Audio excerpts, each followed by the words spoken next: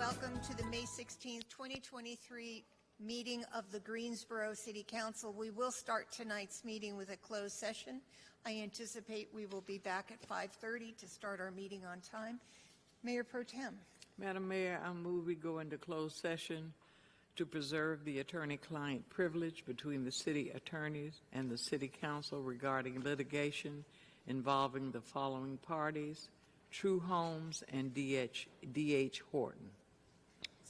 Seconded by Mrs. Hightower. All in favor say aye. Aye.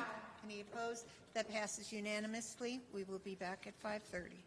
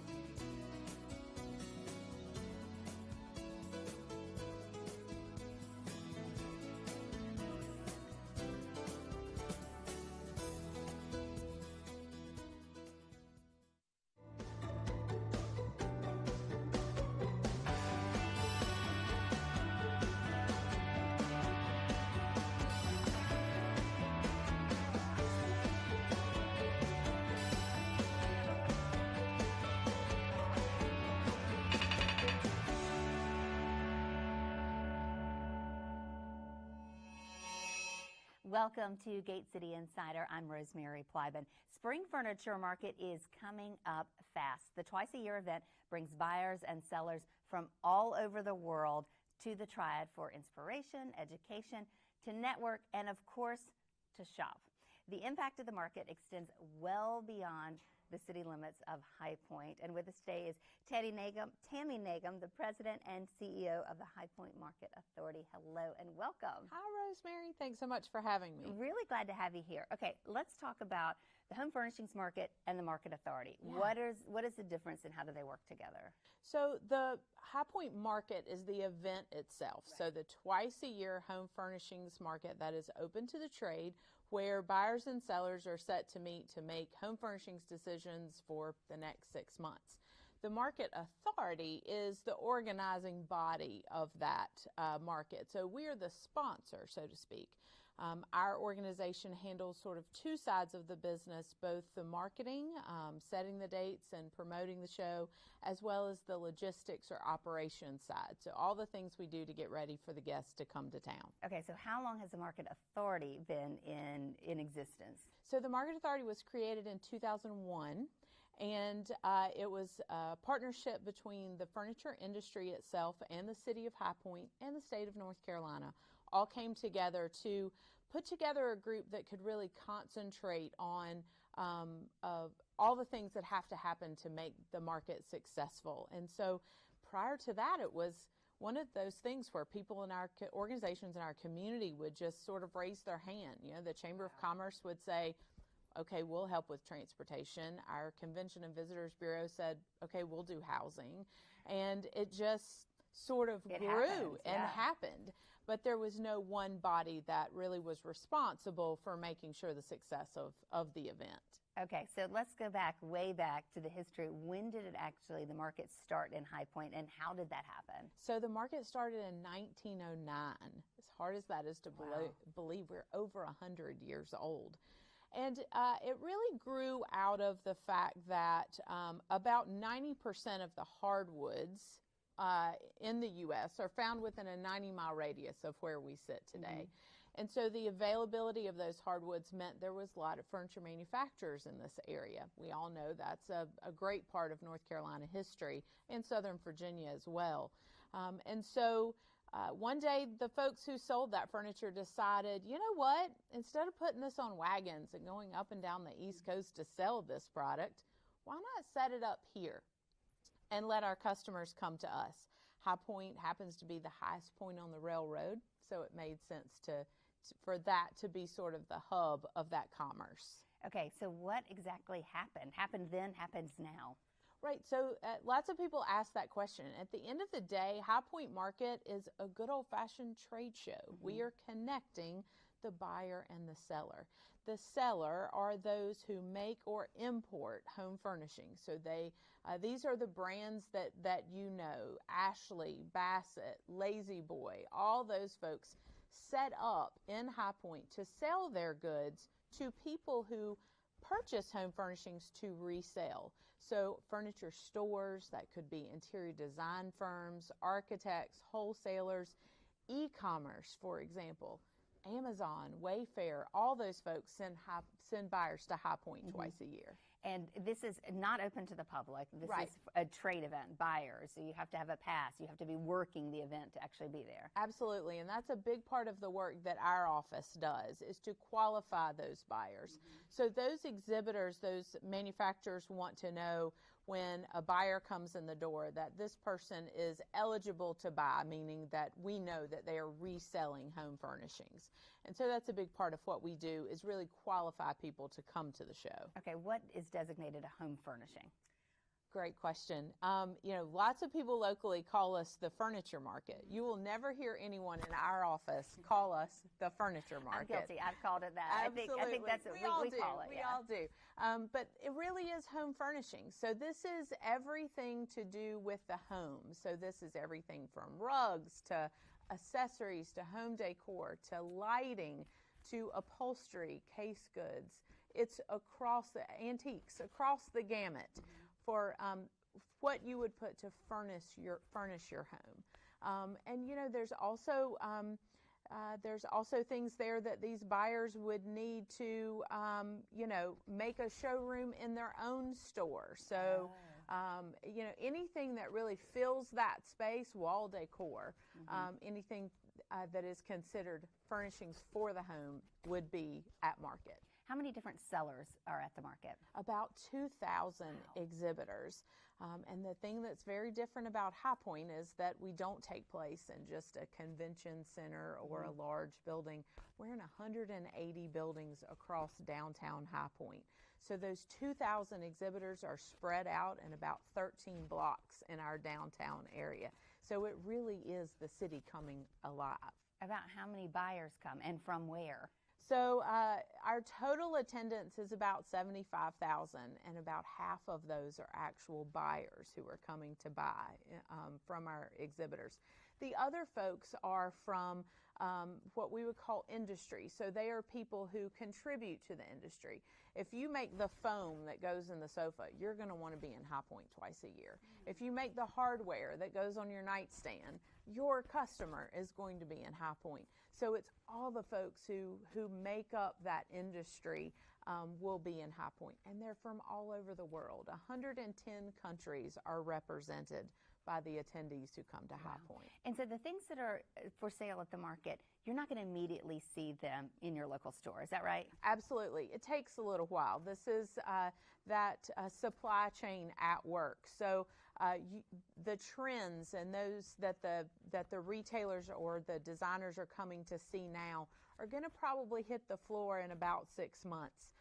So they're making purchases now that they will actually get shipped to their store in the coming months that would then be for sale for you and I to buy.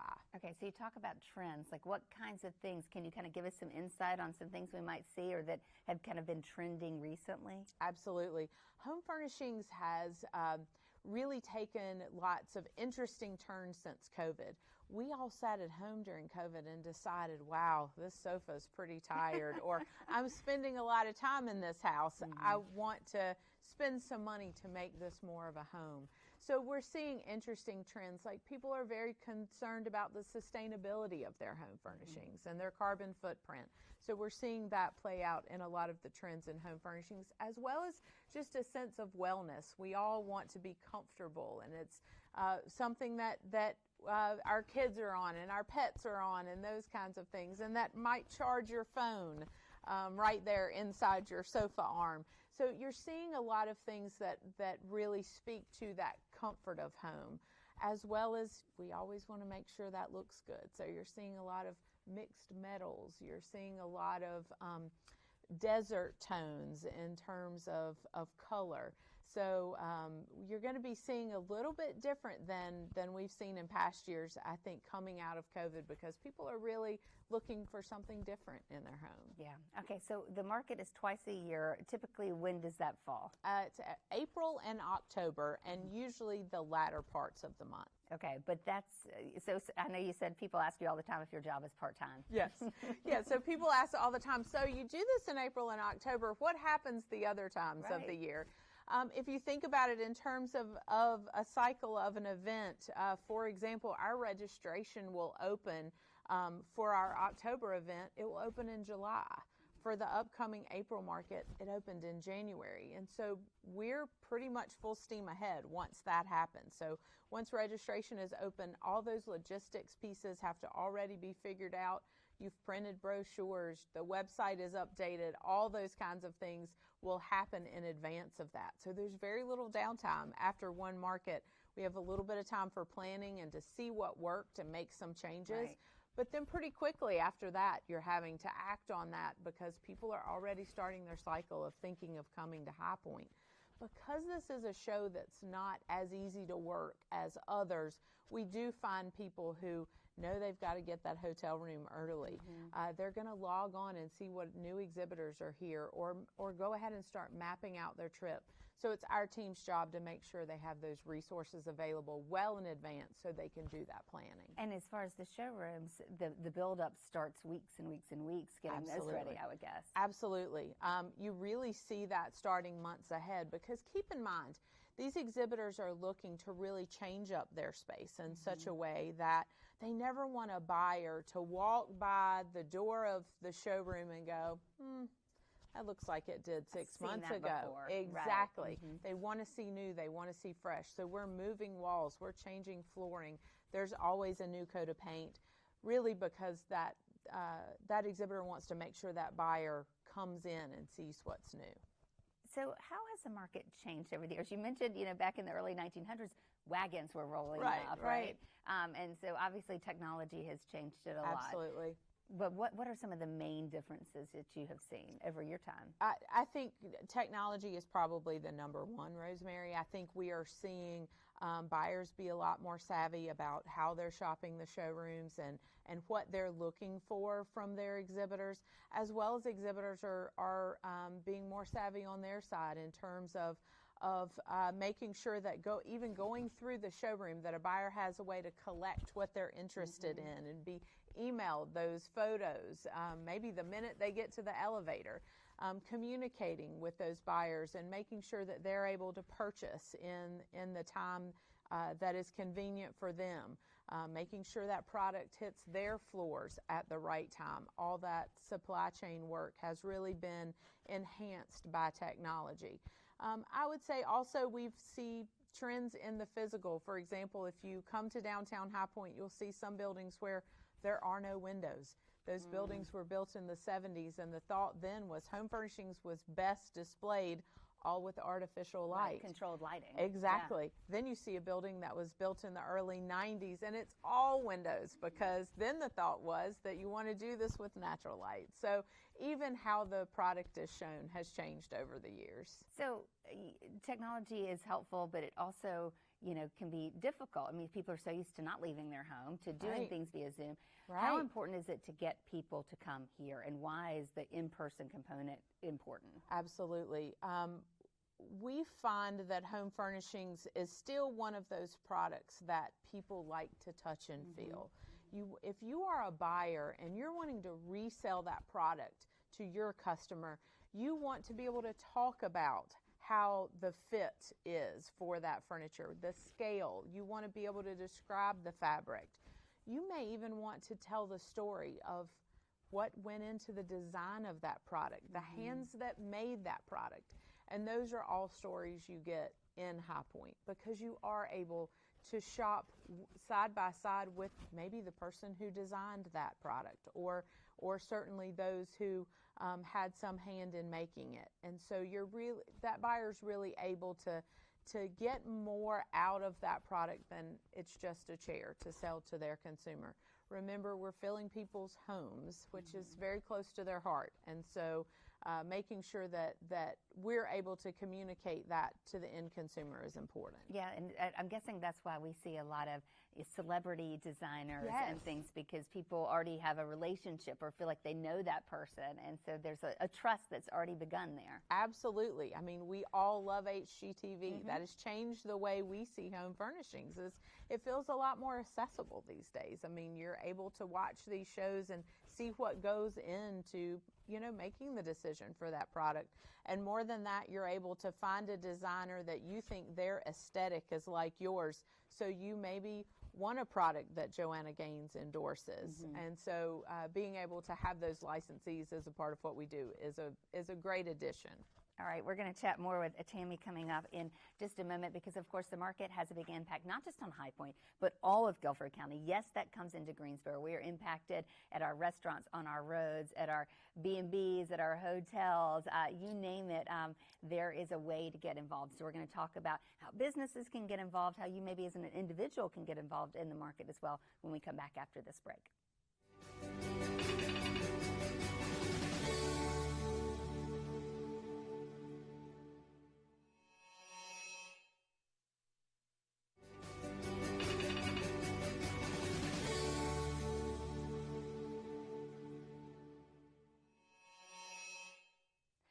Welcome back to Gate City Insider. Today we are talking about the High Point Market, the home furnishings market, furniture market, as you probably know it and have called it for many years, the big show. We hear so much about it happening. We see the uptick in traffic on the roads, in restaurants, and hotels.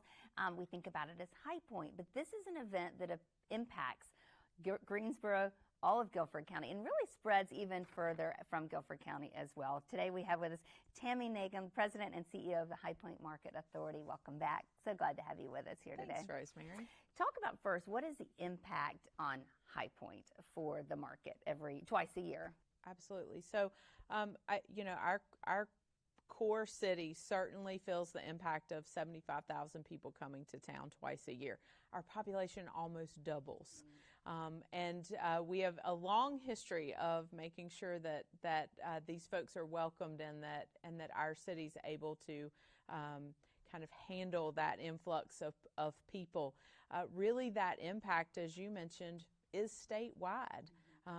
It's not just in High Point, because we don't have a lot of hotels, for example, in our city, and so needing to use not only Guilford County but our surrounding areas to really make sure we're able to handle all these folks coming to town is very important to us. And this is historically, we've had a huge impact on this area and the state from this event. Absolutely. $6.7 billion to the state of North Carolina. 202 million of those are just state and local taxes. So this is just from the influx of the property taxes that are paid by these buildings in Guilford County. That is the visitors coming to town. All those things really make up that economic impact. Okay, so I know you partner with businesses, with individuals, and all kinds of agencies to get ready for this event every year. So how can businesses, they're thinking, I need to be more involved, I'm in hospitality, or, my business really could work, I think, with this. How do you do that? How does a business owner kind of get involved? I would say the first great step is to reach out to our team at the High Point Market Authority and let us talk to you about what it is that you do and ways that we can help promote, or ways that we can make sure that market guests know about what you do. We do use almost 90 hotels in the area. So I would say the first step is, if your business is near one of those hotels, to make sure the hotel knows. Right. To send market guests over if they're looking, for the services or the hospitality that you provide. We certainly depend on Greensboro, Winston, Archdale, Thomasville, all those areas around us to really house those guests. In High Point, many folks stay in private homes. That's also another way that locals can be involved. Of course, they're looking for homes that are usually close in, a little closer in, but certainly in some areas, they'll go a little bit further for that Airbnb to make sure that they find the right fit. And really, I would guess knowing the dates of the market, knowing that this is happening, if you're a restaurant, having extra staff. Absolutely. And just kind of being prepared so that you can handle the influx of people coming in. Absolutely. And it's not just the show dates. It's not just April 22nd through 26th. We will see exhibitors coming in to set up 3 weeks ahead of time. So it's almost like this crescendo up till the show.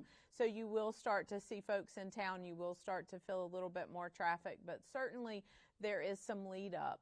Even as early as months before, we're doing construction that we talked about in the last segment. We're doing construction in those showrooms. So we may even have construction crews and those folks that maybe wouldn't be in our area otherwise that are here to do showroom work. I mean, there is just so much that goes involved, for sure. What if you're an individual? Because, of course, the market is not open to the public. We can't go shopping there. That's right. But there are ways for individuals to get involved. I think the best way is if you have a little bit of time and you want a seasonal, temporary position, there are all kinds of jobs, 15,000 jobs actually that come from just the event itself. Just temporary jobs. Just temporary jobs, absolutely. What are those jobs? Those are everything from working in a showroom. You might be at a front desk. You may be helping a salesperson, capture data on their buyers that come in the door.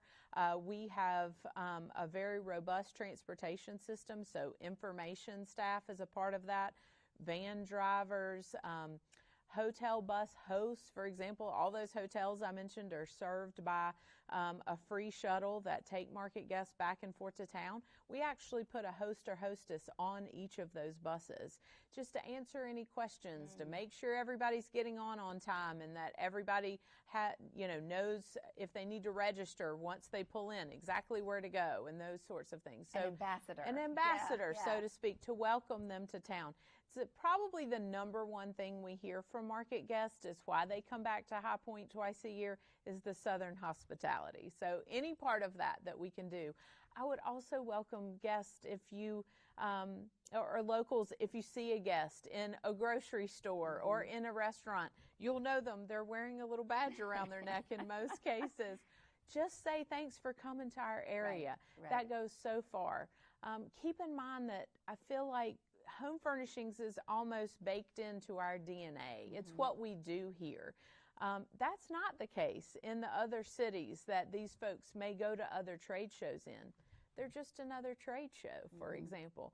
And so being recognized and being thanked for attending here is always a great plus. Yeah, there is competition, and There that is. is sort of new for us to realize. And where is that competition, and really what does that look like? Well, it's interesting. It's new, but it's old. I would say in 100 years, we've seen Dallas, New York, Chicago, other cities have tried. Most recently, that has been Las Vegas. Lots of folks locally heard about that they were starting their own market. Las Vegas opened. They have a show, but they're more of a regional show, and some of their product mix is a little different than we have here now. But we coexist as two shows that really serve this industry. But High Point has really maintained that title of being the premier home furnishings trade show. We are still the largest in the U.S. and we're the largest in the world in terms of footprint. Wow. So how do we keep that going? What does the future look like? I think the future is very bright for High Point, and I would like to think that we are really doing what we need to do to ensure that these folks see this as the home for home furnishings going forward. It's not just about new product, although that is the number one reason that people come. It's also education, it's networking, it's all the things that can really make their business better, and we concentrate on that. Really knowing from our customer what it is you need. Do you need to know what the latest software is for interior design accounting? Then let us make sure those folks are here and they're doing a panel discussion and that we're able to bring that information to you.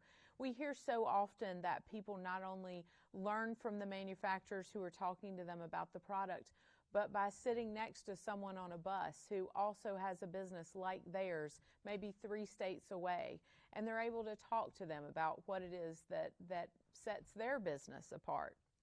So it's making sure that we're giving a comprehensive experience to the buyers who come here. And what about our manufacturers? What's the future like for them? How is that? What's the state of that economy? Absolutely. COVID, as we talked about, that we all sat home and decided we needed more home furnishings. Or new ones. Or yes. new ones, Yeah. exactly. Home furnishings certainly saw a resurgence after COVID. And we had a hard time keeping up with that demand. I would say that's getting better. Our lead times are getting better. Our supply chain is loosening up a little bit. And so I think we are, it's a great time to be in home furnishings right now. So I would say the future is bright. While the manufacturing may not be domestic, it may not be in North Carolina or even the U.S., that home furnishing still has to be shown. And where it's being shown is in High Point, and that's the important part. We are seeing some manufacturing, especially on the upholstery side, and more of the sort of one-of-a-kind custom pieces are being manufactured here. We are seeing some of our plants open up and really almost the small-scale maker spaces that are becoming very popular. Social media has really contributed to that as well. Really, these makers have been able to put out a YouTube video about something small that they've made and really get some recognition. So it's really embracing that whole community and making sure there's a place for them in High Point. Yeah, we talk a lot about, knowing where your food comes from, knowing where your furniture comes from. Absolutely. And, those stories, they make a big difference. The do. people, we want to know the people. We want to have connections. Absolutely. And home furnishings is so rich in that. Right. My dad worked for a furniture company for 36 years. I heard about High Point my entire life, but I also heard about what really goes into making that product. And so this is a narrative-rich product. I told someone the other day, I'm so glad I work in furniture, home furnishings. I'm not sure if I was in tools, the story would be that great. I'm sure those folks who make those wrenches have something that they can talk about that makes them great, but we have such a love affair with our home that it makes the product really something that people still want to experience. All right, the market's coming up very quickly, the 22nd through the 26th. Of course, we know it kind of probably feels like it's already market time for you as you're getting ready for it. As I know that we'll be greeting people who have their name badges on. Yeah. There'll also maybe be some celebrity sightings around. Can you give us any hints of who we might see? Those licensees do often come to High Point. A lot of times we don't know who those folks are until we get closer. We have announced our keynote series, and it does include Joanna Gaines, which we're excited about. She's going to be one of our panelists.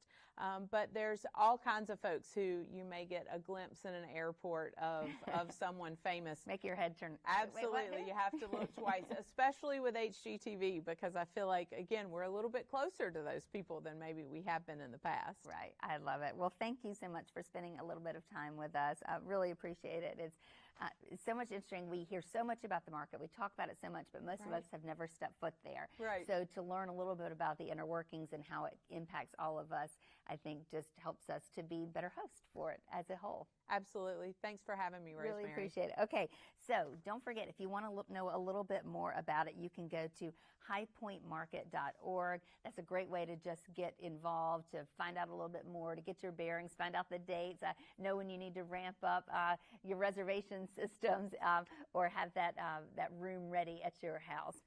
Really appreciate you spending a little time with us. Thank you so much. That is our time from all of us here at GTN. Have a great day.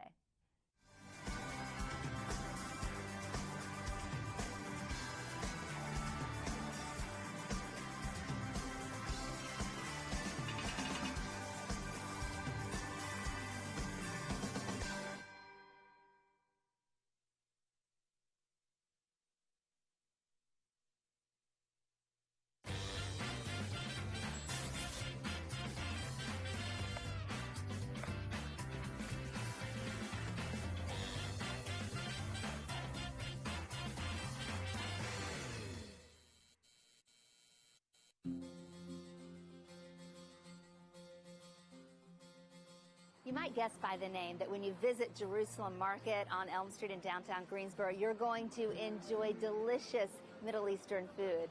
But you might not know from the name is that you'll be treated like family.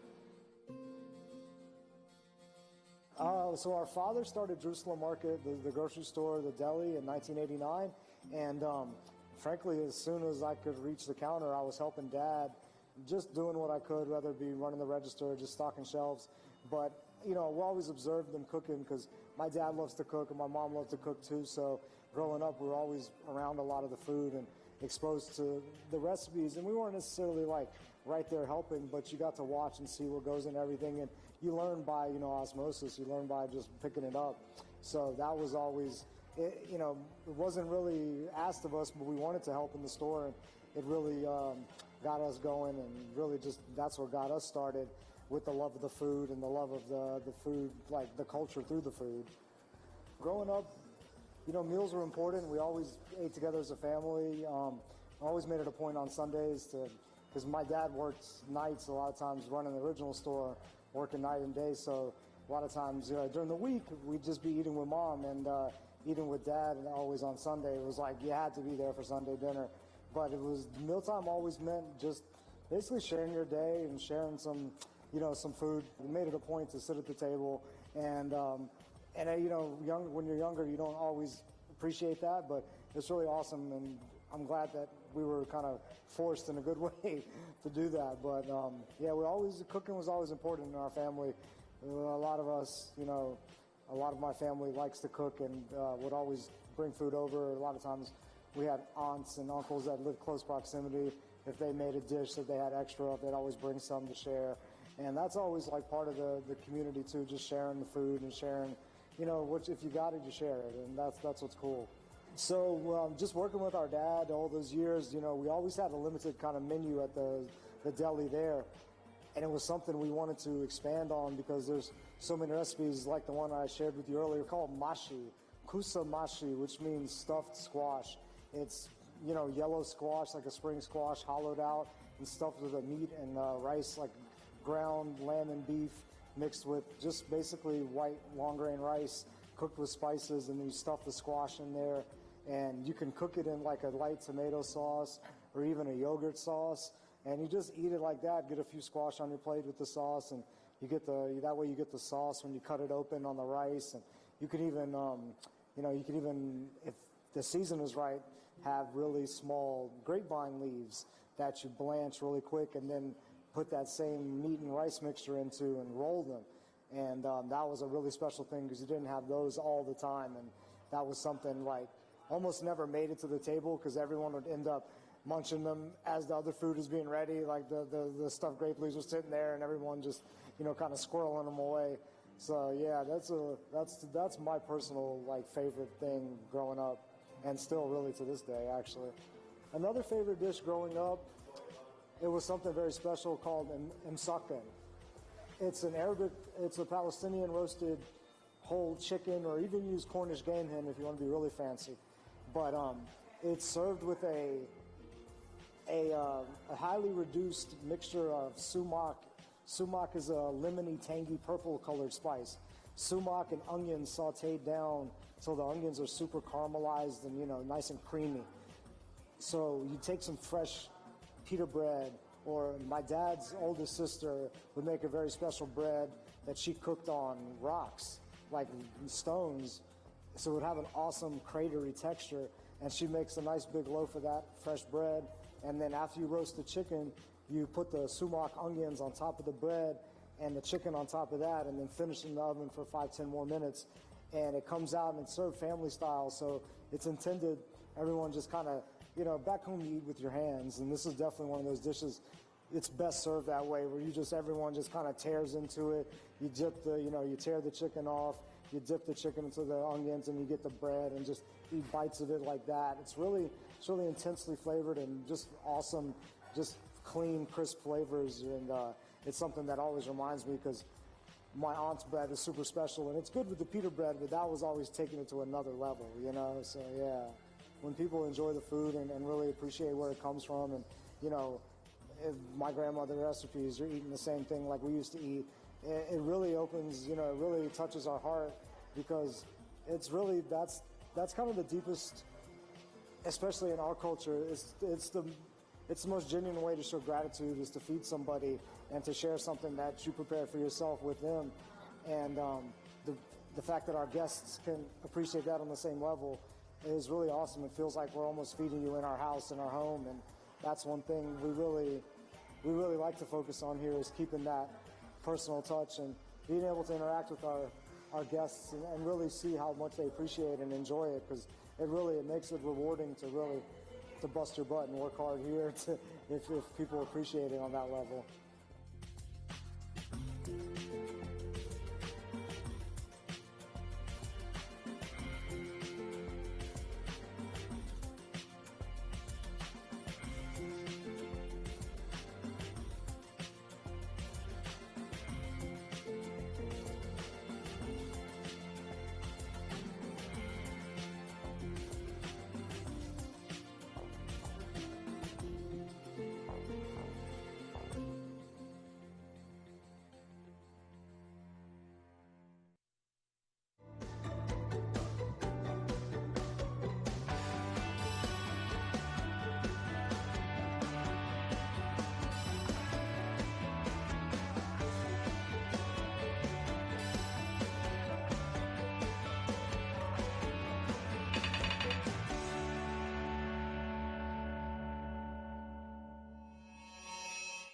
Welcome to Gate City Insider. I'm Rosemary Plyben. Did you resolve to get healthier in 2023?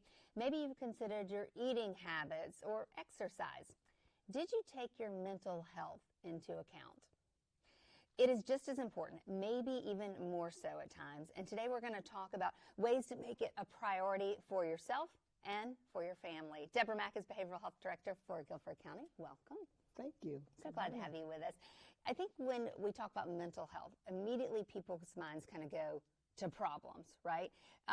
But really mental health is just health, and we should be thinking about it all the time, not just if maybe something is wrong. Yes, exactly. So it's that wellness. And how do you find that balance to stay on that wellness scale?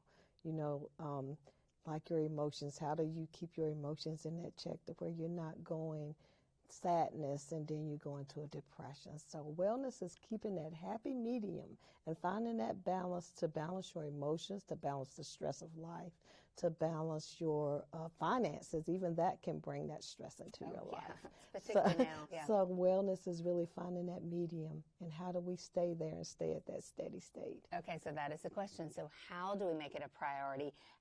What kinds of things can we do? Like, what are some good daily habits really to make sure we're taking care of that wellness? Yeah, so one, finding someone to talk to when you need to talk.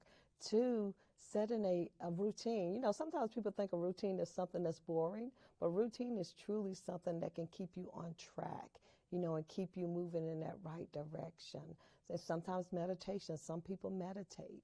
So there's a lot of different coping skills that we can develop and we can use that will help us manage our stress and manage our mental wellness. Eating right, drinking plenty of water, those things that also help that physical body also helps us mentally. So really learning how do we balance that? How do we balance the amount of stress that we take on?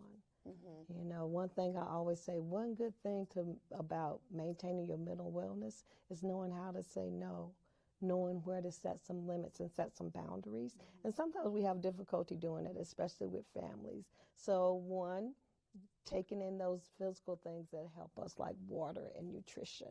Two, knowing when to say no and knowing how to set your boundaries and how to kind of develop a routine that best fits you and your situation. Yeah, let's talk about routine for a minute, because I think that's a really important one. I mean, you know, we have a routine. I have children, and so it's a certain time we get up. We all do breakfast at a certain time, brush your teeth.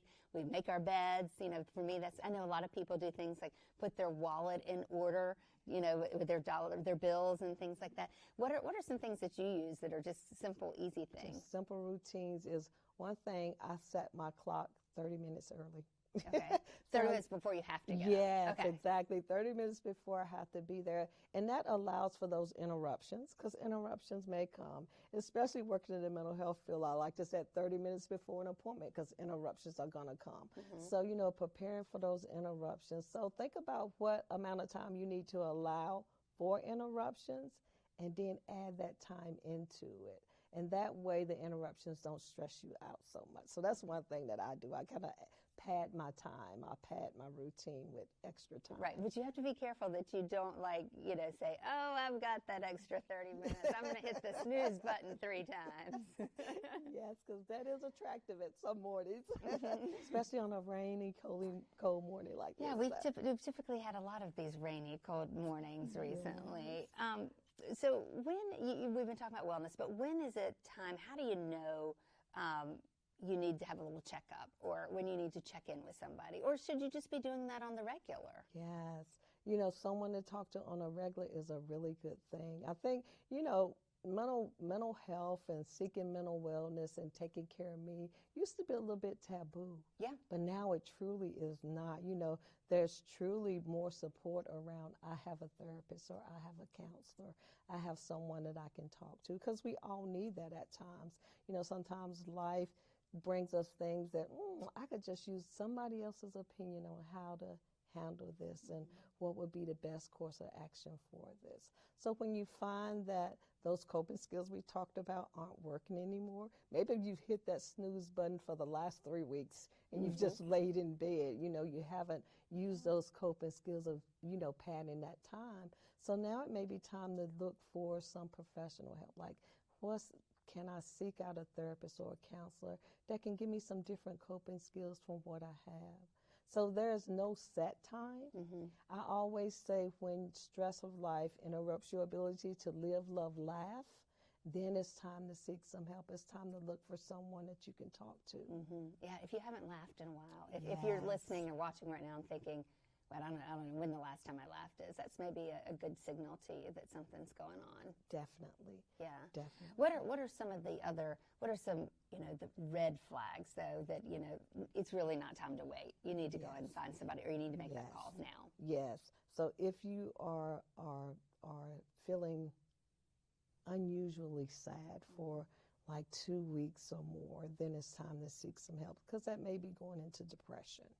Or if your anxiety is so much for you, you're isolating yourself in the house. So when you start to feel hopeless, helpless, and isolating, those are the times when you feel like, oh, well, there's no hope for me in this situation. Then it's time to get some help. Or I can't see any light at the end of the tunnel. Then it's time to seek help. So for every person, that time frame is going to be different. But when you notice that this is way out of the usual for me, or for family members saying, I'm noticing this and I'm noticing that, you have that support system, and they're around you to help you kind of stay in check. So those things, when you're noticing, if you can't notice it yourself, but you're hearing it from a lot of different people in a lot of different places, that stress is starting to show up. You can't get to work on time. You can't perform your job. You can't perform your daily routines. You can't get up out of bed and get the kids to school. So those things kind of start to affect your ability to live, love, and laugh. So really paying attention to that. And for each individual, it may be different when that time is, I may just need to rest a couple of more days and then I can get back on track. But if that doesn't happen, then it's time to seek some help to get back on track. Yeah, and I like what you said, too, about, listening to those around you. If people are saying, you don't seem like yourself, or is everything okay, and you're hearing that over and over, that's another sign that, hey, even though I feel like maybe I'm okay, something has changed. Yeah, for sure. What services does Guilford County offer in the way of wellness and mental health? Yes. So at the Guilford County Behavioral Health Center, there is a 24/7 walk-in urgent care. So when you think about urgent care for physical needs, this is an urgent care for mental health needs. So you can walk in if you're feeling depressed, if you're feeling like you're in a crisis, if you're anxious, if you're looking for services, you can walk into the urgent care any time of the day or night, and it is open. Also at the center, we have a facility-based crisis for adults, which is a shorter length of stay. It isn't it's not quite inpatient, but you are there for 3 to 5 days at a time to kind of get a person stabilized and get them to that next level of care that they need whether that be outpatient therapy, or it may be that you can't get that crisis stabilized in that time frame, so that person may need to elevate to an inpatient setting. So that service is there, and also outpatient services is there in that building. So you can get outpatient therapy, you can get medication management, you can attend groups, you can attend substance use groups and partial hospitalization groups. All right, and also recently, just in the past 18 months or so, or a year, 988 came out. Tell us about that. So 988 is that number that's easy to remember. When we think about 911, excuse me, when it came out, now we have 988. So you can call 988 for emotional support. You can call 988 when you're in a crisis. And what that number does is it will connect you with the services in your community and refer you to the place that you need to go next. Or like I said, if you just need someone to talk to. So 988, unlike 911, as kids we were told, don't you dial that number. It don't better you? be an emergency. Exactly. Yeah. Exactly. In this case, it doesn't have to be an emergency. You can just need someone to talk to. And also with 988, you can text to that number also. That sounds great, yeah. Yes, because we know our young adults and our teenagers and adolescents, they like that texting. You know, they would rather text than to make a phone call. So that option is there for them also. And that 988, can you use it also if you just want to support someone and you don't know how to do it? You know, say, I want to say, I'm worried about Deborah, and what can I do? And they can help connect you, is that right? Yes, and they can even give you some ways and some key ways, because sometimes when we offer help, it's not always received. Yeah. And it may be the way we offer it. So they can talk you through, well, how do you offer that? You know, and one good thing is you can always try to get the person, I'm seeing this, what are you noticing?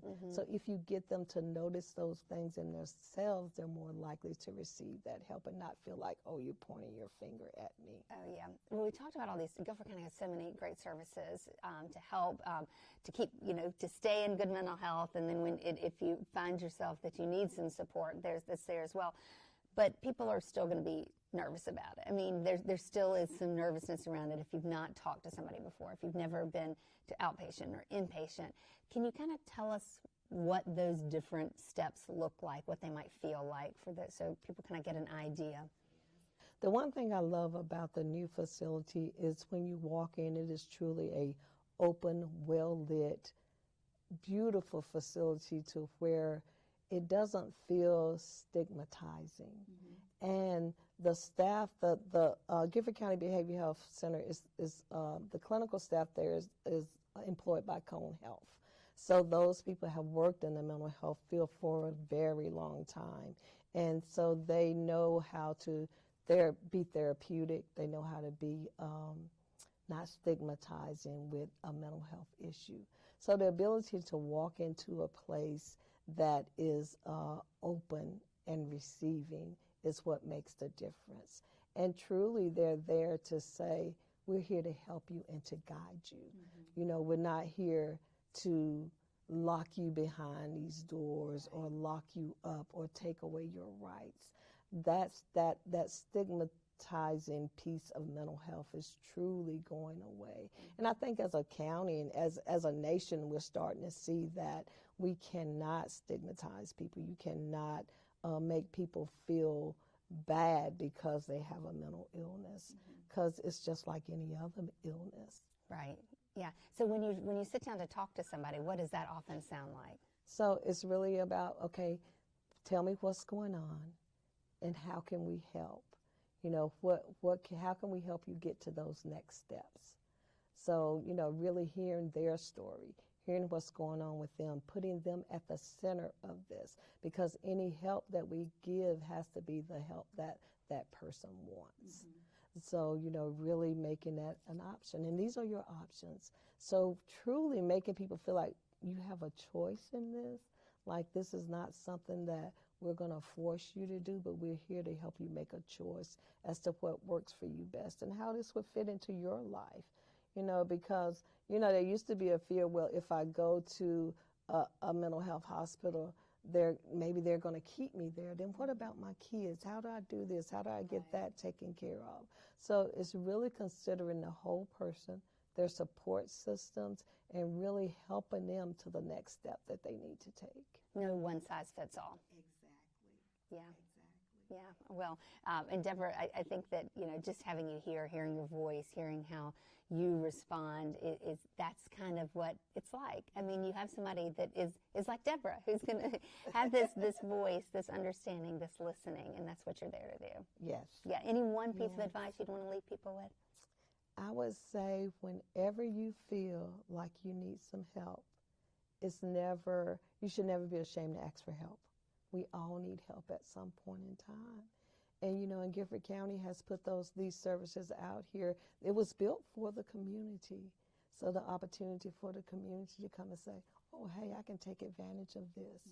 So when you need help, ask. Yeah, it's here for it. That's what it's for.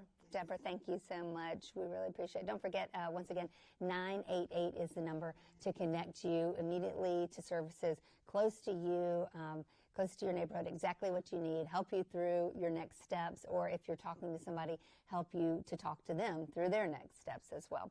Well, mental health doesn't start at 18, of course. Mental health care, I should say, doesn't start when someone turns 18. Children and adolescents need care just like adults. And when we come back, we're going to learn more about services available for young people right here in Guilford County. So stay with us.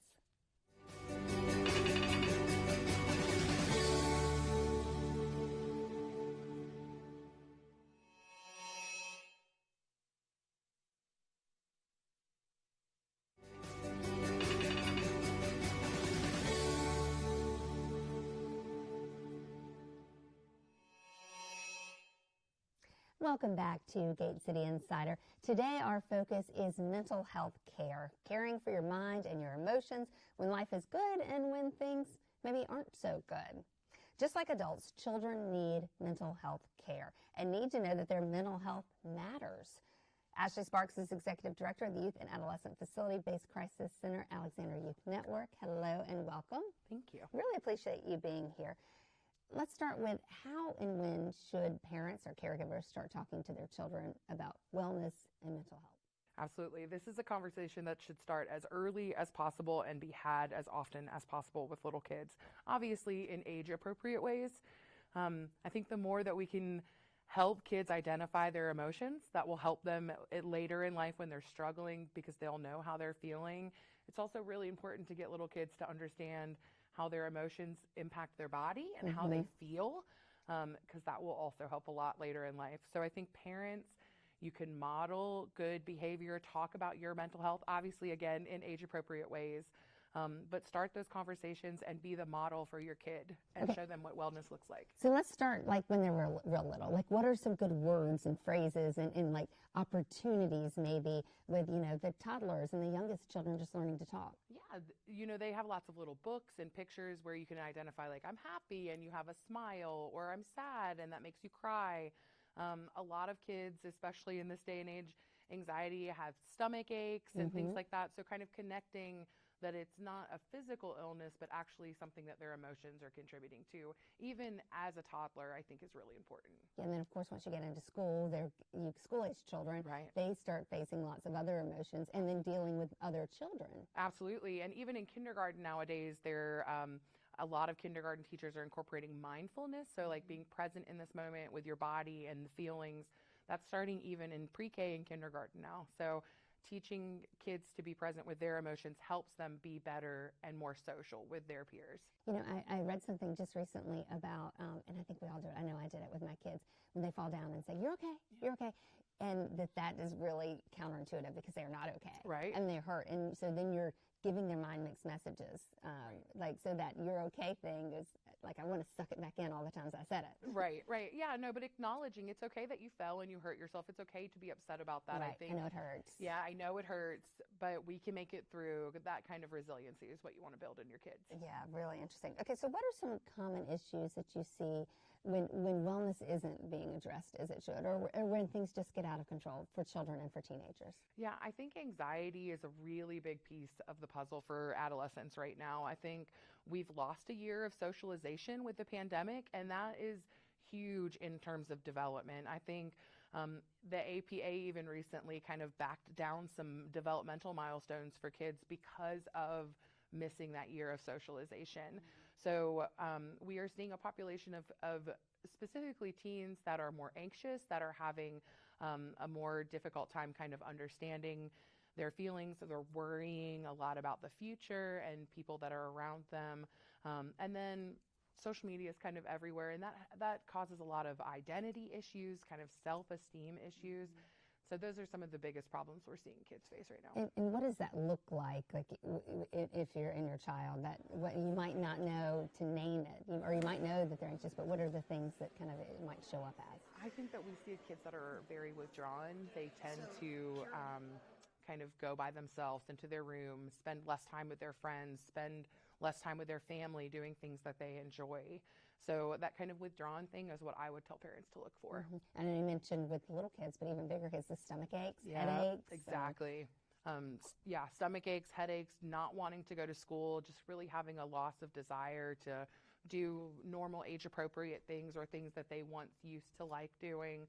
Those are kind of key indicators that something's going on. Yeah. So how do you know when it's time to do more, to get help?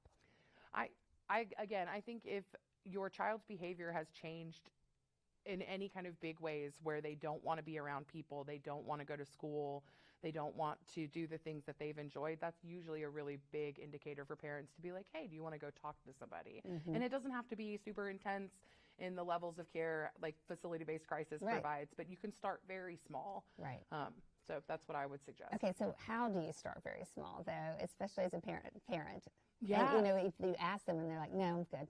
No, I don't want to. Yeah. No, I'm fine. Well, I think it's really important to know that mental health care has exploded lately, and there's lots of ways that kids can connect with mental health care. It can be texting, like Deborah said earlier, through the 988, or you can do telehealth where kids can stay in their rooms on their computers, which are kind of comfortable places for them, and speak to a therapist. There are lots, and beyond 988, there are lots of other resources where kids can text or chat online and talk that way. So I would always encourage parents to not give up, because there are so many different kinds of ways that mental health can reach your child. And even if you just start as a family practicing things like mindfulness, you can go on YouTube and Google mindfulness, and it will have a 5-minute breathing exercise. And that kind of helps families center themselves and kids center themselves so that they can kind of block out some of the noise and the chaos of what's going on and really focus on themselves and their wellness. Yeah, I mean, that works. We do it at our house. When some of my kids will have trouble going to sleep, and we talk through kind of a meditation exercise. Okay, well, imagine you're on your beach, and can you hear the birds? Can you hear the ocean? And that really is calming for all of us. It puts me to sleep just about every time. I think what you're saying, too, is that trust your spidey sense a little bit. Like, if you feel like something's wrong, don't give up. Right. Absolutely. I mean, and mental health is something that even if something's not wrong and you seek help, it doesn't hurt anything. Right. So I think there's nothing to lose. And yes, I believe in parent spidey sense. Absolutely. Okay, so what services are available in Guilford County for children and teens? Absolutely. So Alexander Youth Network specifically has a full array of services. So it kind of starts in the outpatient world, where that's where you can have telehealth, kind of talk to somebody on a computer or go into an office. But if those things don't work, there are things called community-based services, and there are lots of different kinds of those. But that's where you have a team of mental health professionals.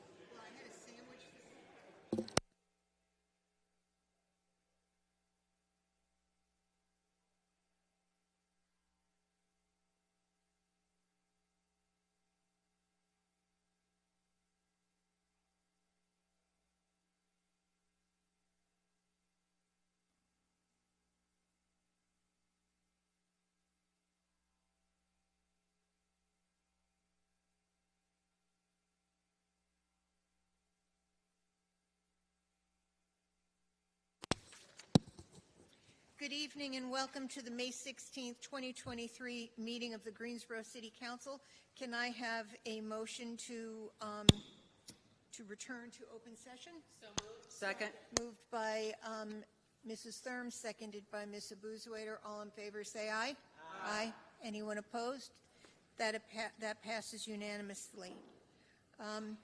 We are in the Katie Dorset Council Chamber. People wishing to speak must sign up by 6 o'clock. by using the QMinder kiosk just outside the council door. Please see the courier for assistance. Let the record reflect that all members are in attendance. Please silence any electronic devices. If you have to make or receive a call, kindly do so from outside the chamber. We will begin tonight's meeting with a moment of silence.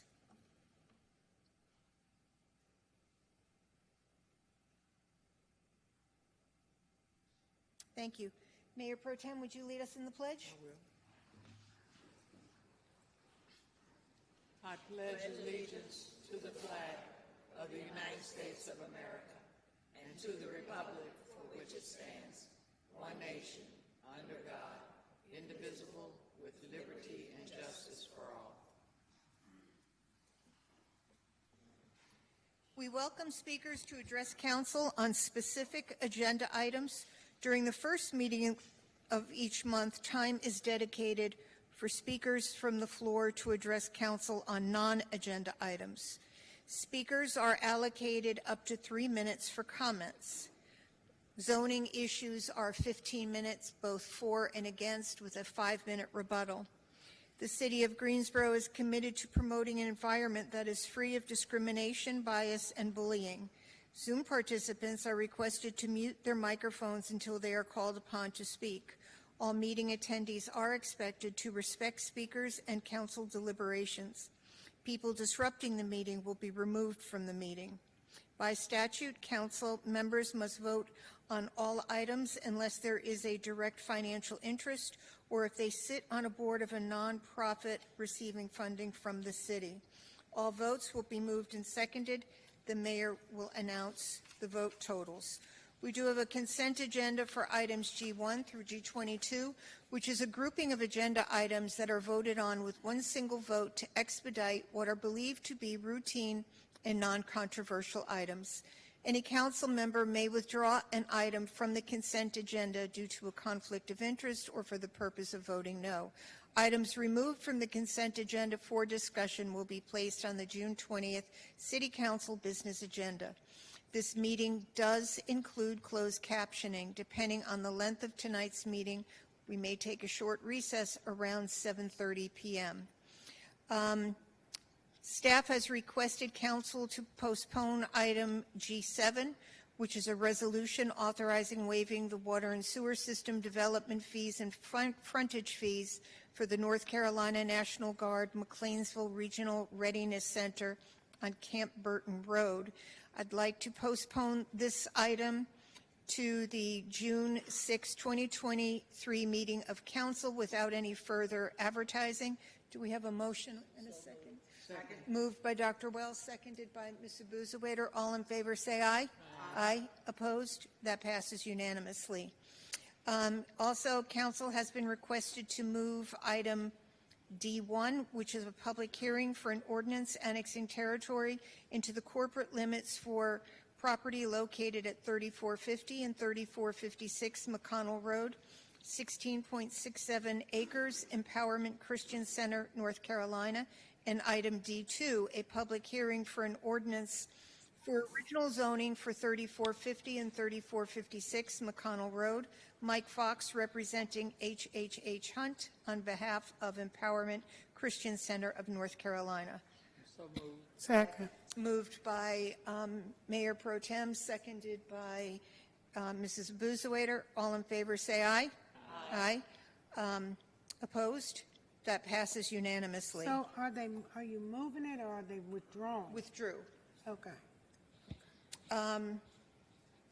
Now is the time for the manager's report. Item E1, the city manager's resolution directing the filing with the city clerk of the budget estimate for fiscal year 2023-2024.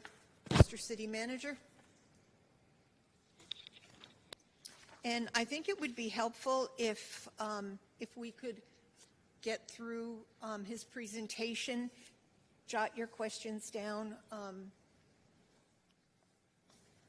and we are going to go back to the old-fashioned way of letting me know if you wish to speak. I want to speak. All right, so I put Sharon first? Yeah, so All right, we're going to start with a fresh sheet, and we're going to do it the old-fashioned way. Mr. City Manager, whenever you're ready.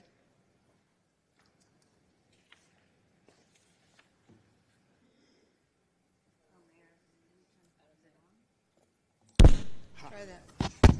Okay. Okay, thank you. Good evening, Mayor and City Council. My name is Taiwo Jayaba, your City Manager.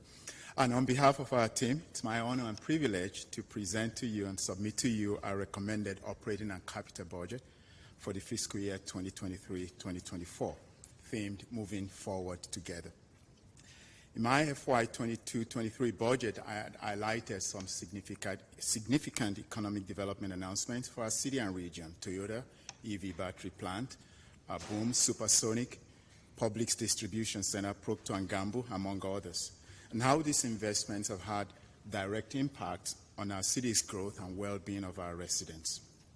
However, over the past several months since the adoption of the 2022-23 budget, there have been several more economic development projects that continue to add and create jobs for our residents and investments in our community. These announcements include over $2.7 billion in investments and nearly 800 jobs. We have made positive strides as a city. We continue to grow numerically, expanding existing businesses while attracting new ones.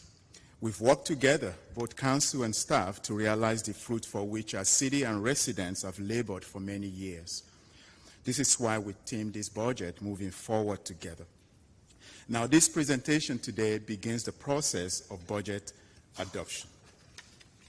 What you're going to find over the next few weeks, starting from next week, will be series of work sessions that will discuss different aspects of what we will be presenting to you this evening.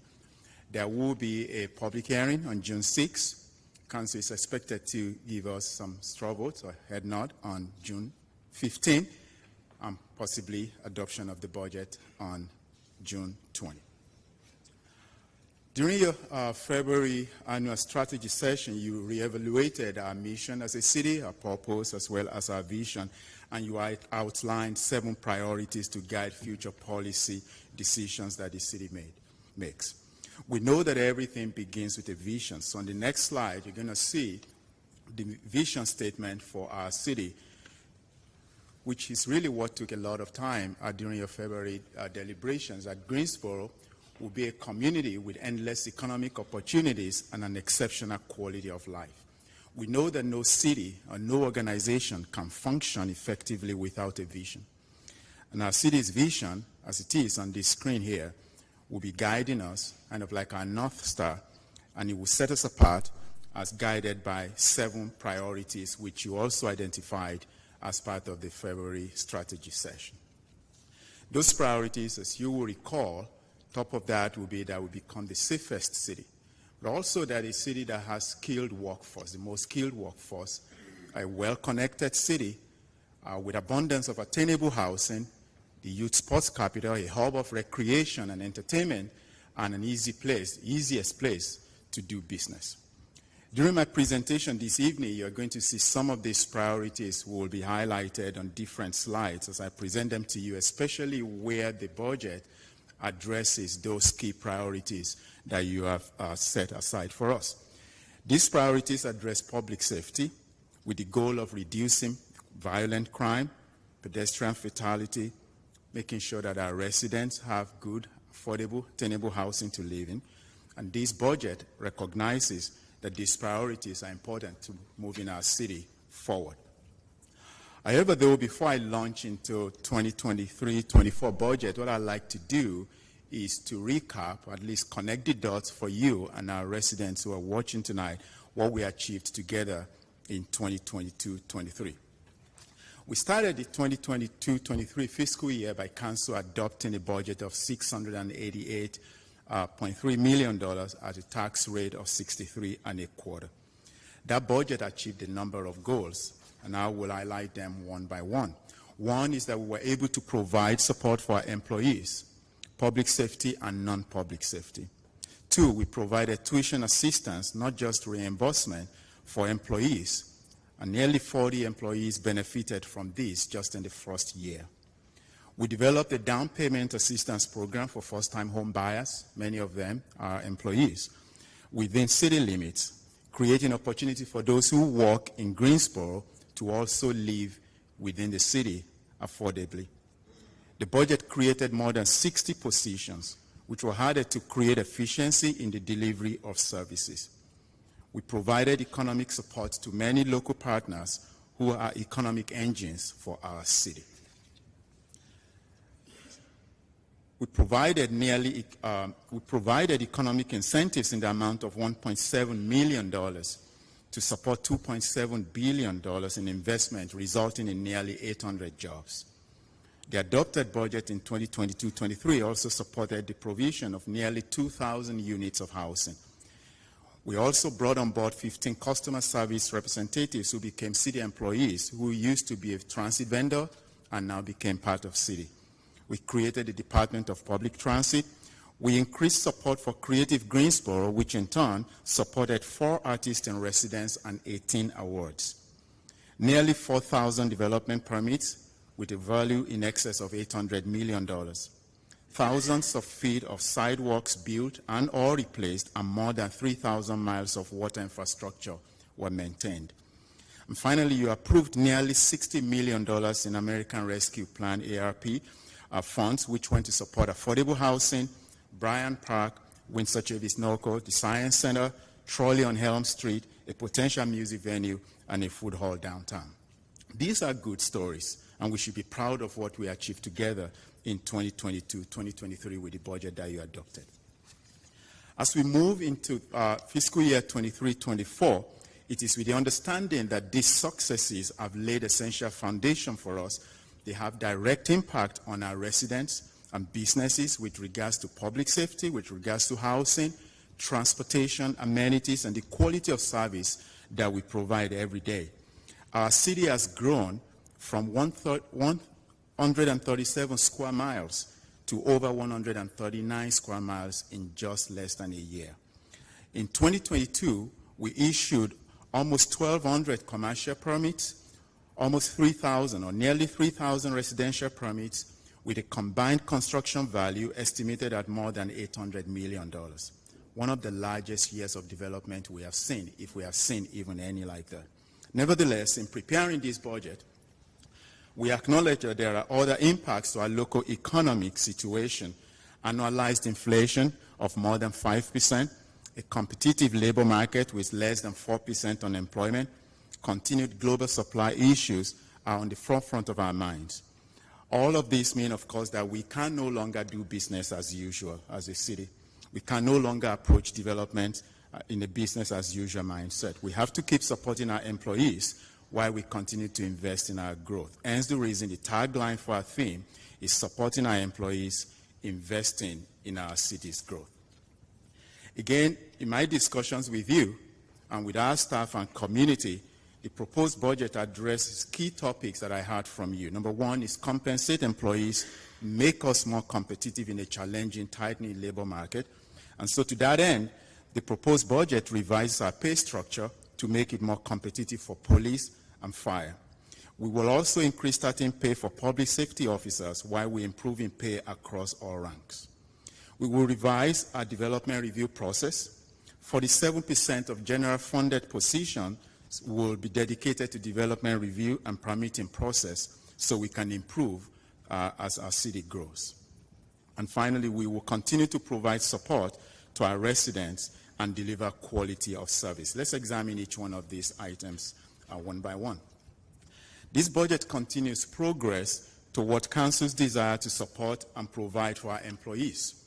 We recognize the need for our city to compete successfully in a tight labor market. According to the UNC School of Government, the top 3 professional areas with the highest turnover and most difficult to recruit for are law enforcement, water, sewer, and street operations. In fiscal year 22-23, we increased salaries for fire from 9% to 21%, for police 9% to 12%, and general employees 9%. These increases include the Council accelerated 4% increase for all employees that we implemented February of this year. Building on the compensation increases implemented in fiscal year 2022-23, This budget for fiscal year 23-24 recommends an increase of 10.6% for police officers across the department beginning in September of 2023, and 4% for fire and Guilford Metro 911, as well as non-public safety employees. This moves public safety employees to market or above, fulfilling a commitment I made to Council during last year's fiscal year budget presentation. I understand Council's desire and direction to increase starting salaries for police to $57,000 and to explore a minimum wage that would get our employees from $15.91 to $20 an hour. I heard from both public safety employees and non-public safety employees, but we'll be discussing those as part of my considerations before I wrap up this presentation. In order to help support increased compensation for police officers, 30 currently on field patrol positions will be temporarily decreased. Additionally, GPD, or Greensboro Police Department, is reorganizing to more effectively support demands for service while addressing the challenges of vacancies within the department. A total of 10 sworn positions will be converted to professional positions that could assist with this effort. In FY 22-23, we added 61 full-time employees, the largest that we did as we emerged from a decade of staff cuts and pandemic. This year, we are only adding 44.5 FTEs, including the 30 FTEs that are repurposed from police to accommodate pay increases, while 14.5 net FTEs are added. Our goal, as always, is to remain efficient and still be able to deliver quality services to our residents. Next slide. This budget also responds to what our nation is facing with regards to inflationary trends. So as we face these inflationary increases for goods and services, this also impacts services and programs that we provide to our residents. So this budget includes more than $5 million to address cost increase for items like diesel fuel, service contract increases, and program supplies. We've included more than $1 million of these in our general fund. Operationally, the Greensboro Fire Department will replace all self-contained breathing apparatus equipment. We will move into the next phase of police take-home vehicles. We will continue to move into the phase of economic development incentives, specifically for Publix, Procter & Gamble, Syngenta, and had probably generate an excess of 1,000 jobs in the process. In March 2023, Council approved property tax relief program for low-income homeowners totaling $250,000. While this may seem small, it's very important, especially for those who might have been impacted as a result of the reevaluation that happened last year. In order to accomplish agreed-upon initiatives such as employee pay, improved development review process, infrastructure needs related to water and sewer, solid waste disposal, and to balance the current trajectory of inflation and projected revenues. Next slide. My initial proposed budget is $749.5 million at a tax rate of 67.25%. You will notice that for the first time last fiscal year, Council increased Nussbaum Fund for affordable housing from 69 to a full penny, and transit was maintained at 3 pennies and a half. We will continue to maintain that even in this fiscal year. This tax rate increase, of course, only applies to general fund and does not include increases to Nussbaum and transit funds, as those will continue to be maintained through this fiscal year. General funds account for 53% of the budget. Next slide shows you how do we fund this and where do we spend it on. And as you can see, user charges will account for about 30% of the revenues that will be expected to be used to fund this budget, while property taxes will account for 27%. Expenditures will be taken up by maintenance and operations, as well as personnel expenses. Next slide breaks it down further for you, where you see the property taxes will be about $251.9 million, while user charges will be about $275.7 million. This budget is about 8.8% increase over FY 2022-23 budget. Last year's budget was about 10% increase over the previous year, so this budget increase actually less than last year's budget over the previous year. So how do we compare with our peer cities in North Carolina? While this is not a full picture, we believe that it's a snapshot in time that shows that based on our FY 22-23, and even with the increase in adopted tax rate of 63.25% last year, we still remain very competitive considering the amount of services that this city provides that our other local municipalities do not provide. We carry a lot of services, but we're still relatively even and competitive even with the largest North Carolina state cities. To maintain competitiveness, and as we look into the future, we have to continue to look for alternative means of revenues as currently being discussed by Council. A proposed general fund, of course, is where we budget for the most property tax supported services, which is really about 53% of the total budget. So on the next slide, you'll see how it's broken down by service areas and by category. And you see that for our general fund expenditures, that's roughly $400 million, $399.7, which is about $27.1 million increase over prior year budget. But you see that 44% of that budget is going to be spent on public safety, while 24% of that is going to be spent on infrastructure. Again, that goes back to your priority as council. The public safety is your top priority, but we should not forget infrastructure and how we can support our employees, which is general government, which takes up about 12%. If we look at general fund expenditures by categories, personnel takes about 59%, and maintenance and operations takes about 0.25% of that. What are the major drivers of this budget? It's very important that we categorize them into three, and I will kind of list these and then go through them one by one. The first cost driver is compensation, both for public safety and general employees. The second driver is creation of new positions, repurposing of some positions, mostly related to development review services. Like I said earlier, 47% of new positions are devoted toward development review in order for us to be able to improve review and permitting. And the third cost driver is maintenance and operations. Compensation. It includes raising police starting salaries to $52,479, which is 13.1% increase of where we are today, while we apply 10.6% to all ranks effective September of 2023. This will help accommodate the incoming academy while maintaining GPD's ability to retain officers.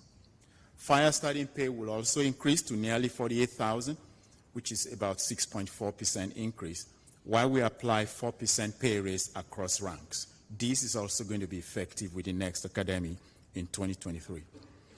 All employees will receive a 4% pay step increase, while minimum wage will go from $33,000 to $35,360, which means the lowest paid City of Greensboro employee will go from $33,000 to $35,360 annually.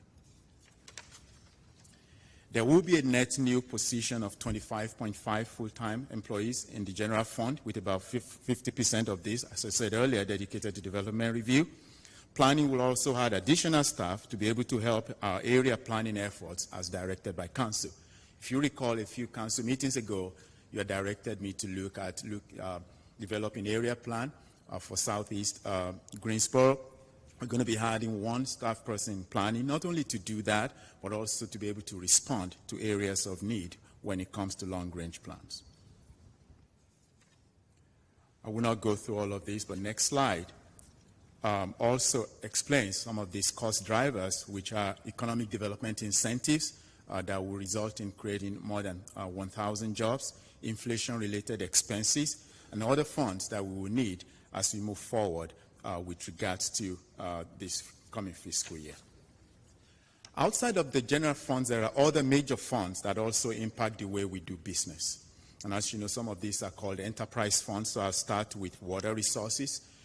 You had a presentation by our Director of Water Resources a few weeks ago, but we know that our enterprise fund or other major funds are not limited to water resources, but also Coliseum, /Tanger, the Transit Authority, the Solid Waste Disposal, Guilford Metro 911, and Nussbaum. All of these are going to have some percentage increases with regards to this fiscal year. But I will focus on water resources for a minute. So a few weeks ago, Director Borges presented to you a budget of $165.7 million, which is roughly 11.5% increase, which will result in an average rate increase of 8.5%, 10.25% for water, 7.25% for sewer. There are different reasons why these rates are going up, but we are also mindful of our residents who may need some support, especially as these rates go up. So we're providing multiple assistance options to low-income residents so that they will also be able to maintain service. Again, this rate in comparison to other North Carolina cities, we will still be one of the lowest in the city, in the state, even with that rate increase, despite being the third largest city in the state of North Carolina. The proposed budget of $749.6 million at a tax rate of 67.25% is very inclusive, but it does not address certain important items that Council has brought up during our conversations, and I will go over those quickly. As I stated earlier, Council directed me to find ways to increase police starting salaries to $57,000. This will result in about $7 million, which is a rough estimate, which will add another 2 cents to the proposed 4 cents that I've presented to you today. So we did not include that in this proposed budget. Council also asked me to examine or explore the potential for a $17 to $20 per hour minimum wage for field operations. This budget increases minimum wage to $17, which is over $35,000 per annum, but it does not go as high as $20 an hour. The cost of that could easily be between $5 to $6 million, which could add another $0.015 to the proposed tax rate. Council also has to explore the cost of providing improved transit services that will include improved service frequencies to 15 minutes on major bus routes and create 5 crosstown routes. My recommendation is that we wait until after the Mobility 2045 study is concluded with recommendations for transit improvement before we propose any transit increase. Further, we'll be looking at the potential to set higher cost recovery goals to generate additional revenues. Our cost recovery goals for development services is right now about 80%. We'll be looking at increasing that to 90%, just like some of our peers, whether in Charlotte or in Raleigh. It reduces the stress on property tax increases, and we're going to work with you to set goals for what those will be for commercial solid waste and other services. During the budget for fiscal year 22-23, Council discussed accepting the recommendations of the LGC to increase how much we place in our fund balance. This budget acknowledges that and will continue to do that. Finally, for economic development and community partners, funding have made significant impact on their operations, and we've received requests for them again for funding this year. We'll continue to provide funding for these organizations, maybe not at the exact level they're asking, but funding that will allow them to continue again the work that they do for us. So all of these considerations will come to Council during work sessions. So these are not off the table, but they are not included in the proposed budget that I'm presenting to you tonight. But we will discuss them during work sessions, and we will be able to respond to them and be able to do Council's pleasure. But I will not finish this presentation without highlighting the key accomplishments of our staff who actually this budget supports. I will say that they've given tremendous recognition to this city regionally, statewide, and nationally, and I'm very proud of our staff every single day and the work that they do. Each year, our budget supports our amazing employees, and this year's budget is no different. It sustains and supports our efforts to help make Greensboro become America's most desirable mid-sized city. Because we have such a professional staff, this often results in awards and accomplishments, and I have a list of them on the next slide, and I won't go through all of them, but there's some of them that are just worth mentioning. GM 911 training curriculum that received agency training program certification from Association of Public Safety Communication Officials International. That's huge for us as a city. Our fire department received accredited agency status with the Commission on Fire Accreditation International for the 6th consecutive occasion dating back to 1997. We're one of 3 fire departments in the nation to receive the Center for Public Safety Excellence accreditation status 6 consecutive times. Our Parks and Recreation Department, of course, is no stranger to awards, and recently was honored by the North Carolina Recreation and Parks Association for Adult Recess and they also received the Distinguished Board Award from NCRPA. We also, of course, are aware that our planning department was awarded the Daniel Brownham Award for a comprehensive plan by the American Planning Association. And our planning director, Sue Schwartz, was one of 15 participants in the TEDx Greensboro event. Our Department of Transportation Director, Hannah Cockburn, was appointed to the Transit Advisory Committee by the Secretary of Transportation. The Police Department was one of 6 entities across the country selected for a federal community-based violence intervention and prevention initiative grant valued at $2 million. If Council doesn't mind, I will ask us to just applaud our employees for all the wonderful work. They've given us tremendous recognition locally, regionally, statewide, nationally, and internationally, and every day I appreciate the continuous support that you provide for them through these budget priorities. So what are the next steps for us? Again, as I said earlier on in my presentation, tonight is just the beginning. This is presenting to you our budget for FY 23-24. Next week, Tuesday and Thursday, we'll begin the real work of diving into this, examining whether the compensation proposed is sufficient, is adequate or not. Where can we make some changes that will make a budget that will be ready for adoption on June 20. And be mindful that on June 6, we have public hearing that will welcome comments from the public, including employees, with regards to our budget. So once again, I want to thank our dedicated staff, especially Director John Decker and the staff in the Budget Department who have worked diligently over the past several months to identify areas of needs, budget staff who have been creative to find ways to accommodate these needs, and the collaborative nature of the team has been very refreshing. So Mayor and Council, this is now your budget. We look forward to engaging you in very robust discussion during the work sessions that starts next Tuesday, May 23rd at 2 p.m. Thank you very much. Thank you. Are there any preliminary questions this evening? We do, as the city manager said, have 2 work sessions next week and a number of others after that. This was just intended to be a preview, but if anybody has a question, Mrs. Hightower? Hi, thank you very much, Mr. City Manager. I appreciate the time it took to do the budget. I just want to be clear on one thing. Just want to make sure I understand. As you talk about raising the minimum wage, Yes. did you go straight to 20? Because then I heard you say later 17. Yes, so while the workers are advocating for 20, this budget is proposing 20. The budget is proposing 17. 20. The No, budget is 17. proposing 17. 17. The workers are asking for 20. Right, and I had said that I support 20, no less than 18. And I really would like for us to, at least 18 needs to be considered.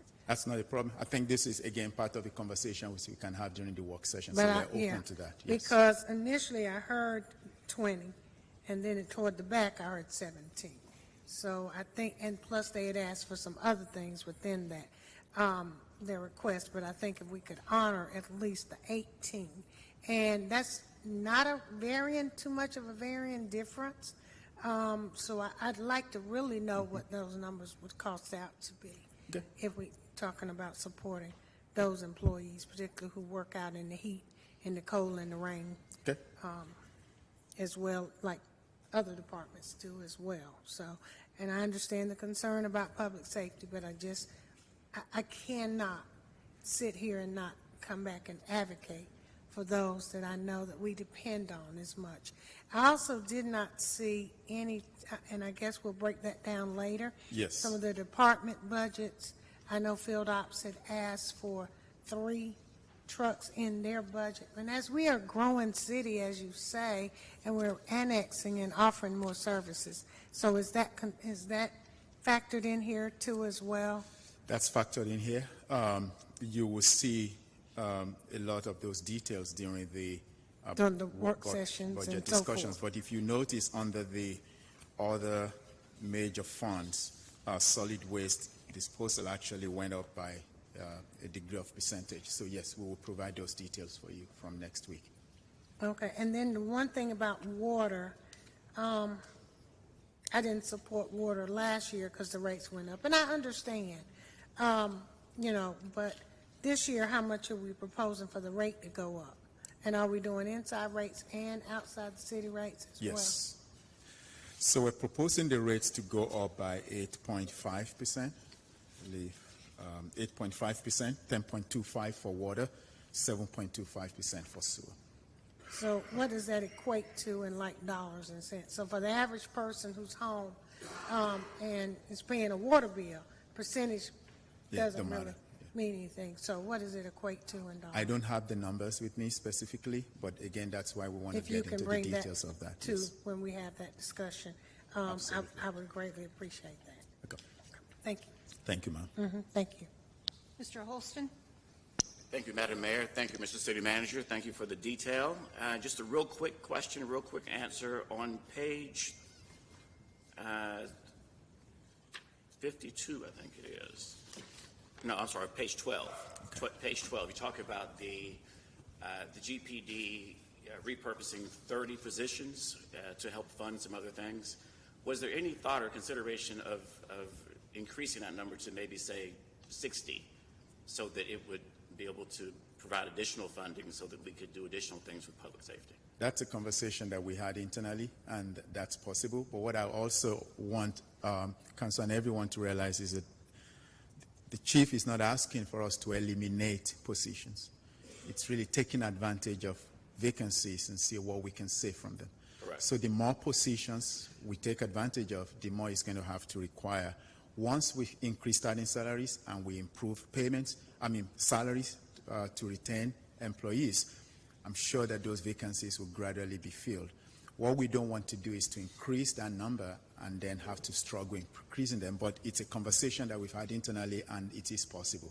Right, because we currently have, approximately 115, 120 vacancies, and so just trying to leverage what we have, where we are, how far can we go, and then are there some additional things we can do, while still leaving some cushion in there for the use of overtime and also for growth itself. But for another time. It's definitely something we can consider during the work session discussions, because I see where you're going. 30 positions to save us about $2 million.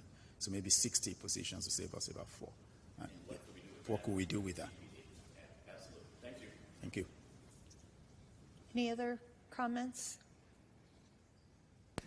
Mr. Manager, I'm sure I'm going to have plenty of comments, but I thank you for your thoroughness and your delivery. Thank you, sir. Appreciate it. Mary Kay? I'll reserve some comments until we get into work session. I know it's going to be where we kind of drill down, yes. But I do have a major concern about the police salaries, because right now we're authorized 691 officers. We're down to 571. That is 20% of our department. And I think we all know our top priority was public safety and making sure our community is safe. So I know that on May 2nd, we voted to have the starting salary at $57,000. And while I realize that there are budget constraints and we need to look at everything, I sincerely hope that we can try to stick as close to that as possible. And we also discussed at that meeting that we would be looking at some kind of comparable offset for those officers that are currently here. Why do I say all this? I won't repeat everything I've said before, but we have our surrounding municipalities who are paying. Right now there's one that's gone up to $60,000. I know we don't want to get into this wage war.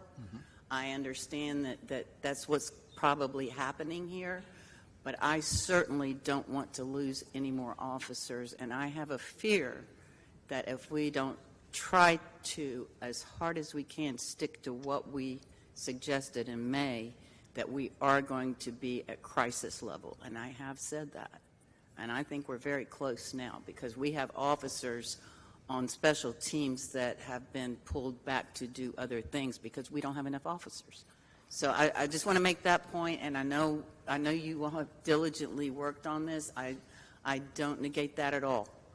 And I'm thrilled that so much hard work has gone into this, and I personally, I appreciate getting a proposed budget so that we can kind of hash all of this out during a budget session. So that's the main thing. There's a few other things, but I'll reserve during work session for those. Thank you. Just briefly, I've been told that there is a preliminary realignment being considered for certain departments. I would like to know what type of financial impact that realignment may have.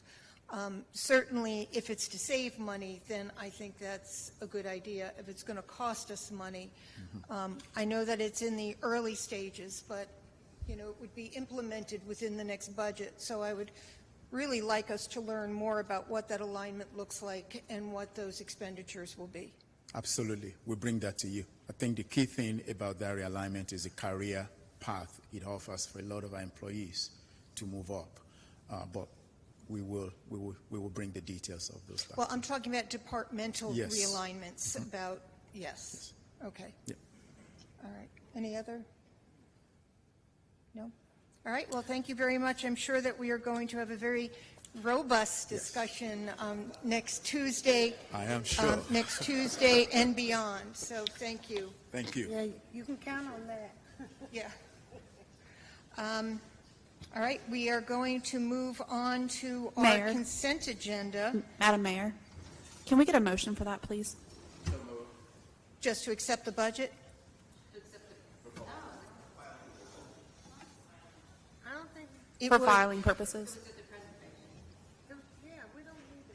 We don't need to vote on that. It was a presentation. When the budget comes out, that's what we need to vote on. Madam Mayor, it is a resolution authorizing me to make notice of the public hearing on June the 6th. Okay. Moved by, I just moved. moved by Mr. Holston, seconded by Mrs. Thurm. All in favor, say aye. Aye. Opposed? That passes. You don't want to file the budget? That passes 8-1. Okay, we now move. I'm saving my comments for next Tuesday. We are now going to move on to our consent agenda. I believe we are removing one item from the consent agenda, G7. So that has already been removed. So do I have we do. We have a motion. I have a motion by Mr. Holston Second. and a second by, oh, well, this is for the, all right, well, that already passed 8-1. What are we doing? So now we are moving on to our consent agenda. Minus G7. Do we have a motion on the consent agenda? Mrs. Thurm, seconded by Mrs. Hoffman.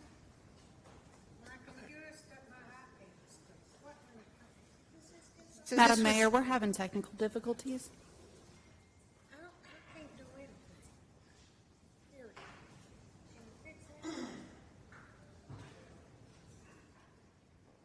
That was 8-1, with Mr. Matheny voting no.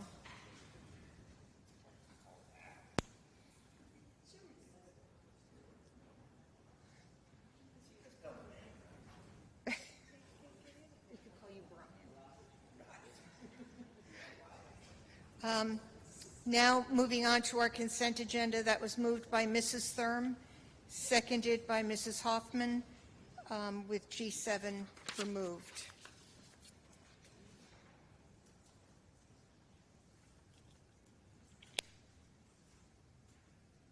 We'll go ahead and do a voice vote. All in favor, say aye. Aye.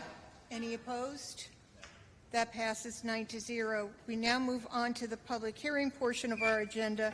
Item H1 is a public hearing for a resolution authorizing an economic development incentive to Phase Change Energy Solutions, Inc., in an amount not to exceed $1,000 per job. We do have a number of speakers in favor of this item, and our Economic Development Manager, Marshall Yandel, will kick us off.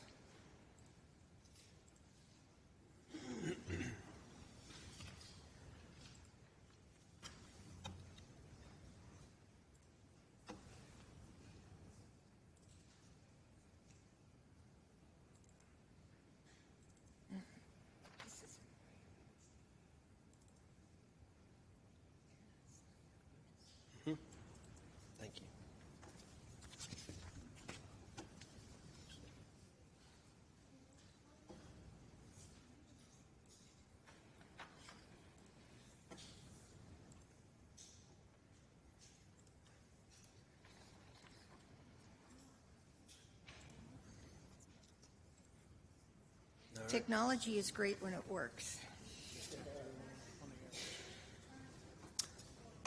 Okay. Y'all ready? I'm Marshall Young, Economic Development Manager for the city. Sorry about that. This is an economic development incentive proposal for Phase Change Energy Solutions Incorporated. Phase Change Energy Solutions is a clean energy company that creates material that can store and release thermal energy. It's a material used in the construction industry and the packing industry for transportation of things like perishables and pharmaceuticals. The expansion would result in a capital investment of over $4 million and 51 new jobs over a 5-year period. The average wage of those jobs is $79,118, and none of those jobs would pay below $15 an hour. The company is requesting an incentive in the amount of $1,000 a job. You'll see here the slide shows that they're meeting 2 of the 3 criteria of creating 51 jobs and over $4 million in investment. And staff recommends that council consider this request to authorize these incentives. You'll note in the resolution this grant would be again paid over 5 years. 51 new jobs will be retained through the end of that installment period. The new jobs will be posted with our local workforce development board and are required to host a job fair at each of those hiring phases. Also here tonight is Mr. Marvin J. Price and Brent Christensen from the Greensboro Chamber of Commerce, as well as Mr. Todd Mead and Ms. Tracy Sendrick from the company who had put on the list to speak in case if there was any questions. So, are there any questions? Any questions for Mr. Yandel? Or Zach, do you have a question? No? Well, it's either a question, Mr. motion, Manager, or... has there been a new process since I've been going on economic development incentives? Typically, there was always a closed session from a process standpoint where we talked about. Was there on this one? Yeah. Did I miss that one?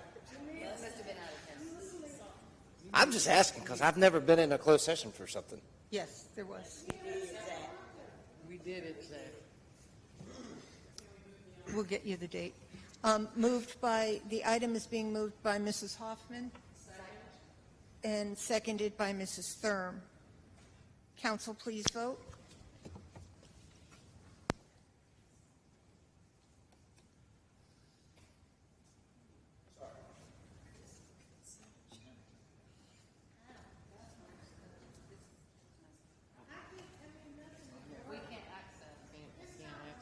Okay, we will take a voice vote. All in favor, say aye. Aye. Anyone opposed? That passes 9-0. Thank you. We now are going to move on to item H2. H2 is a public hearing for an ordinance for rezoning for 4209 R1 Summit Avenue, Fraser Glen Investments, LLC. This was postponed from April 17th meeting of Greensboro City Council without further advertising. Mr. Kirkman will give us an overview. There it goes. Light wasn't on, sorry. So the request this evening is to approve or not a rezoning on Summit Avenue from CDRM8, Conditional District Residential Multifamily and Office O, to CDRM12, Conditional District Residential Multifamily. North of this request is currently zoned a combination of office and R5 residential single family. East of the request is zoned LI and R5. South of the request is zoned CDRM8, and west of the request is zoned R5. The subject property is currently undeveloped at this time. North of the request is a child daycare center, undeveloped land, and single-family dwellings. East of the request is a religious assembly use, building contractor's office, a city fire station, an outdoor garden center, and single-family dwellings. South of the request are utilities and undeveloped land, and west of the request is a railroad right-of-way and single-family dwellings. The subject property is designated as residential on the future land use map of the comprehensive plan and as urban general on the future built form map of the comprehensive plan. This is a conditional zoning, and there were conditions that were advertised as part of the hearing. The applicant wishes to add additional conditions to the request this evening. Do you want me to stop while you... The ones underlined and in bold will be the ones to be added. Yes, please.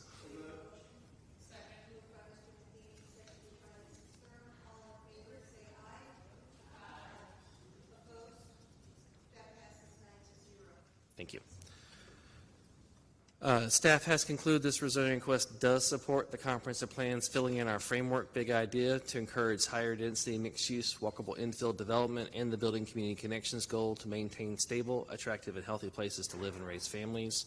The proposed zoning request does include limitations on maximum number of units and height and includes additional screening and safety requirements to ensure compatibility with existing uses in the surrounding area, and staff is recommending approval of the request.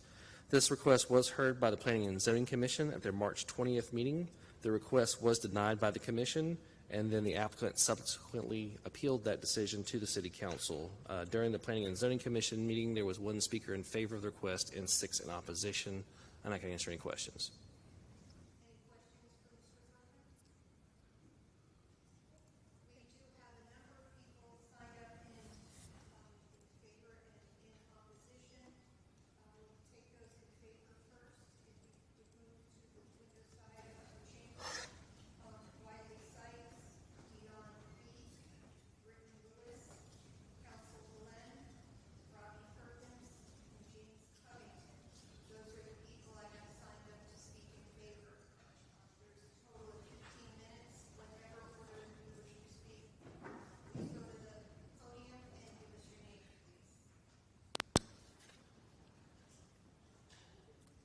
Can you go around the other way? Well, come this way. Everybody else go the other way.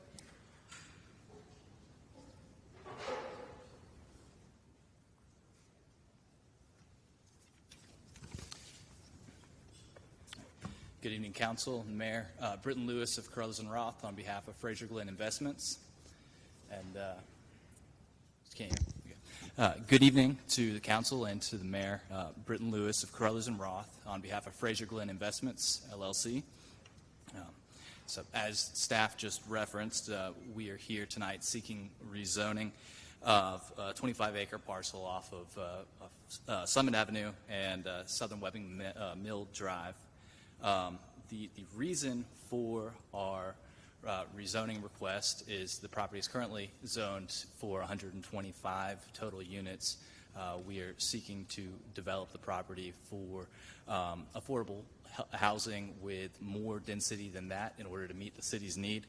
I believe that everyone in this room would agree that the city is facing tremendous housing challenges. We're headed towards, if we're not already in, an affordable housing crisis. The headlines reflect that across the board. There have been headlines saying that Greensboro faces the sixth worst has the sixth worst ability to acquire housing in the country, and top 5 worst places for year-over-year rent increases. So there's a need here for additional housing. And we're looking to address that. The 2040 plan speaks to this as well in terms of speaking to the need for additional available affordable housing time and time again in places that are convenient for travel and for access to services and to jobs. There's a need for quality housing, and there's a need for rental housing. So this property, like I said, currently zoned for multifamily, CDRM 8, but has a condition in place that restricts the use down to 5 units per acre for a maximum of 125 units. Our requested change, though, is to push that up. We have previously submitted an application for 300 units earlier today in negotiations with some of the opposing neighbors. We made an offer for a reduction to 252 units, 10 units per acre. That offer was rejected, but we are willing to honor that if the council or the neighbors think it's appropriate. In addition, we have added a number of conditions. As you can see, these are all things to respond to the requests made by neighbors. The first is just to make sure that there is sufficient setback from the road to address safety concerns, make sure everything blends in. Also to install fencing and landscape yards along the railroad lines, again, responding to requests for neighbors. Here's a quick depiction of the site plan. It's still a work in progress, but you can see a substantial buffer there. The majority of the site is built off of the tracks and away from the road. But really we're here coming out of a decision by the Zoning Commission to reject our application, and something that we did not anticipate going into the hearing. Constable Glenn is the manager of Fraser Glenn Investments, LLC. He is in the room today. He's a younger developer. This is something that he is getting experience in. He's a Greensboro guy, but he is not somebody that's come before a zoning commission time and time again and knows the playbook. And so he got into a situation at the zoning commission where he ran into opposition because he didn't give enough notice, have enough meetings beforehand. That was one of the big issues that was raised. Since then, however, we have done everything we can to engage the neighborhood, have negotiations, have conversations. So here's kind of just a quick overview of the discussions that have been had. Prior to the initial hearing, since the initial hearing, excuse me, we met out letters on April 4th saying, hey, we're going to have another meeting. We held that meeting on April 13th. Only one neighbor attended. That one neighbor left the meeting in support. It was a local landowner that owned a number of lots around and just wanted to know more about this project. After that, we had numerous conversations by phone with some of the opposing parties that are here today, as well as conversations with council members and with staff about what we could do differently to address the concerns raised at the Zoning Commission. Then we conducted an impromptu meeting with the neighbors last session, April 17th, about 20 minutes. The end of that discussion was, hey, we need to go back to our engineers and work on what we can do better. We worked diligently to come up with a new proposal. On May 1st, we sent a letter to those neighbors saying, here's where we stand. What would you like? They responded to us by letter on May 4th with a number of requests, and we got back to them on May 16th with our position and responses that we'll go through here in a bit more detail. I've also sent a lengthy letter to council, or to the council, outlining everything that we have done and what we are looking to accomplish here. So ultimately, the concerns that were raised previously were, one, we didn't communicate well enough. I think we have done what we can to address that by having 3 in-person meetings, 1 virtual meeting, countless telephone conversations, 6 letters sent back and forth. And you'll see in a few minutes, we had a response to all of their requests. Almost all of them were affirmatively granted, with the exception of the request about density, where we did come down drastically from 300 units to 252, cutting 2 proposed buildings. Again, they weren't willing to work with us on that. Their position was that they wanted to see 125 total units, 75 of which would be townhomes, 50 would be apartments. That's below the current zoning conditions put on the property insofar as it already allows 125 multifamily housing units. So ultimately, we wound up in a situation where we responded and said we can't do density at 125, we can do it at 252, but we can meet your needs with regards to fencing, we can meet your needs with regards to buffering. There were a number of requests about amenities that didn't make it in as conditions to the zoning, but that we are willing to enter into a side agreement that says we would include these things in the site plan, speaking to things like playgrounds, trails, benches, on-site management, and all of those sorts of things that we'll discuss a little bit more as we work through this. With regards to density, again, 12 units per acre was our initial request. That's largely modest density in terms of Greensboro's ordinance. Within this property, there's over a dozen apartment projects that are RM12 or greater. Just across the street's already zoned RM8. Catty corner from it, there's a trailer park that's RM12.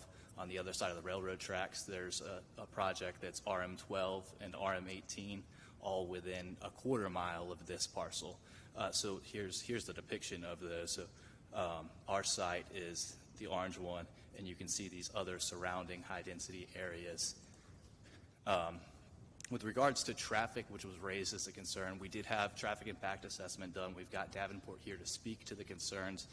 But the primary takeaway from the objection was there's a lot of traffic concerns on Southern Webbing Mill, but what Davenport was able to tell us was less than 30% of traffic would ever go up Southern Webbing Mill. Almost everything is going to go out onto Summit.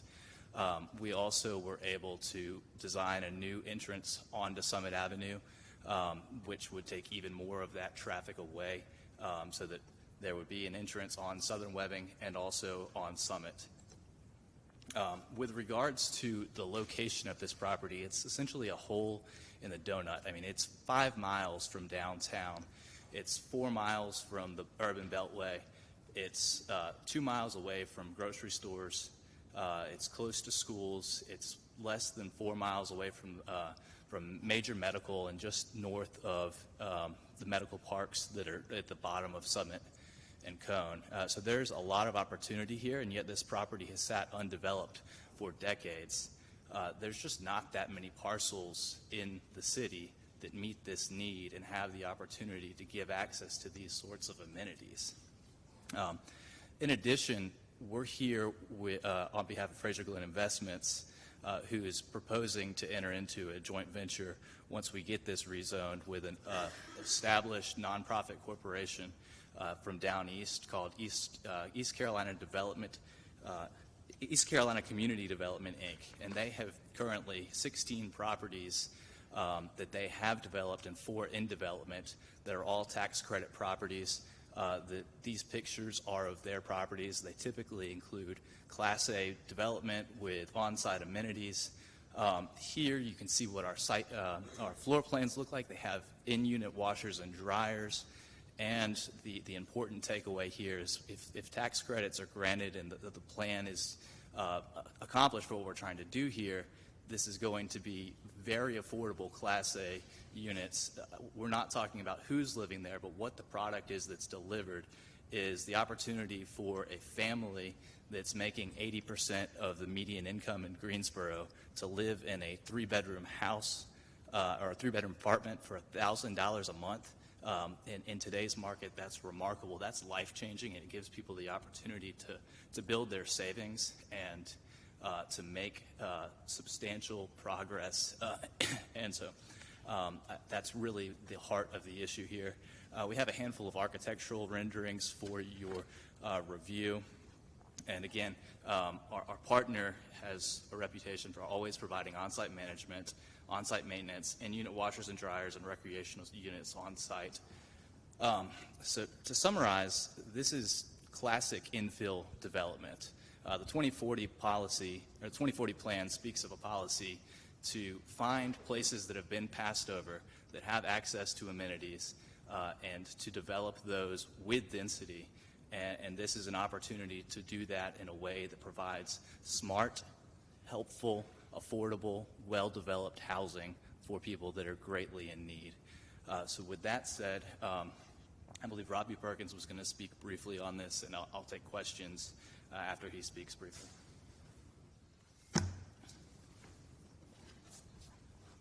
Thank you. My name is Robbie Perkins. I live at 18 Sturbridge Lane in Greensboro. Madam Mayor and Council, it's a privilege to be in front of you today speaking on a project that I think deserves to be passed.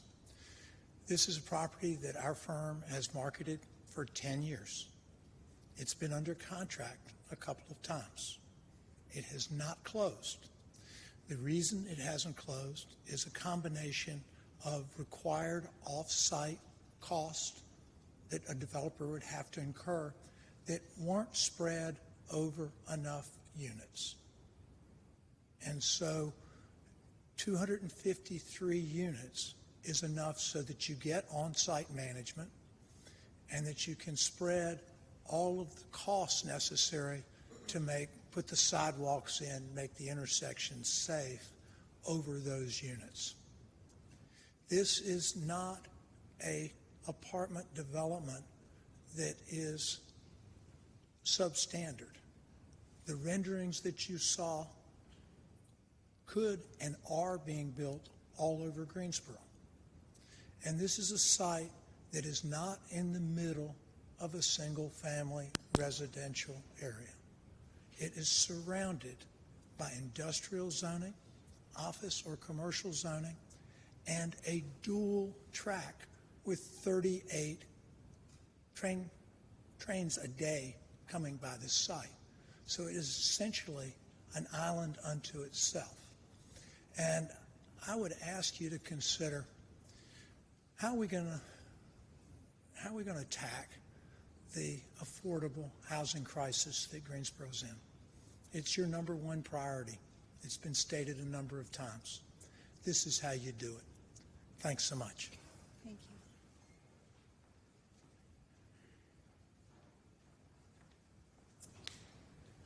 Council Yoblin, Fraser Glen Investments, 411 Parkway, Suite G, 27401. Just like to add that Keith Walker, we do have a contractual agreement as far as a partnership for this development. The reason why I came about it is he's helping our church in the same district off of East Cone Boulevard do another 216 unit development. With that 216 and the proposed 300 units, we were addressing less than 11% of the affordable housing need in the city of Greensboro. Affordable housing is something I'm passionate about. Went to school at A&T, architectural engineering was my major.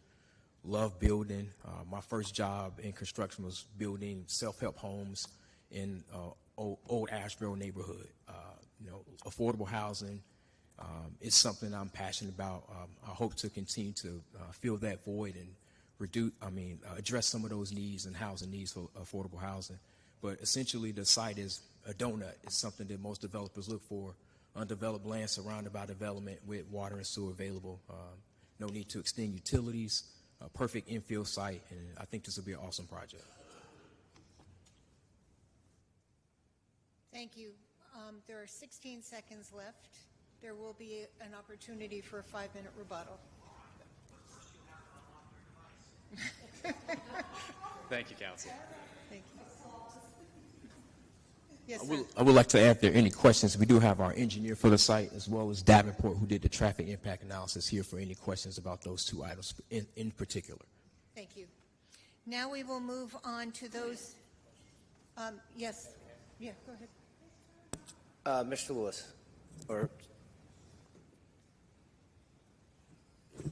there were a lot of things thrown out on conditions, and I know it's tough to condense everything into 15 minutes when you've probably been working on it for 5 years. So what we had in front of us was 300 units. Did y'all make a recommendation to lower it to 252? We did, yes. So would you like for us to accept that as a condition? Yes. So I would make it that, and whatever, and playgrounds. Well, he would have to state, and I believe that was talked about prior to this meeting. He's got to offer the condition. Mr. Perkins, you might want to, you've been here before. I don't think he can do that. We've done this. Can he make another? He has to. You can accept another one. After we voted for the conditions to accept the conditions already. But if Yes. he's. So, Mr. Perkins just confirmed that the typical procedure would be, yes, for us to offer the condition, and we offered a number of conditions earlier today, but we're adding the additional condition of capping the number of units on the property at 252 units. Yeah, And I would move that we accept that condition. Okay, that was moved and seconded. All in favor, say aye. Aye. Anyone opposed? And that passes 9-0. Is that all the questions right now for the? Those in No, I favor? have a question. Mrs. Hightower? Yes, I have a question. Most of the time we see most people come to us because they need funding assistance when they've applied for tax credits. But you all aren't asking for that, and I get that. But you still are asking for tax credits, correct? We are in the application process. And So what happens if you don't get those tax credits? Then what happens? The property would be zoned for the current zoning request, and most likely Mr. Glenn can speak to this, but he may not move forward with the development as set forth. But that's the case with any zoning request. This is a matter of land use. Now we have laid out what our intended use for the property is. If the project were not approved for tax credits, my anticipation would be, and Mr. Glenn can speak to this again, but my anticipation would be that there would have to be a new approach taken, whether he were to sell the land or elect not to move forward with development at all. In today's climate, I represent a lot of developers. My guess is when your initial plan doesn't work out, the land sits until an opportunity arises for the plan to work. So my instinct is that he would seek tax credits at a later date. But again, that is something that's in the works, and we don't know what the future holds. We can't firmly commit to any kind of development at the zoning stage because we've got to go through a number of approvals processes from the tax credit perspective at the federal level to the approvals process at the staff level here. So I understand the process, and I know that we're talking land use, but since you brought it up about tax credits for this property, so if you're doing tax credits and you're promoting that it's going to be 80%, but then if it doesn't get approved for tax credits, it changes the game significantly. So and that's why I brought it up, since, you know, it was your initial statements around that as well. So I think that would be something I would be trying to just weigh in on, only because you sell me on one thing, but I may not get that product in the end. Yeah, we submitted a pre-application to the North Carolina Housing Finance Agency back in January.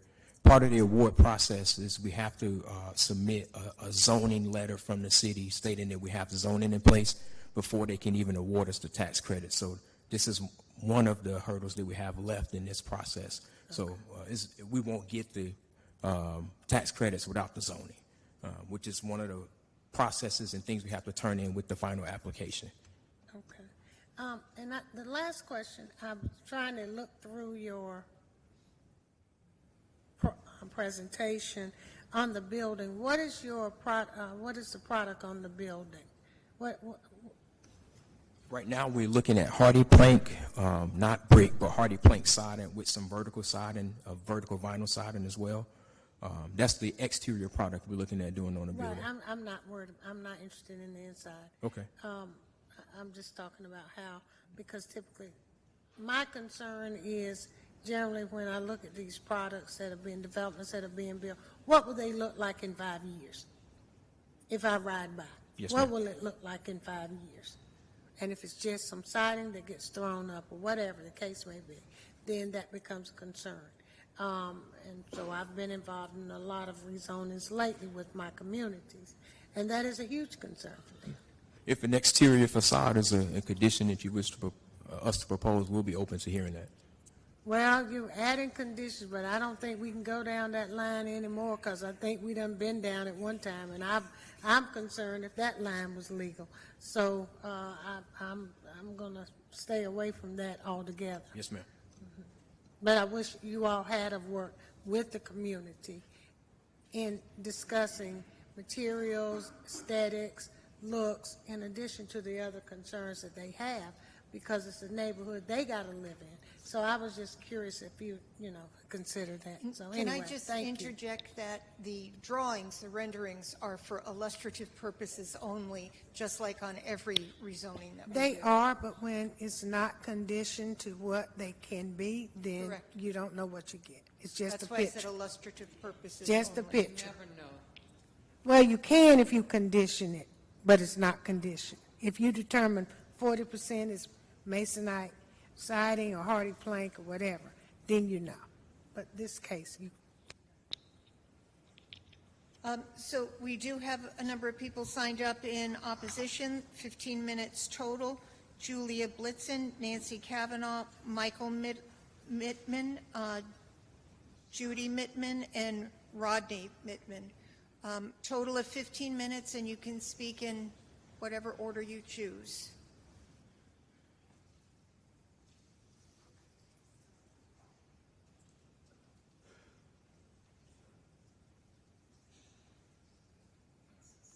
Good evening. My name is Julia Blizzin. I live at 4505 Summit Avenue, and I'm the Vice President of the Brightwood Neighborhood Association.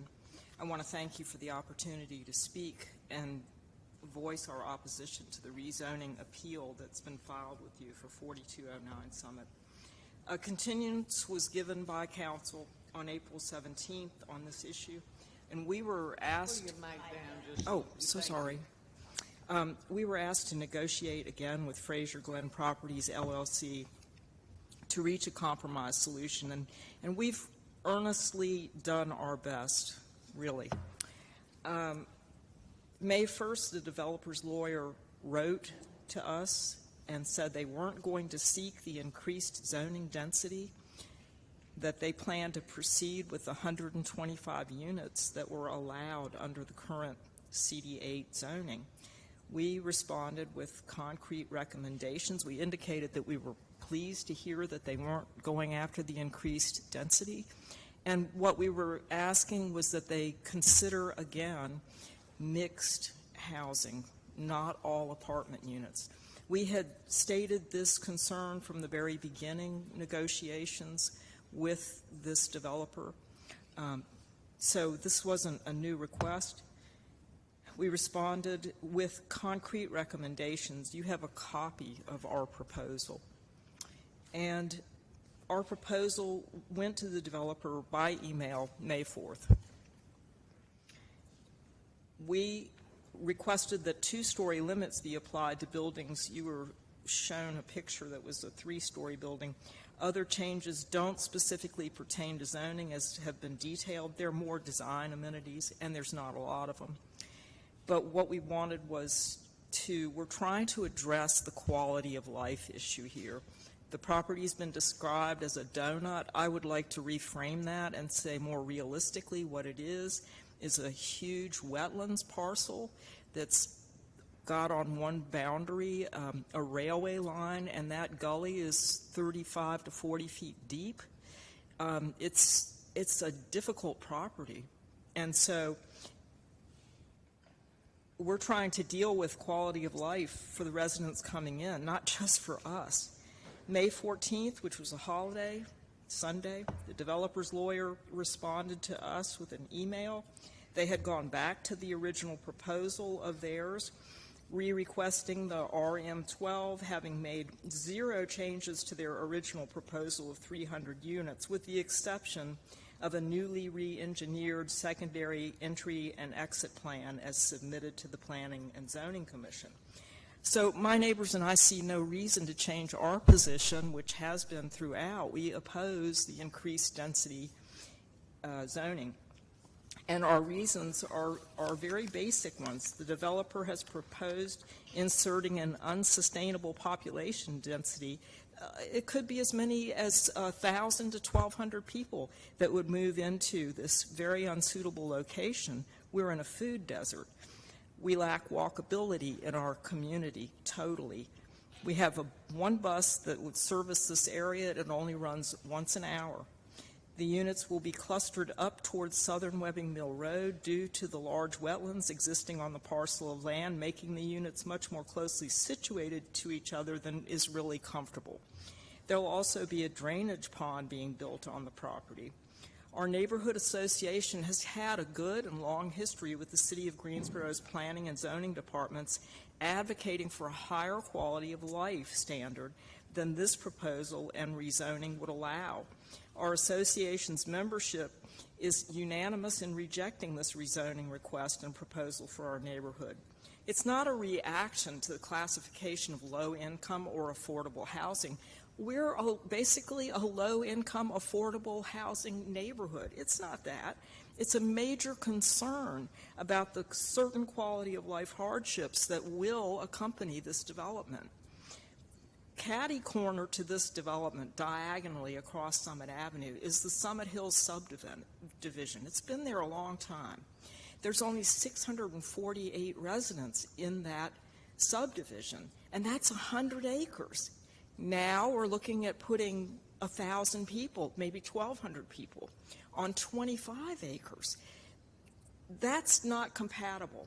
We don't have another apartment building in that area, and we certainly don't have one that large.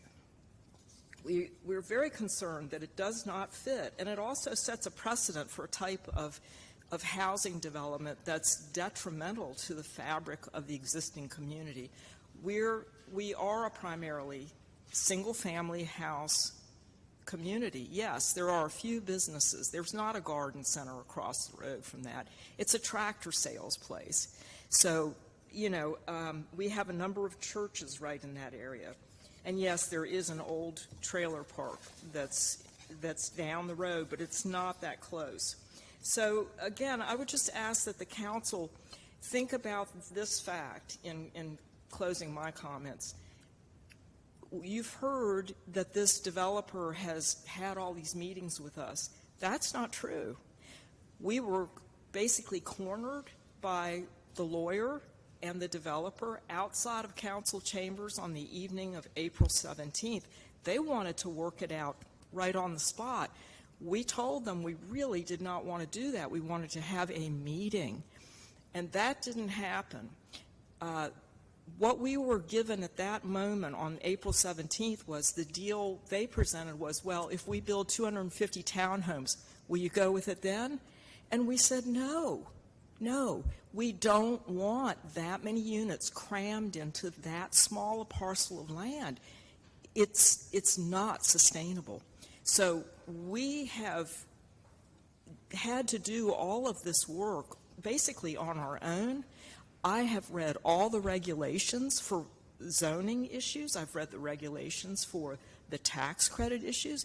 And I've had to do all of that because there's been no one to meet with me or our neighbors. So, you know, these are real issues. They're not being presented exactly the way that they have been conducted. And I hope council will think long and hard about that. Thank you. Thank you. And if you're going to speak, if you could come to the window side of the room.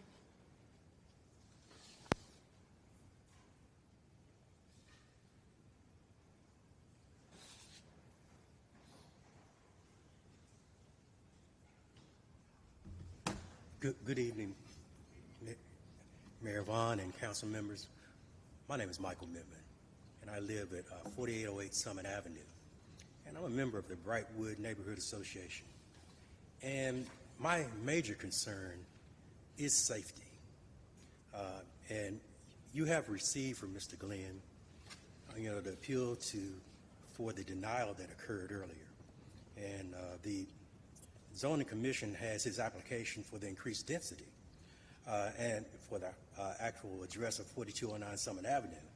Now, Mr. Glenn, he wants to build as many as 300 apartment units at 12 three-story buildings, in our neighborhood of single-family detached homes. And Mr. Glenn proposes housing up to 1,200 new residents, in a 25-acre parcel of land, which, as Julia informed, is right across the street from Summit Hills, which is like actually 648 people on a 100-acre tract. And, there's a reason why this property has been sitting like that, undeveloped for so many years, because the way that it's actually boundaried by the railroad track and what it encompasses is a lot of wetlands. It's untenable for actually a safe development. Now, what's been presented in terms of us not being available for meetings, we've actually addressed that with Mr. Counsel. We shared information outside when the lawyer actually spoke to us. And we actually have sent him an email saying, well, when can we get together? Because right after we sent him a proposal on what was actually, feasible, we heard nothing back. We've heard nothing until this morning when we actually got a proposal from his lawyer, Mr. Lewis, about 250 that they're, because previously what they had informed us of is that they were going to settle for the actual zoning that's in place for now, which is the CDM 8. But this morning is when they gave us that particular information that they no longer are willing to settle for a lower density. And with the type of infrastructure that's available right there, you have to think about this, that, the particular individuals that are residing there, there will be a lot of children and things of that nature, and the danger issue with the 40 feet drop near the train track. I don't see the development that they've put in place, which is the shrubbery and things of that nature, and really no boundaries around where the train track is. And because of that, I don't see how it actually can be a safe development. And in terms of the urban sprawl that we have, in terms of the winding roads on Summit Avenue in the first place, it's always a traffic hazard out there. Now, there is also, the safety risk, which I think about is my primary concern. And, the freight trains, they utilize the lines and, they may derail. And as I said earlier, no shrub border can alleviate the risk or the noise. And so what I'm saying here is that, the 13 proposed buildings that will stand, very tall, it will actually just be a type of construction that will be very condensed. And in terms of the transportation, we don't have a lot of transportation around there in terms of the busing and things of that nature. So individuals will be actually trying to walk if they don't have transportation, and walking a lot of people just at one time, which would be too much density. And what we have proposed is that, it'd be like a mixed housing style of like townhome units, a lower rate of density, and now Mr. Glenn said that he is also taking into consideration that having entry and exits alleviated, that problem alleviated, but we haven't actually seen his plans. And we actually all agree that affordable housing is something that we need to tackle here in our neighborhood, so that individuals can actually have a meaningful way of life. But right now, the way that it has been developed is basically going to be a danger zone for children, and there's nothing that can stop the curiosity of a child when you're going to hear trains all night and things of that nature. There's going to be someone that's going to try to go to those tracks, and we just don't want that to happen. Thank you so much for your consideration. Thank you.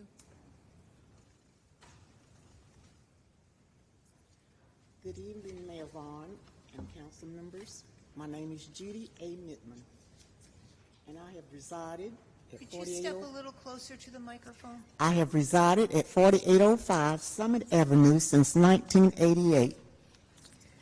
I am from a rural community in North Carolina, and when we found this space, my late husband and I, we were so excited, and we thought immediately that we had just been annexed, hadn't been too long. We thought we'd be having sidewalks and infrastructure and so forth. But I've been there now all these years, and we still have gullies, deep ditches. The last time I spoke, I explained that a deer had gotten hit trying to cross the street, and he had crawled back into my yard, and I didn't know it was still alive, but it was hurt very badly. So I tried to find someone. I called everybody in the city, as I did to you before, and finally I went to the fire station 13, and I didn't leave my number. So they came. They know me very well. They know where I live, and so they came, and they put the deer down. They couldn't save it. I don't want to look down from heaven because I'm so old now, a few years from now, and it'd be a child in the ditch, and nobody goes to get it out because we don't have infrastructure, we don't have playgrounds, we don't have places for folk to buy food, quality food.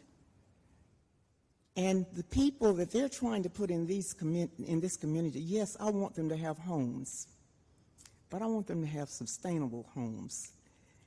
And I want them to have a place where they can have their children go outside and play and not be in a wetland and not be on the street or on the railroad track.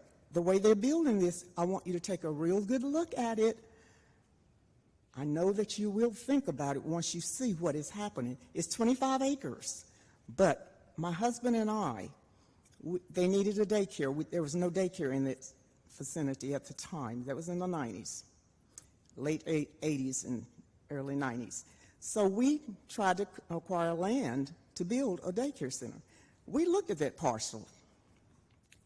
It has so much of it is wetland that it was just not feasible to try even to build a child care center there. Not so long ago, the classical music school looked at that parcel of land, and they chose not to build their school there.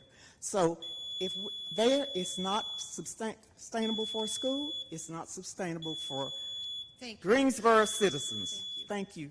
Vote it down, please. Thank you. Those in favor, you have a 5-minute rebuttal.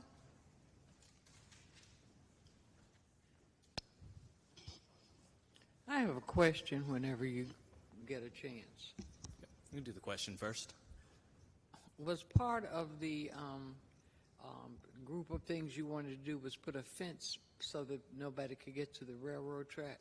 Yes, ma'am. One of the conditions was to include a 6-foot fence as well as evergreen screening, one of the more substantial classifications of it, to block off access to the railroad. With respect to what we just heard, one of the things that was spoken about was that we had not communicated that we had been absent from negotiations with the neighbors.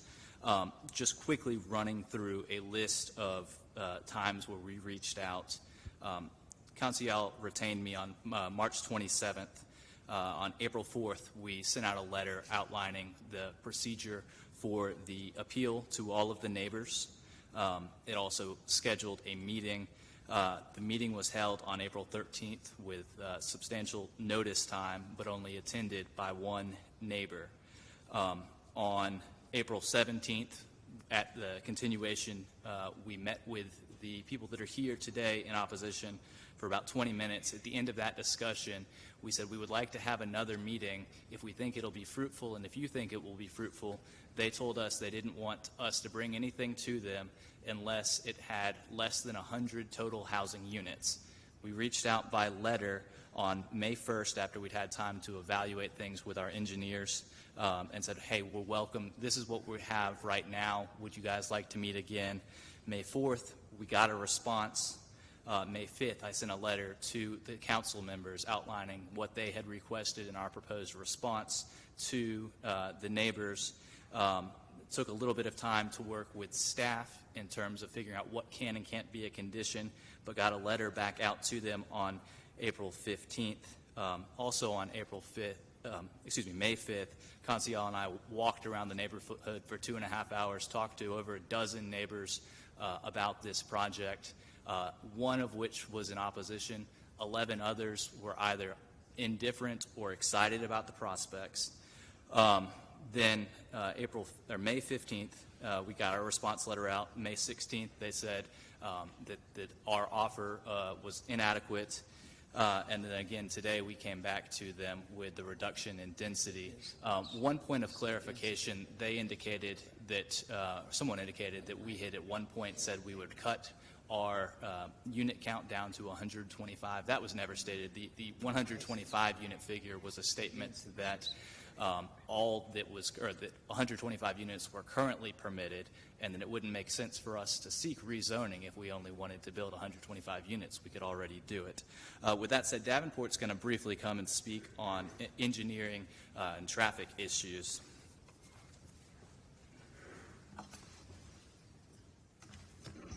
Good evening. My name is Deanne Brown, 4600 Marriott Drive, Raleigh. Davenport did do the traffic study for this. I'm going to briefly just talk on one topic that was brought up about the road handling the amount of traffic. The road, according to DOT standards for Piedmont level minor collector road at 35 miles per hour, there can be up to 9,500 vehicles per day on the road. Currently, there are 1,900, and with the additional development, it would only bring it up to about 5,000. So it still has the adequate amount of space to accommodate the new development.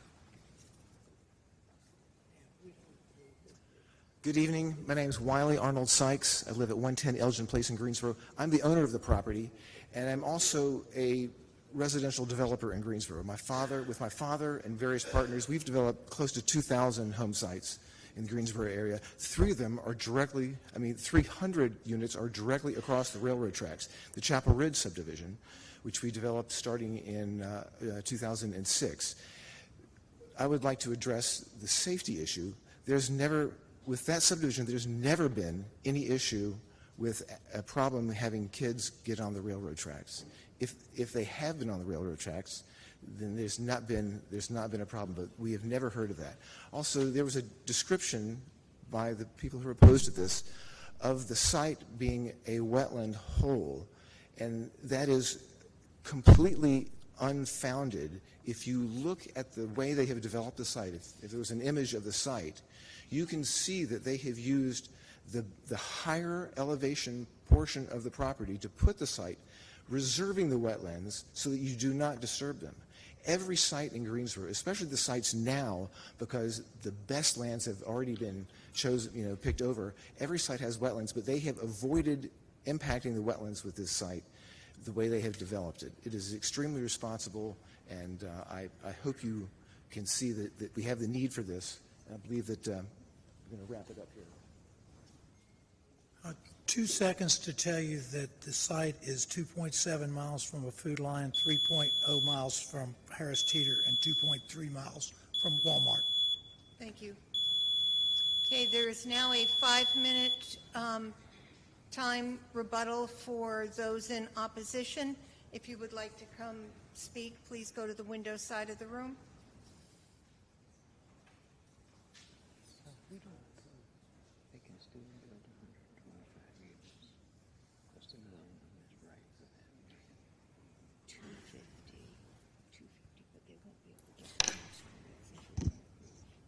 I think I can summarize my thoughts pretty quickly. What I have just heard is, in part, a tremendous misrepresentation of what has gone on between that party and our party. And specifically, what I'd like to say is you have been sent a copy of a letter from Mr. Lewis, the lawyer, and he states in that letter that they are not seeking the increased density zoning. They're going to build the 125 units. It's in writing. This is not a court of law. I'm not a lawyer, but I do dispute the veracity of a number of his statements. And what I can tell council is this: we are a group of residents who are doing our best to build a community that is as safe as possible and meets some of the qualities that you've described in your aspirational goals for the city of Greensboro. This party has shown itself to be not trading with us in good faith. That concerns me immensely because we're just in the zoning application phase. And as you all know, none of this is binding in terms of what will be built, just as was discussed in terms of the type of siding. Well, we don't know what we'll end up with. We don't have a clue. And so if we can't negotiate in good faith at this stage in the game, I'm very, very, very alarmed and concerned about what will happen. This neighborhood has done everything it can to make concrete suggestions. When the lawyer told you about the fact that they were going to install a 6-foot-tall fence and shrub border where the railway line is, that was something we asked for. That was a suggestion we made. And that's really not the crux of the matter. The crux of the matter is these are 300 apartments being built in a rectangle of 12 buildings. We already have in our greater community a setup just like that at Cone and Summit. Now, I know that's an older setup, but you know, if you let your minds wander back to when that was new, and I remember when it was new, that seemed like that was going to be a good deal too. It's very difficult to have that high density a population on a corner property in the midst of an area that may really not be set up for that. Our area is just that. It's not really set up for a huge increase of population. So I would implore you to consider that we do support affordable and low-income housing being created. We'd love to help you design that and situate it. But this is not the partner, and this is not the place, in my humble opinion. So please think long and hard about what we may end up with. It may not be what you're hoping for. Thank you. Any other speakers?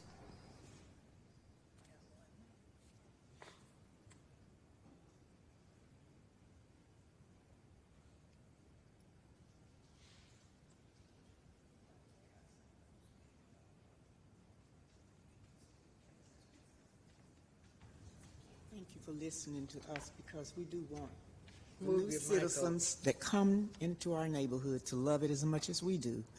And we don't want them to have to, many of them may not have cars to go that 2 miles, and it's a long walk. I've tried it before.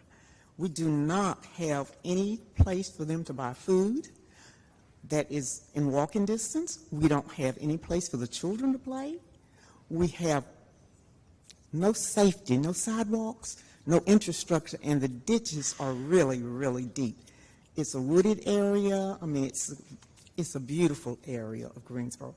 Let's keep it that way, and let's find a way to help build homes that people will love, as we all love ours. We don't care what size they are, how inexpensive they are, as long as they're built substantial, that they will be sustainable for people to live in.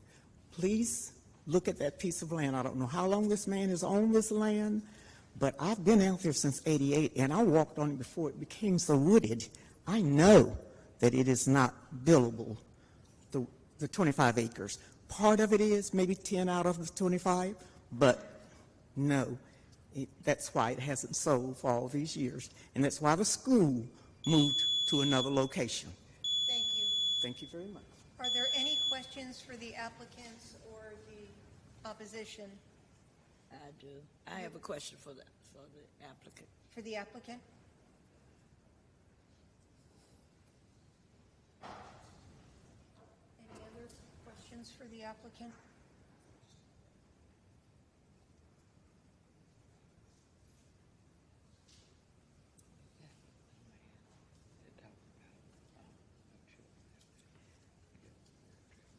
We've heard from both sides, and this thing about the meetings doesn't seem to jive. What kind of meetings did you all have? You're saying you had meetings, they're saying you didn't have meetings. So what kind of meetings did you have? Correct. So prior to the zoning commission hearing, there was a Zoom hearing held on a Friday and a follow-up in-person hearing on Sunday evening. So 2 meetings within 48 hours there. Then after the zoning commission, we had an in-person meeting at the local church near the site.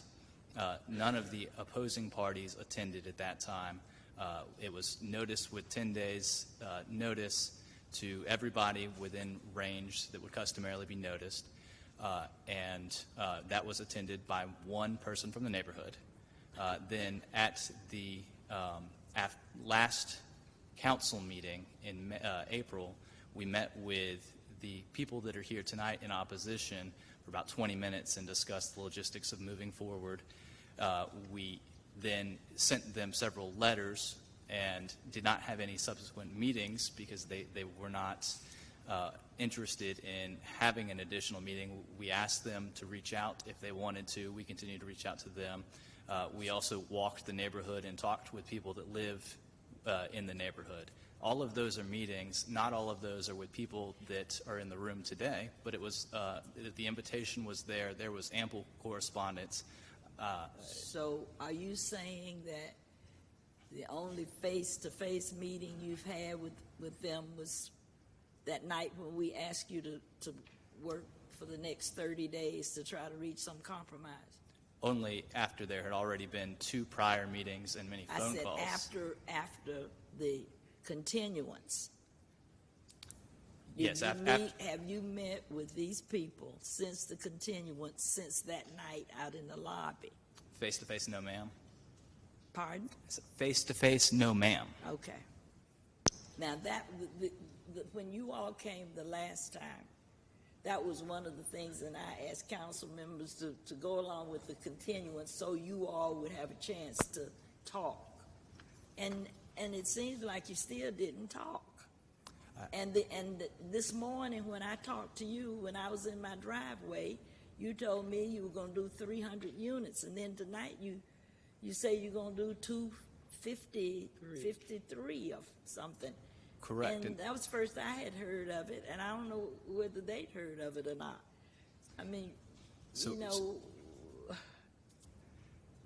Yes, so we made the proposal for 252 units yesterday after we got their response to our prior response. We communicated via a number of letters, which were received because they were responded to after realizing that face-to-face communication resulted in many people talking over each other. And I made my professional discretionary determination that the best way for us to talk without talking over each other was to communicate via letter with an invitation that anybody that wanted to could schedule a meeting. Again, we had an in-person meeting that they were invited to after the rezoning commission, or after the zoning hearing, and they didn't come. And then they told us at the last council meeting that they didn't want to meet unless we could come up with an offer that had less than 100 units. We came back with a proposal and said, you're welcome to come meet with us again. We're open to it. We want to hear what you have. I provided every member of this council with a chart that compared what they have asked for with what we were proposing, and we spent a lot of time evaluating what they were looking for. I truly believe that we heard their requests. We spent time in communication, and we can't be everywhere with everybody, but we did all we could and all that everybody was willing to do in order to make sure everyone was informed about this process. Will you not be able to get tax credit if you do 125 that you already zoned for? Even if we are with the site layout, just the earthwork alone, it wouldn't be financially feasible to do a lower unit count. The 252 number came at what pretty much our breaking point is. That's the number we need for on-site management, and it covers our costs of all the site work that's necessary for the site. So it wouldn't be cost effective. Correct. So you need at least 253. 52. You need at least 252. Well, my concern and what I said the last time was I did not want to create a ghetto. You put too many people together. We don't, and just as Ms. Mittman said, a lot of them may not have cars, so they don't have to depend on that bus system out there. The grocery store is a long ways away. And from her report, from Davenport with 1,900 cars a day, grocery stores won't even come in neighborhoods. We can't get one on Phillips because we don't have enough cars on the street. We don't have a stoplight. There are all kinds of things that hinder you from having a grocery store. So you put people there that don't have what they need. And that's my main concern. Too many people with no amenities. We want to upgrade. We do need housing. And all of us know that. Everybody sitting here, because we always in a dilemma about what we're going to do because we know the crisis, but we also are concerned about citizens. You don't want to make things worse for people. Ms. Wells, Shouldn't we, do you have a question? Because we're in a public hearing. She did have a question. I know, but I mean, Ask like, the question. I know, Can I- no. Are Okay, there go on. future questions Say. because You you're can go opening it on. up? Can I answer her question about the meetings? Because I think it's really important. There are not a whole lot of folks here tonight for a 300-unit apartment rezoning. Y'all have seen a lot of people in this chamber. We scheduled a meeting, and Mr. Glenn and I were in the parking lot waiting for folks to show up. One woman showed up. Really nice red car. We started talking to her. She said, I just wanted to find out what was going on over here. And I own 21 rental houses. And she was talking to me. She had made an assumption that I was the developer. And I looked at her and I said, I'm just the real estate broker. Mr. Glenn is the developer. That was the meeting that we had on the site. Thank you. That's when you had on site. And I know about meetings, and I know about people not wanting to come to meetings, but there are always leaders that come to the meetings. He knew these are the people who were concerned about it. In the neighborhood, there are leaders that go to meetings, and they just go back and tell the folks what happened. These are the folks that come to the meeting and tell the other folks. So it should have been your main thing to meet with them at all costs, because those are the ones making the noise.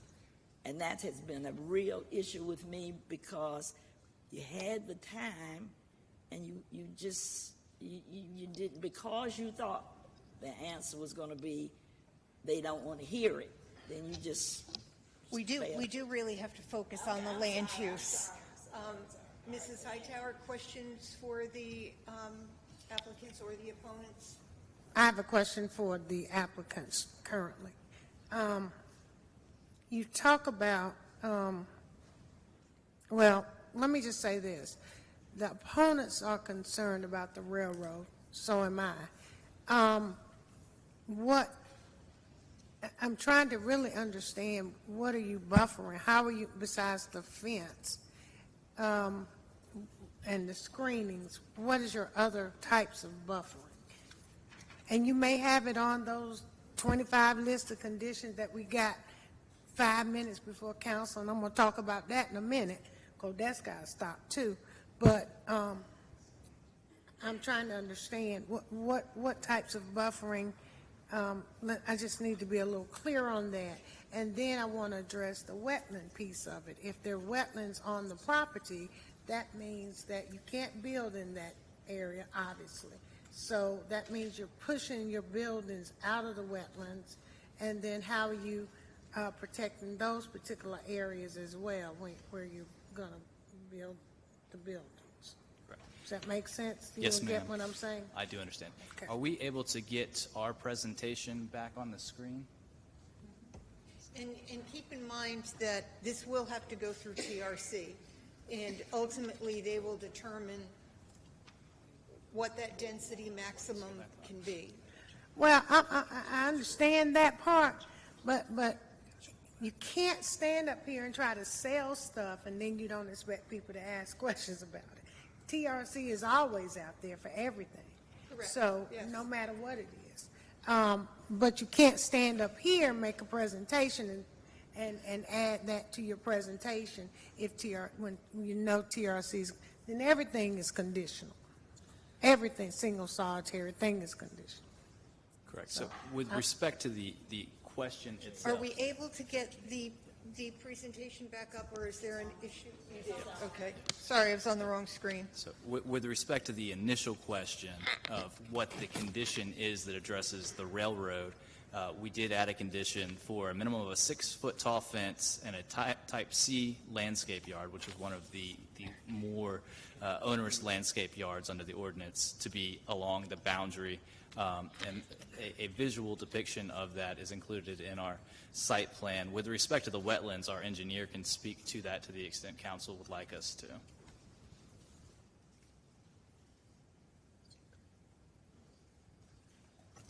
I'm James Covington, and my office is at 811 Euler Street, Suite B.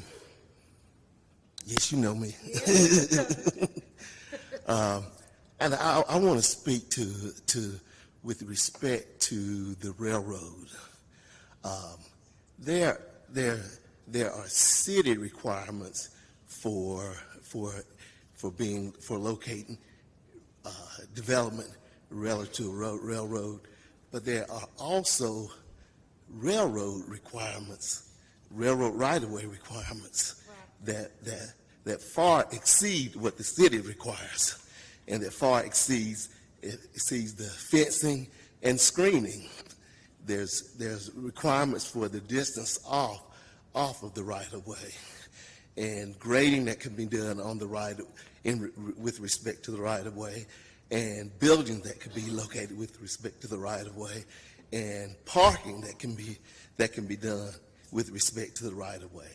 All of those things will be taken into account just to get by the requirements dictated by the railroad. Yeah, so I just want, that is a concern, I'm sorry, that is a concern brought up obviously by the opposition. When I hear railroad, it is a concern because we've lost so many in the area I live in. So, and I know Mary Kay and I talk about Franklin Boulevard all the time. And to be honest with you, when a developer brings a project that has a railroad near it, I tell them that you're going to have a hard time with it. Not because of the city council or the regulatory people, but because of the requirements that the railroad are going to set out for you in order to develop near them. Okay. All right. And then the other one, I think you addressed that for me already. Okay. I had another one, but I think I forgot what it was. I said it, but you didn't address it, but I'm good. Okay. Mr. Holston, then Mr. Matheny. Thank you, Madam Mayor. For Mr. Lewis, two quick questions for clarification. You mentioned that in communications, first topic, you had 2 Zoom meetings and then you had the in-person meeting. As an estimate, how many persons attended combined in those first 3 gatherings? Was 8 people were on the Zoom meeting. The same people that are here tonight were at the meeting along with additional son and another partner. And the last in-person meeting, that was that one person that drove up when me and Robbie were outside. Okay, thank you. And then one more question. Ms. Blitzen in the opposition, Mr. Lewis, indicated that you had put in writing that you had planned to just seek the maximum density for the zoning at 125. She says that that was in writing. Are you saying that that's not in writing? That's not in writing. I shared a copy of that letter with Dr. Wells, and I'm happy to share it with anybody else, but I anticipate the miscommunication there was in a lack of comprehension as to a statement that said the property is currently zoned for a maximum of 125 units. Thus, it wouldn't make sense for us to move to rezone the property for less than 125 units. Okay, thank you. Mr. Matheny? The gentleman just was talking about the railroad, and there's been a lot of discussion about the railroad. So if somebody were to walk the property today, what buffer is on the railroad, between the property and the railroad? You don't have to walk up here. It's none, correct? There's no buffer between. Right. to speak from the podium for people who are watching. Mr. Lewis or Mr. Glenwood, you can answer that. There's currently no buffer on the site. There's no buffer. No.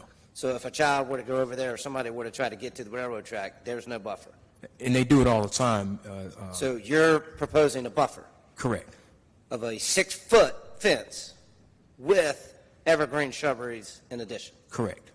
So a double buffer versus no buffer. Correct. Are we ready to close the public hearing? Well, are there any other questions? No, we're not. I thought For the applicant. Didn't Ms. Hoffman have her hand? Is she? I'm sorry. Okay. Any questions for the opponents? Now, can we have a motion to close the public hearing? Moved by Mrs. Thurm, seconded by Mrs. Hoffman. I'm sorry.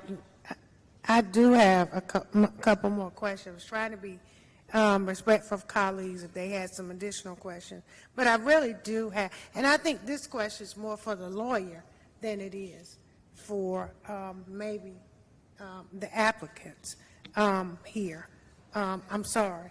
But what concerns me, first of all, let me say this out loud. We all are concerned about affordable housing, but we have ran affordable housing terminology in the ground. We need to say housing affordability and attainability. There is a stigma that comes with affordable housing that scares people, okay? But now everybody throws that back in our face about housing. You all say it. You all say it. Priority is for people to be housed.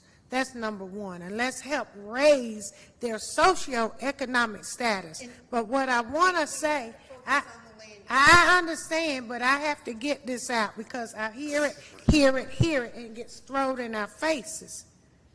Now, you put 300 units in this particular area, and you say 13 buildings. I'm concerned that after the fact, condition is not going to hold up.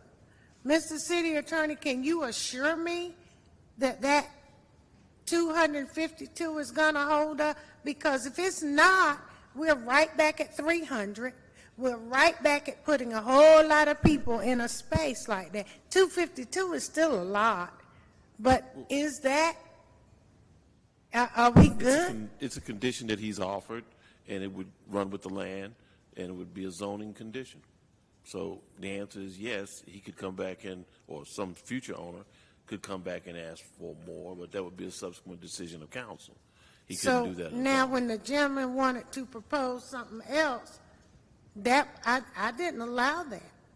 Well, because he really wasn't. He was asking me more. The initial point about his proposal to get it to 252 was not something that you all requested or entertained. He just simply proposed it, and you all accepted it. If you get into a back he was simply proposed it by prompting. I'm sorry? Because it was prompted. It was prompted. She said prompted. It was prompted. The 252 was prompted? I didn't hear that either. There was some further discussion about some issues. To add conditions at the meeting. I mean, I have sat right here and watched you all say, no, you can't do, and now all of a sudden it's okay. And if it's somebody saying, okay, can you do, that's not what I'm suggesting at all. You should stay away from engaging in a dialogue about potential conditions on the fear that someone could later come back and claim that it was contract zoning. That's a no-no. Right, and we talked. But the mere fact of mentioning something doesn't make it contract zoning. So it's a matter of trying to be cautious and conservative in what you do. But the issue here is the highest and best use of the property. Oh, I understand that, but all this other stuff gets thrown out in the midst of it. But when it gets thrown out, but then you don't want to discuss it because all of a sudden we got to go back. But when you throw stuff out there, understand sometimes it lands in certain ways. I don't like what happened here. Councilman, make one statement more questions for the applicant? Okay. Can I So- make one statement for the record in response to that? To the 252? Correct. Just to the way 252 came into the record. So we made the offer to the neighbors yesterday. They got back to us today. At the beginning of my presentation, I mentioned that we had made that offer and that we were willing to honor that. It did not get into the written materials that were submitted to council because it was still an ongoing negotiation with the opposing parties at the time. But I would take a strong position that it wasn't prompted by council that we offered the 252 to you as an additional condition. Thank you. We did have a motion to close the public hearing. Who was? All right, Tammy, and seconded by Mrs. Hoffman. All in favor, say aye. Aye. Opposed? That passes 9-0 to close the public hearing. Council comments or a motion, and it would require a statement of consistency, regardless. Comment, go ahead.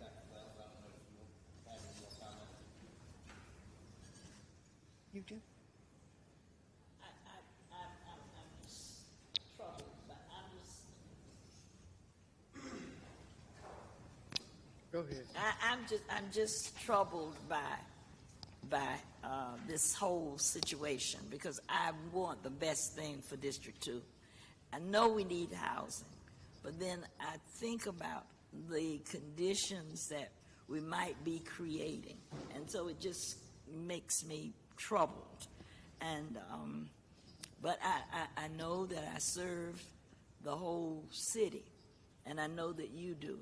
So I'm asking you to consider what I'm feeling and vote your own conscience. I'm just going to ask you to do that.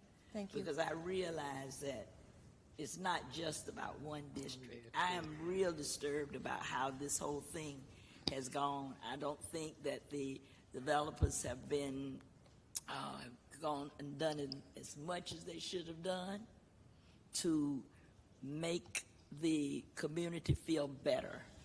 I also feel like since they already are zoned for 125 apartments in that area, that could be what would be the best answer. So I'm going to oppose it. I'm opposing it. Thank you. Mrs. Hoffman? Madam Mayor, can I get mine back, or no? You can be after Mrs. Hoffman. Yes, ma'am. Whatever. Thank you, Ms. Hoffman. No, it's interesting, when you pull up this location, I live closer than anybody sitting up here. It's 2.2 miles from my house. I drive by this location. I think I live closer. To what? I think I live closer. I'll look you up. I just looked you up, and I asked him whose house it was, and he's like, wait a second, that's mine. So I do. I live 2.2 to 2.5 miles away from this location. I drive this area a lot. I know that we are actually, so in this geographic location, the Harris Teeter is right there. Ironically, we have, as you come out of my neighborhood, less than a quarter of a mile, we have 200 plus apartment units. We've got some low-income, lower housing that's on the Pisgah Church side. And you know what, folks, it did. It disturbed deer. It did. I had deer run through my house, or not through my house, through my yard in front of my house. And so I get that development can affect change. But when I listen to the developers and you listen to the neighborhood and I see the traffic patterns, what they said earlier, traffic is going to come south on Summit by and large on that area, not north. I think that when you're talking about trying to communicate, one of the toughest things to do was when you have two parties that are probably not going to agree. They're probably not going to communicate very well, and that's typical. And to Goldie's point, that's unfortunate. The discussion about the railroad track, I mean, I was sitting here in some parts thinking about, and my daughter can hear the railroad track, she tells me. from where we live, so I know that railroad track well. We also have a railroad track right in downtown Greensboro that people cross over all the time. The fact that we could put housing in this location, no matter what housing it is, affordable or not affordable, you would still get a buffer for that. So that kind of takes that argument away. It's more of a safety feature than anything. As it relates to housing, we sit up here and we talk about housing, we talk about mixed neighborhoods and how we can infill better and what we can do. And to me, having the developer make the argument, try to reach out, decrease the number of units is significant. And that's significant. To keep on-site management and a playground. I mean, on-site management, we're talking about it from, I was in a meeting yesterday talking with Ms. Schwartz, talking about on-site management from the neighborhood that was concerned in a very densely populated neighborhood. And so, you know, I would submit to you, I don't like, you know, being in the opposite of Dr. Wells, but in this case I am, because this is a very sensible project. And to top it off, and this is not any indication of any vote, but the icing on the cake, and I'm just going to say it, is we got a minority business owner that's trying to do something that's right for the community and the city. I don't want to get in the way of that. I support this project, and I hope others will, as Goldie said, with your conscience. Mrs. Hoffman? You know, I wanted to make one of the same points that Zach did, too. We have said how important housing to us is in this city. No question about that. We also have said that we really want to support minority builders and developers in this city, and we have the opportunity to do that with this project. Again, you know, it distresses me that I may be in disagreement with Dr. Wells this evening, and I never want to be there, quite frankly. What I would say, I think if we could transport this project to, you know, a similar area in my district, I would certainly support it. And we're going to hear a project later this evening in District 4 that's higher density than this project. You know, I happened I really wanted to look at this statistic. This is the U.S. Department of Agriculture information from April of 22, so last month. 88% of United States households drive 4 miles to their nearest grocery store or to a grocery store. So with this location, we are 2.7 and 3.0 away from two major grocery stores. So I'll just make that point, and enough said, I think. Thank you very much. Thank you. Mrs. Abuzawader? Thank you, and I also do not want to disagree with Dr. Wells. I highly respect her opinions on so many subjects. This one, though, has really got me in a quandary, and I've been stressing over it with my colleagues. But I do know that we need the housing, and we need the housing especially in East Greensboro because of all the businesses that are going in that area. I was concerned about transportation when it was mentioned that it was still in a food desert. I would like to know, just for a moment, and I know we're running out of time and need to go ahead and vote and move on, but if our director of GDOT, Hannah Cockburn, could come up and mention about bus transportation, then I only have 2 more very brief comments after that. Yeah. Good evening, Mayor, members of council. This area is served by GTA Bus Route 6, and so as part of the development review process, we would be reviewing the location to identify a suitable location for a new bus pad, and we would come behind and provide a bus shelter to provide additional stops in this vicinity. Great. Would it be every half hour, every hour? Right now, service on this route is every 30 minutes. Every 30 minutes? Correct. Okay. Thank you. Yes, thank you. Thank you so much. My other comment is about railroad, and I think Mrs. Hightower alluded to the fact that we've spoken railroad for the last several years, and I actually spoke at a national conference in November concerning railroad safety. And I want to tell you that the railroad, 100 feet on each side, is the railroad property. So anything built on there, as was expressed by the developer, must be approved by the railroad.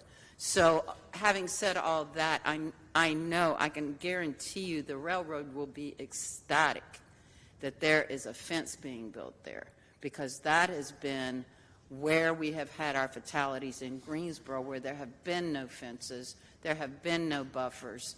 And I know, speaking with people in the FRA, that that is one thing they would like to see along all of our routes. So the fact that a developer is willing to do that even entices me more to be in support of this. So with those things, and knowing that I do respect the Brightwood neighborhood, I'm not quite sure how many people are in that association, which really at this point doesn't even matter, because I think we need to respect their opinions as well.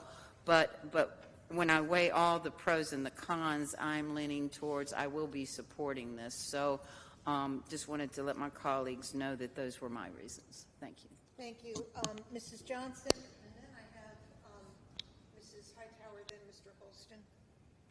Mrs. Johnson? I'm really torn, because I have been, as long as I have served the people of Greensboro, a cheerleader for affordable housing, and also I have been a cheerleader for African Americans being involved in development, and I was happy to see that. Personally, I think it's too many units. However, I don't know how I'm going to vote. I'm just praying right now, but because we need it, we need the supervision. And I'm sure the developers need the tax credit. And I know with 125 you won't get it. I just don't know. I don't know, but it's been one of the more difficult ones. And I'm going to pray that I make the right decision. Thank you. Mrs. Hightower, Mr. Holston, and then I guess I'll close it out unless there are other comments. Thank you. And I will echo probably Mayor Pro Tem Johnson. It is a rough decision. It is, because I know the neighborhood that is here speaking, that's been living out there for years, and I know their concerns are valid. And I think sometimes when we hear from neighborhoods, we become very dismissive of them. But we have to remember they already live there. So they already have the experiences of how it is out there in their community. So we need to make sure we really are listening. And I wish that the opponent had really listened to them. Sometimes just because you disagree doesn't mean you shouldn't listen. It's very valuable. Even though sometimes I disagree vehemently, I still listen to what people say. I may not like it, but I listen, and I wish that that had have happened in this particular case. I am concerned about the density. 300 is too many, and it's very expensive to build 300. The first item in the agenda tonight was a 300 unit that the guy withdrew because he said construction cost was insurmountable. That is the reason he withdrew it. So even 252 is a lot of people in one particular space. And we are in food deserts. We are in healthcare deserts. So yeah, you may be 5 miles from Moses Cone, but Moses Cone should not be your medical provider. You should be going to a doctor. You should have access in your community. You should be able to walk to where you need to get to, a grocery store, drugstore, doctor's office. So I think, to see it and sketch it out in miles, just presuming that a person has a car, is an assumption we got to stop doing. And yeah, you can ride the bus, but you can only take a certain amount of grocery bags on the bus, no more than 4. So if you're feeding a household, you're either making 5 trips to the grocery store to get all you need, or you're trying to get everything in 4 bags. So, yes, transit is great, but I'm just saying, we have to really look at this. So, and I'm concerned about, I heard someone say, well, some industrial out there. We also have to be careful how we put people in industrial areas as well. And I was on a call recently where someone brought up that we need to read the color of law, because it talks about how black people get put in industrial spaces. But I am going to support the young man, because I'm going to give him the benefit of the doubt, because at least he made an attempt to do it. But I hope you really do learn from this lesson of how it needs to be approached in our community, and how things need to be done to respect our community. I am about responsible, respectful development, not just having development for the sake of saying I'm doing development. You've got to be very cognizant of where you're doing the development. And just because we need it doesn't mean necessarily that you have to bring any and everything to our community. We are tired of that. We deserve and expect better than we've been getting in the past. And I am concerned about the railroad. Yeah, there's going to be a buffer there, but that hasn't stopped other areas where there's a fence at a railroad. So that doesn't give me a great deal of comfort, but I'm going to give you an opportunity to see just how good you're going to treat this community. And I know you will do all you can, and I hope and applaud you, but I don't like the fact that you did not really communicate with this particular neighborhood. Thank you. Mr. Holston? Thank you, Madam Mayor. Ladies and gentlemen, you're currently experiencing what it looks like to grow and grow well. Greensboro has been the big benefactor of a lot of good news here recently, everything from Toyota to Boone to everybody else. And we have a tremendous housing need in our community. For this location itself, like others have said, I'm not necessarily crazy about what appears to have been the communication gap. Don't know whether it's here or there. Very happy to see the reduction in the density from 300 down to the 252. Also happy to hear the results of the traffic impact study, and also the GTA being able to service. Although, as others have said, I'm not necessarily really crazy about being on the opposite side of Dr. Wells. But in this case, we really do need the housing in our community. And it looks like the safety is there. It looks like the transportation is there. It looks like the amenities are there. The neighborhood has had an opportunity to have an impact. Maybe not as much as they would like to, but there have been some changes. That density has been reduced. I know, listening to the Planning and Zoning Commission, that was a major issue, the density. And so there's been, what, a 15% decrease in the density for that lot. And for that purpose and for other purposes, I will be supporting this request. Thank you, and I'll be very brief. I certainly like and respect the opponents very much, and which is why this makes this decision difficult. And I think everything has been said, so I will be brief. I do like the idea that there is on-site management. I think that's very important, and it adds to community safety.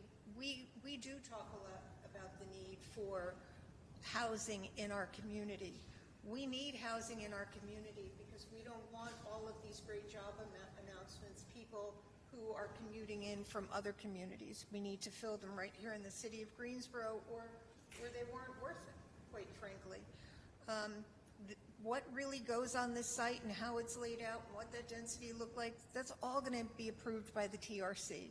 They will look at it with a good look and make sure that it will be built to the best standards. But also, I was really impressed to see 3-bedroom apartments. That is really the unicorn when it comes to trying to find an apartment.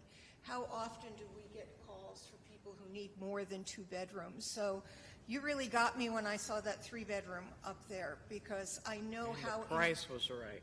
And the $1,088 for a 3-bedroom apartment, I mean, those will go faster than you could ever imagine, and there is a huge need in that size and that price range. So for that, I want to say thank you. We do need a motion and a second. Move the item. Moved by Mrs. Thurm, seconded by Mr. Holston. Mrs. Thurm, would you please read the statement? The Greensboro City Council believes that its action to approve the rezoning request for the property at 4209 R1 Summit Avenue from O and CDRM 8 to CDRM 12 to be consistent with the adopted GSO 2040 comprehensive plan, and considers the action taken to be reasonable and in the public interest for the following reasons. The request is consistent with the comprehensive plan's future belt form map and future land use map. The proposed CDRM 12 zoning district, as conditioned, permits uses which fit the context of surrounding area and limits negative impacts on the adjacent properties. The request is reasonable due to the size, physical conditions, and other attributes of the area. It will benefit the property owner and surrounding community, and approval is in the public interest. Council, please vote.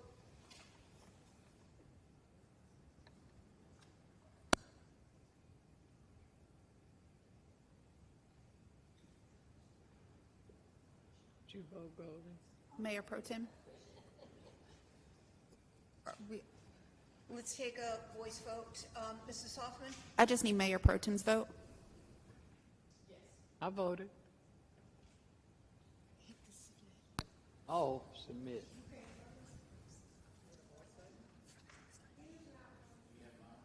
And that passes 8-1 with Dr. Wells voting no. We do need to take a break. I know that there is an issue going on with the computer systems, but we're going to take a 10-minute break so we can finish this meeting if the computer's not.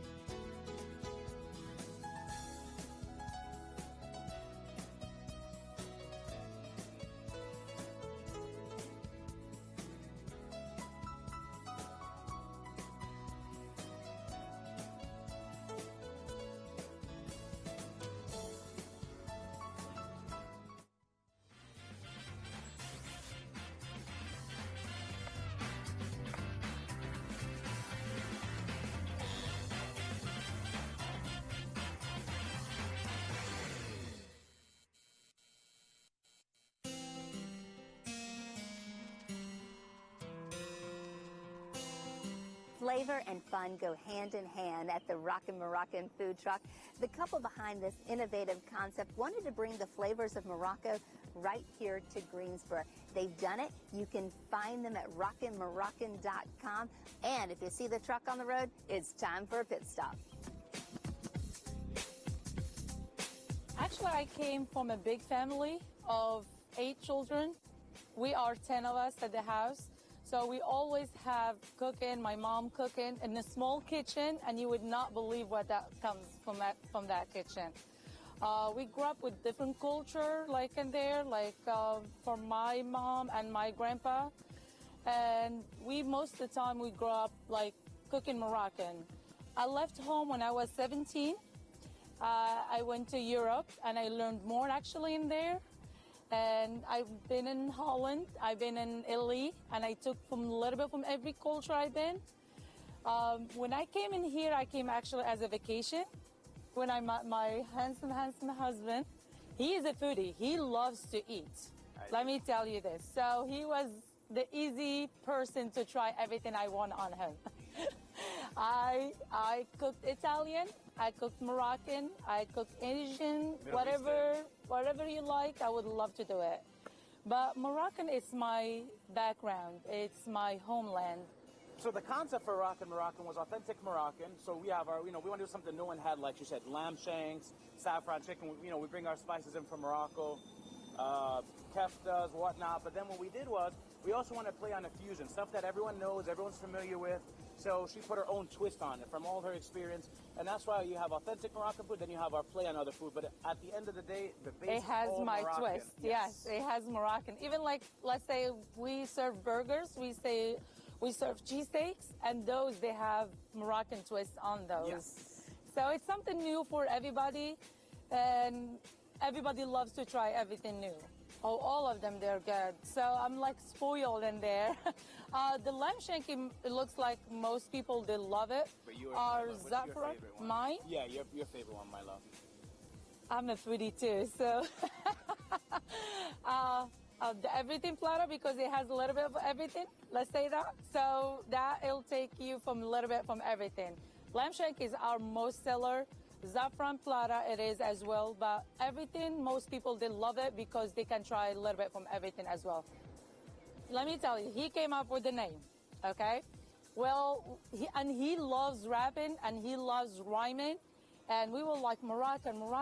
He goes, we're gonna rock it. And he goes like, Rockin Moroccan.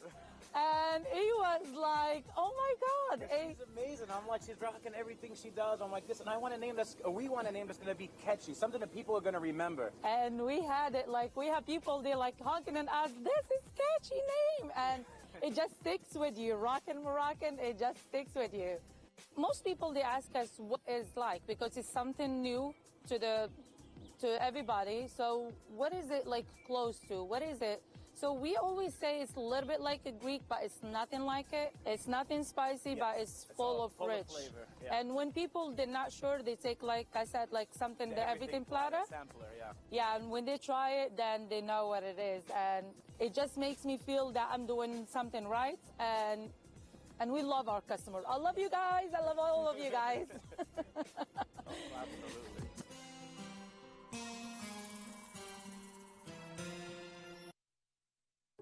50 years ago, Greensboro City staff and council members moved into the Melvin Municipal Office Building, consolidating many departments all under one roof. We chatted with the man for whom City Hall is named about the building and the people who passed through these doors. I'll bet you since I left, I haven't been in here 8 times. A walk through City Hall with Jim Melvin is a walk through time. Are you flooded with memories? Yes, mostly personal. Hazel Birch was the city clerk, wonderful woman. I used to call her the mother of the city. And then Nancy Peak. Nancy was such a wonderful person. She was the city clerk the rest of my term, which meant almost 10 years. Mostly he remembers the people, men and women who worked by his side to shape Greensboro as we know it today. And he remembers where his passion for community all started. My daddy, who ran a little one-horse service station down on South Greensboro, on Ashburn Street, now Martin Luther King, he really kept trying to make Greensboro better, and I saw that. He talks about his time with the JCs, where he learned how to serve and began to work closely with Greensboro city government.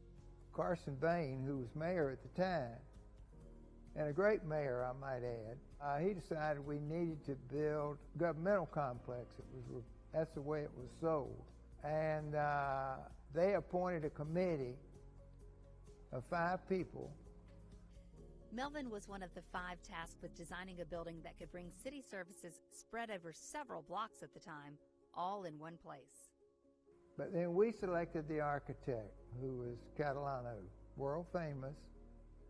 And we told him that we wanted a state-of-the-art, modern, open office landscaping complex, and that's what he gave us.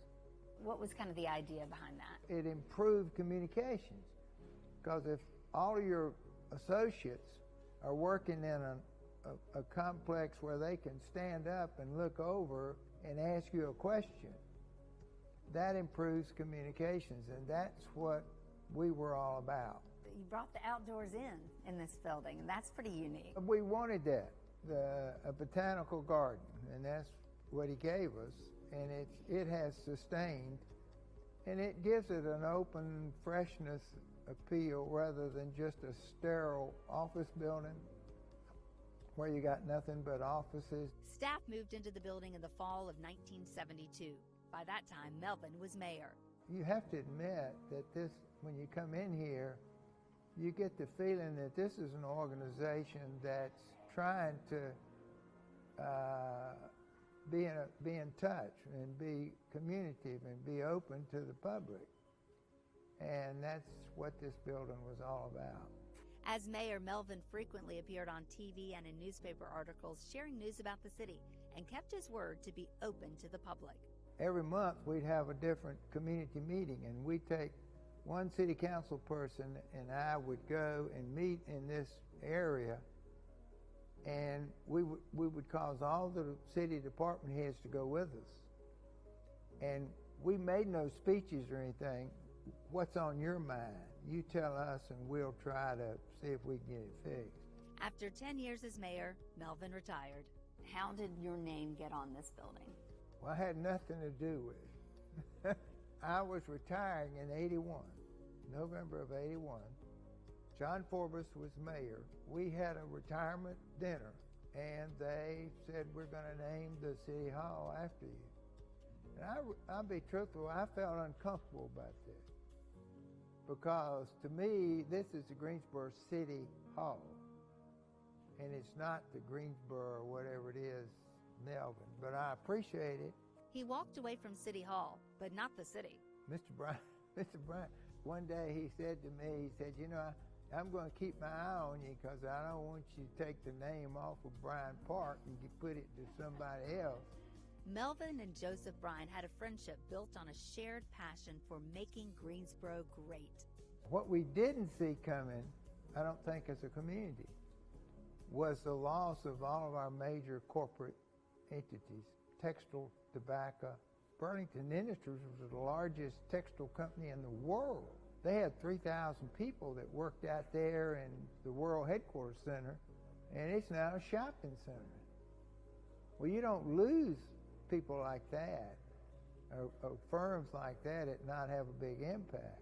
With Brian's help, he set out to make a positive economic impact on the area. Bryan Boulevard was one of our priorities for years, and we finally got it built, and Mr. Bryan got to see the next to the last interchange. But look at what an asset that is to us now. Melvin remained laser focused on creating jobs for Greensboro. I always felt if you get somebody a good job, you've given them a chance to do it. He believes Toyota is going to do just that. 10 years from now, they won't know who any of us are, but there'll be 10,000, 15,000 people working on this site with good quality jobs for one of the best corporations in the world. Now think about what a good feeling that is. Melvin is excited to see the changes that project will bring to the area, and he has even more ideas. Obviously, the Lord's going to retire me someday, but right now I got to finish the Toyota project. My new dream is that 1997, there was a builder going bankrupt across Lake Townsend, and there was a possibility of buying 525 acres out there. So the foundation bought it, and we paid $1.5 million for that. I would love to see the city soccer go back out there and put about 20 more fields on that site. We could become the amateur lacrosse soccer capital of the country. Melvin doesn't find himself in the building that bears his name often, but it makes him proud when he does. Not because his name is over the door, but because the people inside share his passion for Greensboro. Well, someday they'll probably scrape the name off this thing and put somebody else on it. But anyhow, I'm very proud of it. What would you like your legacy to be? That I cared about the city. And that's important.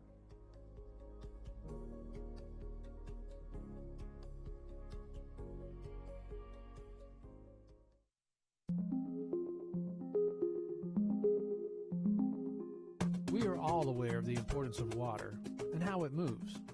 From the highest points of land, it moves downstream, through streams and rivers, eventually making its way to the sea.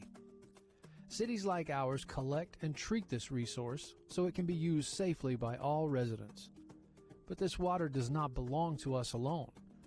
Once it's been used, it's collected again, treated, and released back into those same rivers and streams, which take it downstream to our neighbors and other towns and cities who depend on it just as much as we do. The City of Greensboro Water Resources collects and treats as much as 11.9 billion gallons per year. Take a moment to think about how you use water daily. When we take showers, we use soap, shampoo, and other products. When we wash dishes and our clothes, we use detergent. Most of what we use water for at home, aside from drinking and cooking, require that we add some product to it. Any personal care products, cosmetics, hair treatment, things that you wash off, all end up in the wastewater that is treated and sent to our neighbors, who use the water for the very same things. It's important that we consider the safety of our downstream neighbors as we use water in our city. By being aware of the types of products we are using, we can avoid the buildup of harmful byproducts. For example, 1,4-dioxane, which is a byproduct of a manufacturing process called ethoxylation, is found in many common household products. This organic chemical is one of many found in trace quantities in both ground and surface waters throughout the U.S.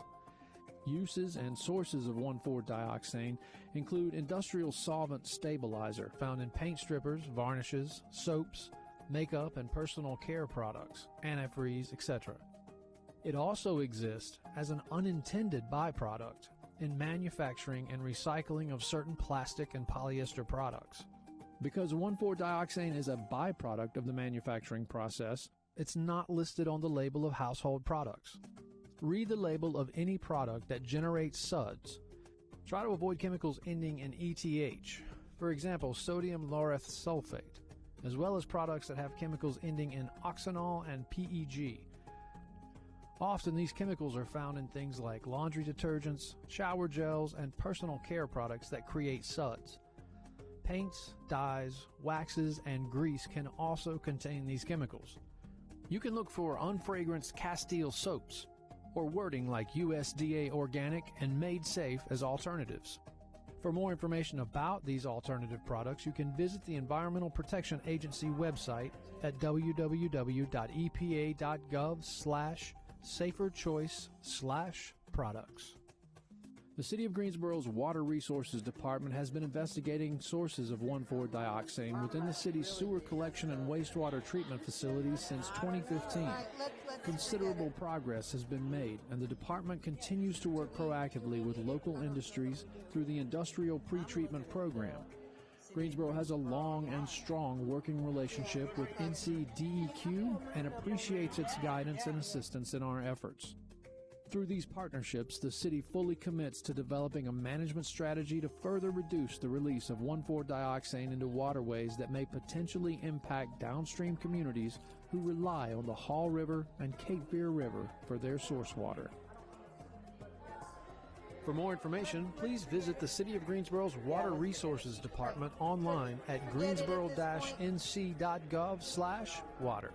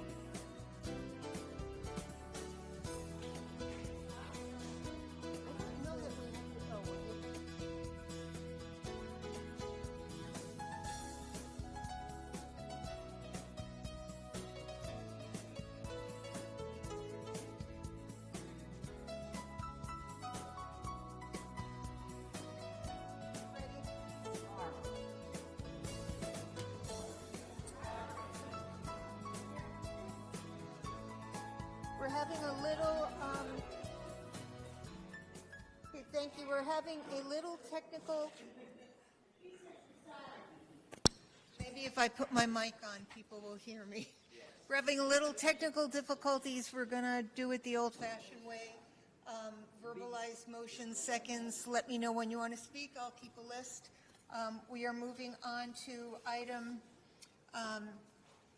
H3, which is a public hearing for an ordinance for rezoning at 1921A New Garden Road, Ashton Smith, on behalf of Jeffrey Weiskopf of We Brassfield Park Owner, LLC. We have 2 speakers in favor and 2 speakers against. Mr. Kirkman, if you would give us a brief overview. There we go. Thank you, Mayor Vaughn. Again, the request is a rezoning from RM12 residential multifamily to CD RM18 conditional district residential multifamily. North of the request is currently zoned office. East of the request is zoned CDCM conditional district commercial medium and CDCH conditional district commercial high.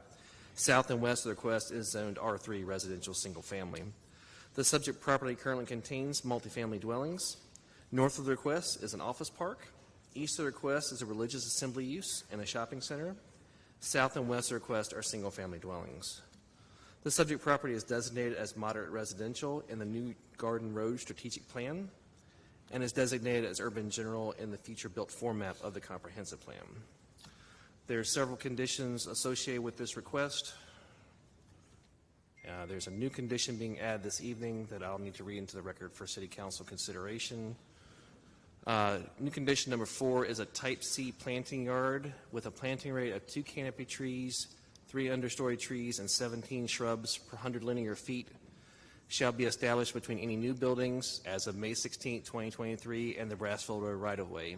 Additional understory trees may be used in place of canopy trees at a rate of 2 understory trees for each canopy tree when adjacent to the Duke Energy utility easement as recorded in Guilford County Deed Book 4525, page 796, and Plat Book page 120, page 137. Any new shrubs and understory trees shall be of evergreen material to ensure year-round screening.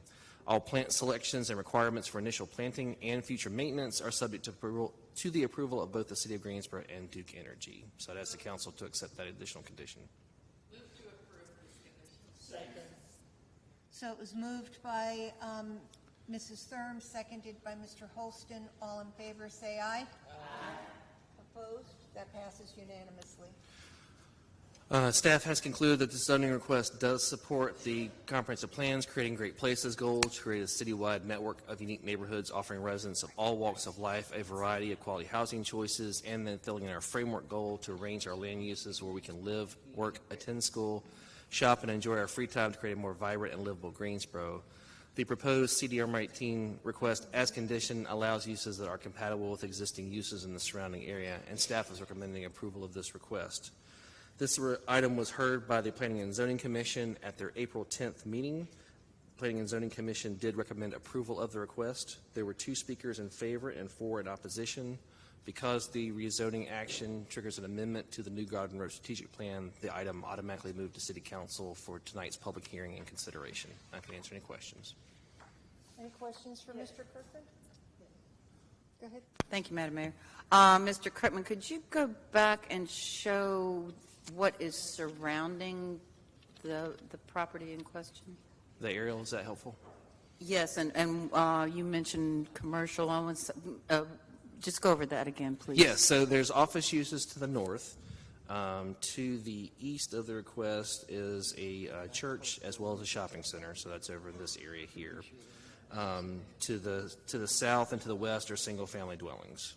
So Great. it's non-residential to the north and to the east, and then residential to the south and to So the everything west. on that side is either commercial or Correct. institutional. Is that correct? Yes.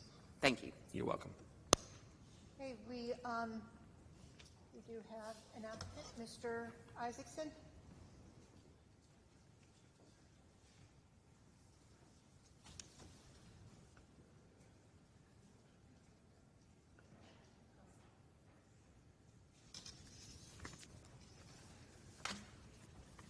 Mike, is this set up?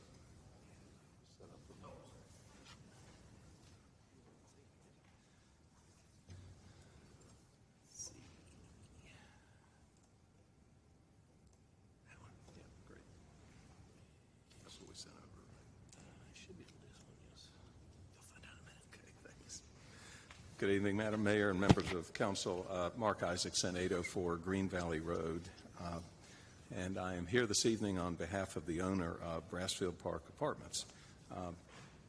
Brassfield Park Apartments was developed in the late 1990s in connection with other developments in that area and along New Garden Road and near the intersection of Battleground Avenue.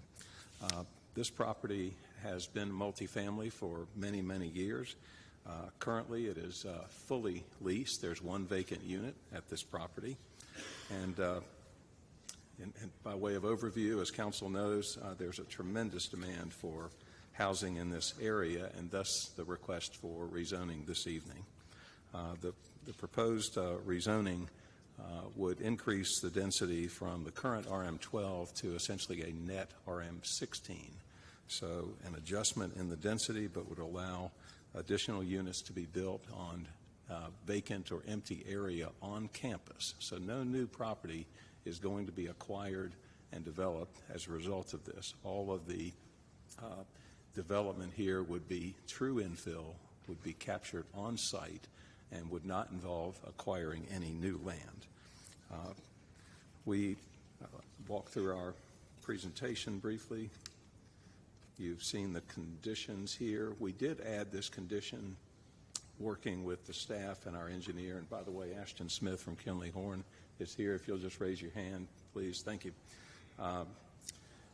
We did add this condition in addition to the other conditions that you see here as a result of extensive communications with people in the area.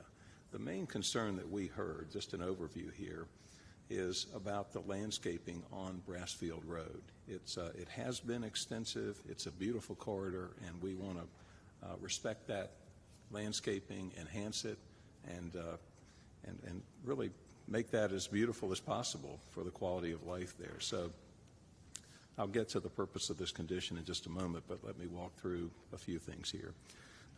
As you just heard, and I just wanted to emphasize it again, the current zoning is, the current property is shaded in gray in the lower left here, but it is adjoined by commercial properties to the east. It's also, you'll see there's some symmetry here. To the north, you'll see some RM18 properties that are very near the office property that adjoins this. So when we talk about a mixed-use area, this is really a classic example of mixed use. We've got multifamily, we've got commercial, we've got office, we've got single family, all located along either New Garden Road or near Battleground Avenue, which of course now has the benefit of the new outer loop to the north. This is a shot of the existing landscaping at the intersection of New Garden and Brassfield Road. Just wanted council to get a look at that, and we'll walk through the area. These are some other photographs of the existing landscaping, but importantly here is the low-hanging Duke Energy power lines. Duke Energy has an extensive easement on this property, and so we need to work around that, but we have received approval from Duke Energy for the landscaping conditions that you all just saw and approved. So we have already worked with Duke Energy to make sure that they are comfortable with the new landscaping that will be installed here and that we intend to do and that the conditions do require. So we'll keep going. Mr. Smith's firm prepared this landscaping plan. This was after extensive discussions with people in the area, including the president of the Homeowners Association across the street at, I think it's Oaks at Brassfield. There is a letter from that president further on in the materials here. And so in connection with that and extensive studies and planning, we have this landscaping plan that is on the table and that these conditions would implement. So, but those trees I thought were a little difficult to view, so we have some pictures of the way these trees will look and the different examples of the landscaping materials that will be installed all up and down Brassfield Road at this property. And you can just see some examples here. And they're in the booklet that I handed out. Now, in addition to that, You know, there are layers of approval with every development project. We have an extensive development ordinance. This case is a little unique. In this particular situation, when the Weaver Investment Company sold this land to the original builder in 1999, they included a restriction in the deed, so it's in the chain of title, not subject to change. And that requires that this owner and any owner up and down this property, this corridor, go to the Weaver Investment Company and get permission to install new improvements, including the buildings, including the landscaping that would be installed here. So that's another layer of checks and balances. In addition to that, here are the 4 layers of approvals that will be required should this be approved. Number 1 is the Greensboro TRC, which you all are well familiar with. Secondly is Duke Energy, which has that easement on the property that I mentioned and those lines that you saw. Next is Weaver Investment Company, that has approval rights for any improvement installed on the property in accordance with a recorded deed, which we've referenced. And fourthly is the Brassfield Corridor Association, which established certain landscaping standards along this corridor, and that is in a recorded restrictive covenant. So when I heard initially that the main concern about this project was what's the landscaping going to look like, we researched this and came up with these 4 layers of approval that will be required before any landscaping is either proposed, accepted, or installed. And I think that's very important for council to consider. We sent out a letter in December to owners in the immediate area per the city's notification list. We did have at least one neighborhood meeting that I think about 14 or 15 people attended. We then followed up after those conversations with individuals in the area, and particularly we focused on the concerns that we heard, and almost all of them were about landscaping. We usually hear concerns about traffic and property values and you know what the impact is going to be. We didn't hear much about that in this process. We heard mainly just keep the landscaping and enhance it, make it better, and I think we'll be in pretty good shape. And then at the end of the presentation here is a copy of the letter from Ralph Thomas, the president of the HOA at, I think it's Oaks at Brassfield. So those are the pieces of information I would ask council to consider. In connection with the 2 plans that apply here, we have a comprehensive plan of the city. I believe, as the staff report indicates, it's this additional multifamily part of the development on campus is well supported by the principles of the comprehensive land use plan. This is near an activity center, a battleground, and new garden. As I mentioned, this near the new outer loop, and so provides excellent transportation opportunities for this property. It's very walkable to, we have Trader Joe's, as you all well know. It's walkable to Trader Joe's, walkable to Home Depot, all of the goods and services at the Brassfield Shopping Center, and all of the support services that are offered in this area. And then we have the New Garden Road corridor plan, and I think some of the tests there are met as far as what this project will do. I would submit to council it's a classic infill development project. It's on campus. It's not additional land, so the off-site impacts are very minimal, and we are enhancing the landscaping to an extent that I think few have ever seen here. So stand ready to answer any questions that council may have. Our engineer is here, and I know there are a couple of speakers that want to speak in opposition to this. Will certainly be available for questions. We did have one other. Is Ashton Smith here? He's the engineer who's available for questions. For questions? Okay. Right. Any questions for Mr. Isaacson at this time? Just one quick question, and I don't think the engineer will need to get up, but I understand we've gotten, of course, some emails and correspondence about a lot of things about topography and environmental, but my understanding is all that would be addressed should this pass in the TRC. Is that correct? That's my understanding, and technical review committee is a very rigorous process, very extensive, and, I think it's reasonable for the owner not to have done a fully engineered site plan yet, but just a sketch to figure out, can these buildings fit here? Is it appropriate to even request rezoning? But this is the first step in a very long process. So once again, this is illustrative. Correct. Correct. Exactly. Okay. Thank you. Okay. Hey, Karen? Well, my question, I guess, goes to the landscaping piece. When TRC, I guess, you don't expect them to reduce what you're doing, but, I mean, you went very extensively into landscaping and, that's right. And I won't even get into the conversation about walkability. Well, the in this landscaping, development, but the landscaping piece that you went into and showing right.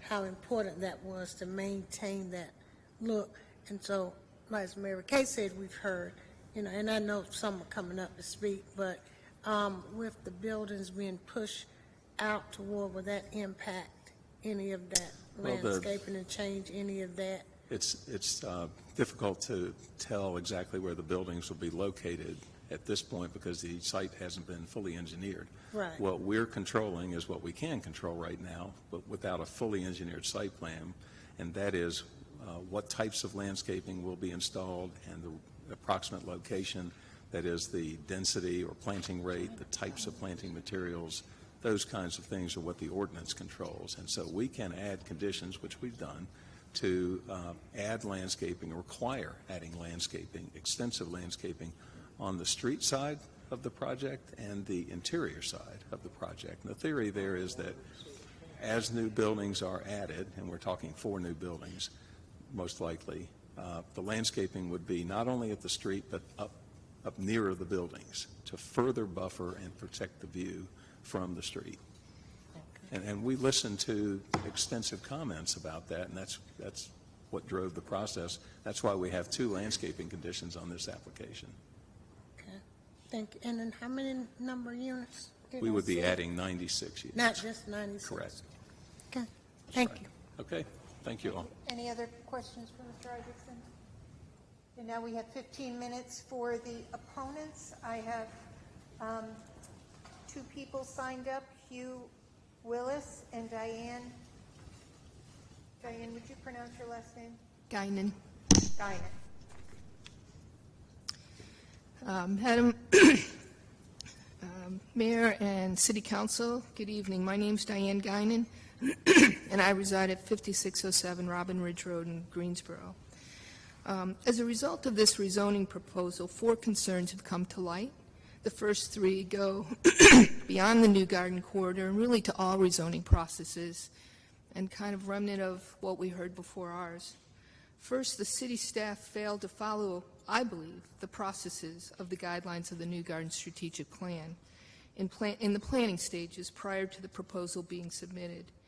The new garden strategic plan seeks to unite residents and applicants at the beginning of the rezoning process to work out conditions and potential issues in advance of the zoning proposal and well before tens of thousands of dollars are spent preparing that proposal. The plan states, quote, the city will advertise and conduct a public meeting in coordination with the applicant to review the proposed changes with residents. The city will ask for input on the proposed plan, giving them up to 60 days to respond, end quote.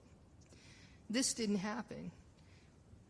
And if it, yes, they sent me, it's coming to light, they sent out a letter that goes out to 750 feet. If you look at that area, 750 feet is mostly going to be businesses and a church. The new garden strategic plan was developed to address that issue because not enough people that are impacted get the information. So really for the people outside of that small area, they see a sign, the typical sign that gets posted, letters sent to those few people in close proximity with minimal time for the community to communicate with the applicant.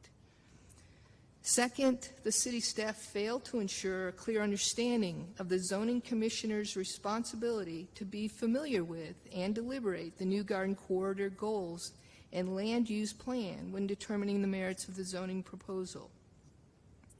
Despite acknowledging the zoning inconsistencies with GSO 2040 and the New Garden Strategic Plan, and despite the zoning commissioner's request for clarification, the city staff failed to clarify that per state legislation 160 and city guidelines, if a zoning request is not consistent with the adopted anticipated growth maps, it's the responsibility of both the zoning commission and city council to consider why there's an inconsistency and how the proposed changes relate to the overall intent of the plan. The reason? These plans were created to ensure a comprehensive and cohesive approach to creating a vibrant, solvent, and desirable city for now and the future. This discussion should have focused on how the change of density would impact the plans for and the character of, not simply solving housing needs.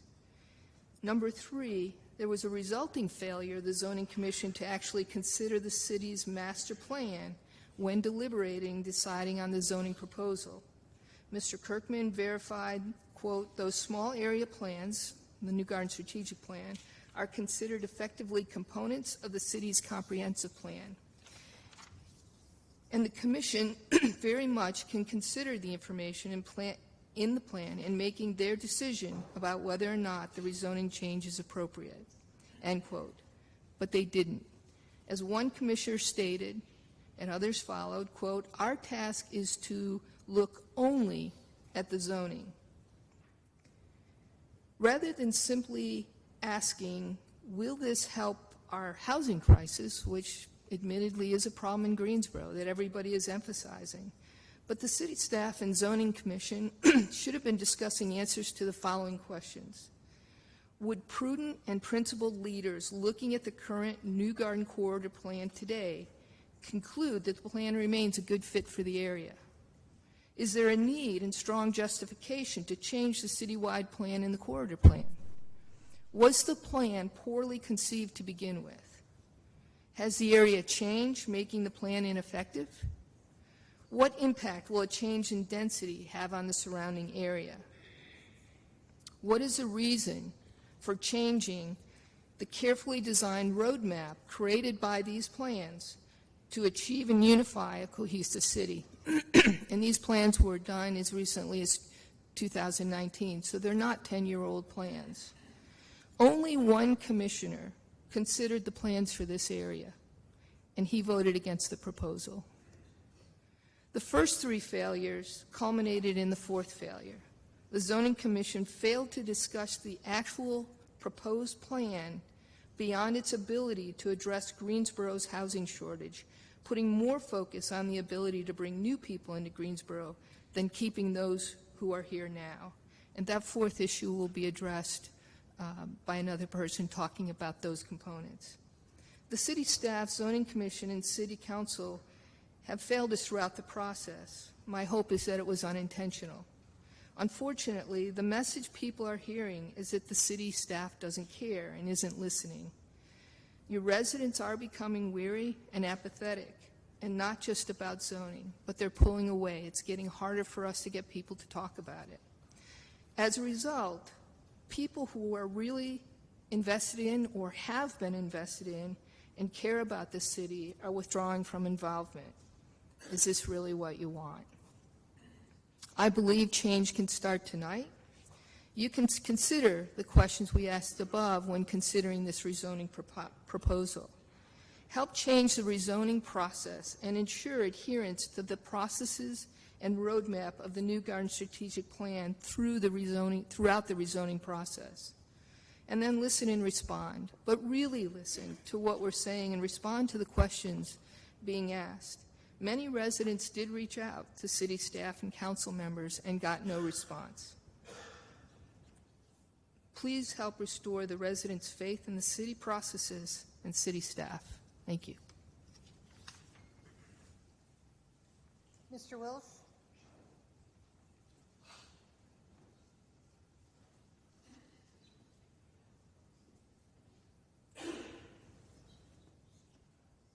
if you could put up that slide that either Mike or the zoning slide that Mark used to, before I start into mine, and then I'll start into mine.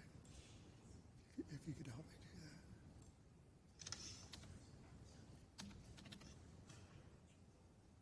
That zoning slide that Mark used would work well.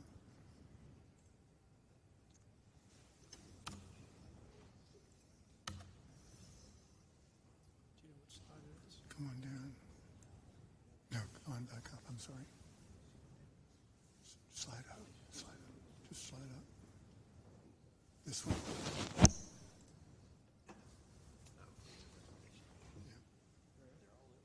Yeah. My name is Hugh Willis. I'm a resident at 1902 New Garden Road, which is the next block down from the subject property. The site, I can't see it from my house, but I drive by it every time I drive down Brassfield, and I love driving down Brassfield Road. It's one of the most beautiful boulevards in the city, and it was deliberately designed to be beautiful when Mike Weaver developed his holdings, beginning with his Brassfield Shopping Center at New Garden Road, his Home Depot that he leases to Home Depot property, then continuing on up to the top of the hill where he established his office park, and these are professional, one-story professional offices in a lovely wooded campus. And south of them, the apartment complex. And his goal was to use that office park and the apartment complex as a buffer to protect the area that Mark didn't talk about, which is the west side of Brassfield Road, which is the single-family residential area.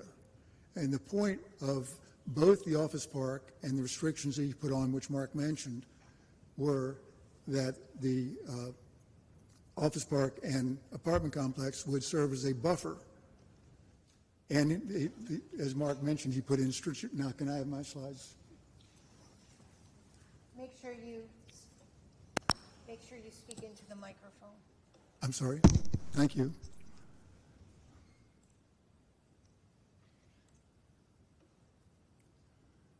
Mark talked a lot about all the landscaping because the issue was right in front of Mary Kay's house, or her street, the developer came in and cut down all the trees that were underneath the Duke power line, which had been there for 25 years, shielding them from seeing the apartment complex. And her neighborhood, including Ralph Thomas, who wrote that letter that was included in Mark's report, were just tremendously upset and tremendously relieved about getting some LDO-style plantings because this property did not come under LDO when it was built back in the county before it had been incorporated into the city. But that's irrelevant to what we're here to talk about tonight. We're talking about the new construction infill project at the far northwest end of the property. And that's the part where when Mike Weaver sold that property, that raw land, to the developer, he knew he wanted it to be a buffer and protect these single-family neighborhoods that he knew he was going to build directly across the street. And that's why he put that clause in that Mark alluded to. Now, Mark didn't show you the site. This is the concept plan that the engineer put together. And this is the northwest corner, far removed from all the commercial on Battleground, right up against the residential across the street. That's where the site is. That's where the owner decided before any discussions with the engineer that he wanted 96 units, 4 apartment buildings put in. And it became the engineer's job to figure out how to accomplish that. The problem is, maybe the owner didn't know it, but it's not only really rough terrain, 7/8 of an acre of it is taken up by Duke's power easement. So it's a 4-acre corner, but there's only 3/8 acres that's buildable. Now, the engineer struggling to figure out how to get that many units into that small space came up with a concept of cut and fill, going in and excavating out the higher part of that hillside, bringing that dirt forward and piling it up, beginning underneath the power easement and building up to a terrace just off the edge of the power line easement, and then using that whole terrace or flattened space to build on. But the issue is 96 units in that little space is just simply an awful lot for 3 1/8 acres. I mean, even if you included the power line easement, we're talking about a density of 24 units, 96 divided by 4. Yes, 24 units per acre. That's a challenge. The engineers found that to be a real challenge. And what the neighborhoods nearest the site, not Mary Kay's neighborhood, but these neighborhoods nearest the site, the Normandy Hills neighborhood, the Bromley Wood neighborhood, and even the Camden Falls neighborhood, all of which were Mike Weaver developments to begin with. What those residents are upset about is the idea that this terracing idea creates, how do I go back? Thank you. Creates this, in the process of filling, creates an elevation above the street that these buildings will then be on top of, and the landing, the LDO type street buffer is pretty ineffectual when you put your buildings up on top of a 12 or 13 foot high terrace. So turns out the issue is that with just a very small reduction in the number of units from what the owner wanted in that corner, we could do a completely different design. And the reason I'm emphasizing this is you're going to be seeing, I understand, a lot of new infill projects in coming years. And they're all going to have this characteristic. Although once you've upped the capacity to by 50%, taking it from RM12 to RM18, in theory, you've gone from 336 to 504, which the owner has said has accepted that's too much, and he's backed off to 460. 460 is still not compatible with the land available. But with a small reduction from his goal, you could do a totally different design, which I'm showing you here, which moves all of the buildings away from the street, puts them 100 feet back from the street, whereas the other ones were at best 70 feet back. And instead of being on a terrace elevated up above the street, they're sitting on the terrain. Mark mentioned that RM18 apartment complex at the intersection of Brassfield and New Garden, and that's exactly how they did it. They aligned their buildings with the local terrain, just as in this view, these buildings are aligned with the local terrain. And I don't know how good your video is. That's why I gave you the pictures if you can't see it on your screen. But in this view, you can see the contour lines. You can see how the contour line, that's a horizontal, basically, for the parking lot, can feed right out onto New Garden. And we've looked at, onto Brassfield. And we've looked at the city's driveway design manual, and it is compatible. So my point is, the critical issue is density. And it can sway you from being able to do this versus being able to do that. And when you're thinking about infill, you need to think about what is an appropriate level of density in the infill. And is 24 per acre really an appropriate density for an RM12 apartment complex as an infill project within the context of an RM12 apartment complex? It makes it a really tough job to fit it all in. Thank you. You will have 5 minutes after the applicant's rebuttal. Do you have a question for Mr. Willis? Mr. Willis, okay. One moment. Mr. Willis, you're suggesting with your drawing a slightly smaller number of units. Have you calculated out what the zoning amount would have to be for yours versus what the builders presented? The zoning goes in steps, and one step that they're at now is 12, right, and the next step is 18. Right. So I'm not sure I understand the question. So with your drawing, the way you drew out the buildings, you would need an RM18 also, correct? The zoning applies to the entire 28 acres, not just the 1/7 that's in this corner. that.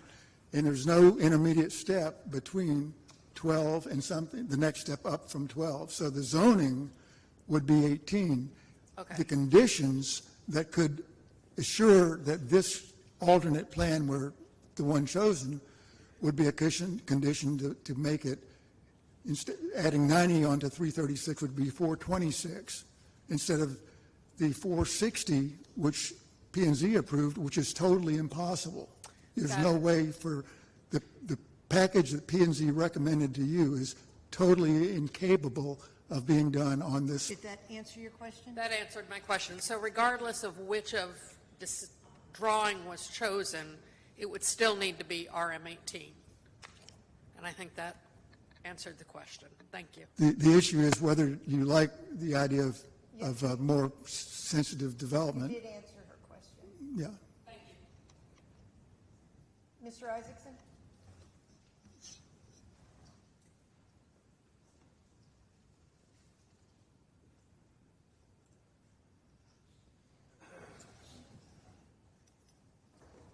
Thank you, Madam Mayor. I think to respond to some of the more technical points that you heard, I'd like to ask Ashton Smith with the firm of Kimley Horn to respond, and if you'll give your name and address, please.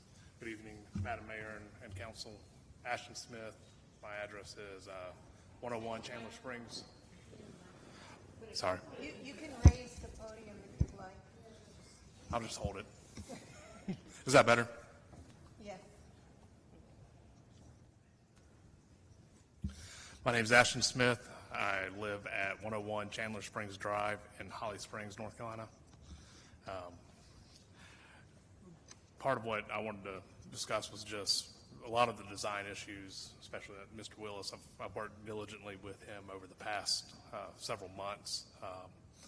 I think his design ideas are good, but we'll get to the design. We'll get to the design during the TRC process with the city.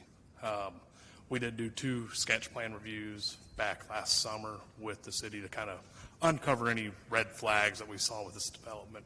Obviously, we thought that what we saw was doable and decided to move forward with the process.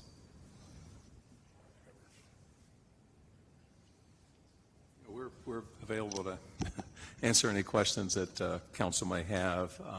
I think that, when you look at land use, when you look at an infill project, this really fits the classic test of what is an infill project. And so we're not acquiring any additional land. We're, I think, efficiently using the existing land, the campus, as I would call it. I think it's a very reasonable request under all of the components of our plans that apply here. I would also state the obvious that we've had a lot of growth in this area of the city. The airport area is growing. This provides excellent access to a lot of the facilities and support services in the area, including employment centers. And we request your approval. We submit it for your consideration and happy to answer any questions. Mrs. Hightower? I just had a question. The previous gentleman referenced you didn't address single-family homes. Is there any issue with the project impacting single-family homes the way you have it designed? Or we worked extensively with the homeowners association directly across the street, and they're supportive. And so I think their main concern really boiled down to the landscaping, and so that's why I think you see 2 landscaping. So everything boiled down to landscaping. It did here. Okay, thank you. That's right. I learned early on, you take your projects as you find them and you try to improve them. So that's what we're doing here. Well, you always tend to do that. You put a lot of effort in it. So thank you. Thank you. Any other questions for Mr. Isaacson? There is now 5 minutes for those in opposition.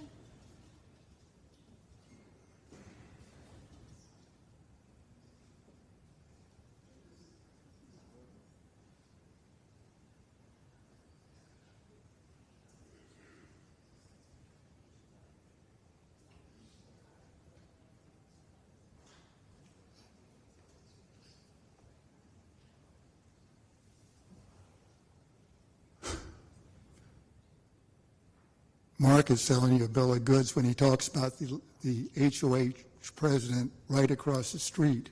It's true. Brassfield Oaks is right across the street from the existing complex where the berm was denuded by the new owner or by the power company. But that's not where the construction site is. The construction site is a development and a half north from there between Normandy Hills and Bromley Wood. And it's almost 800 or 1,000 feet from there to Brassfield Oaks, where Mark keeps wanting to talk about. And the Brassfield Oaks people are not as upset about this project, this construction project, this infill project. They're upset about what happened to their berm in front of the existing buildings. Two separate questions.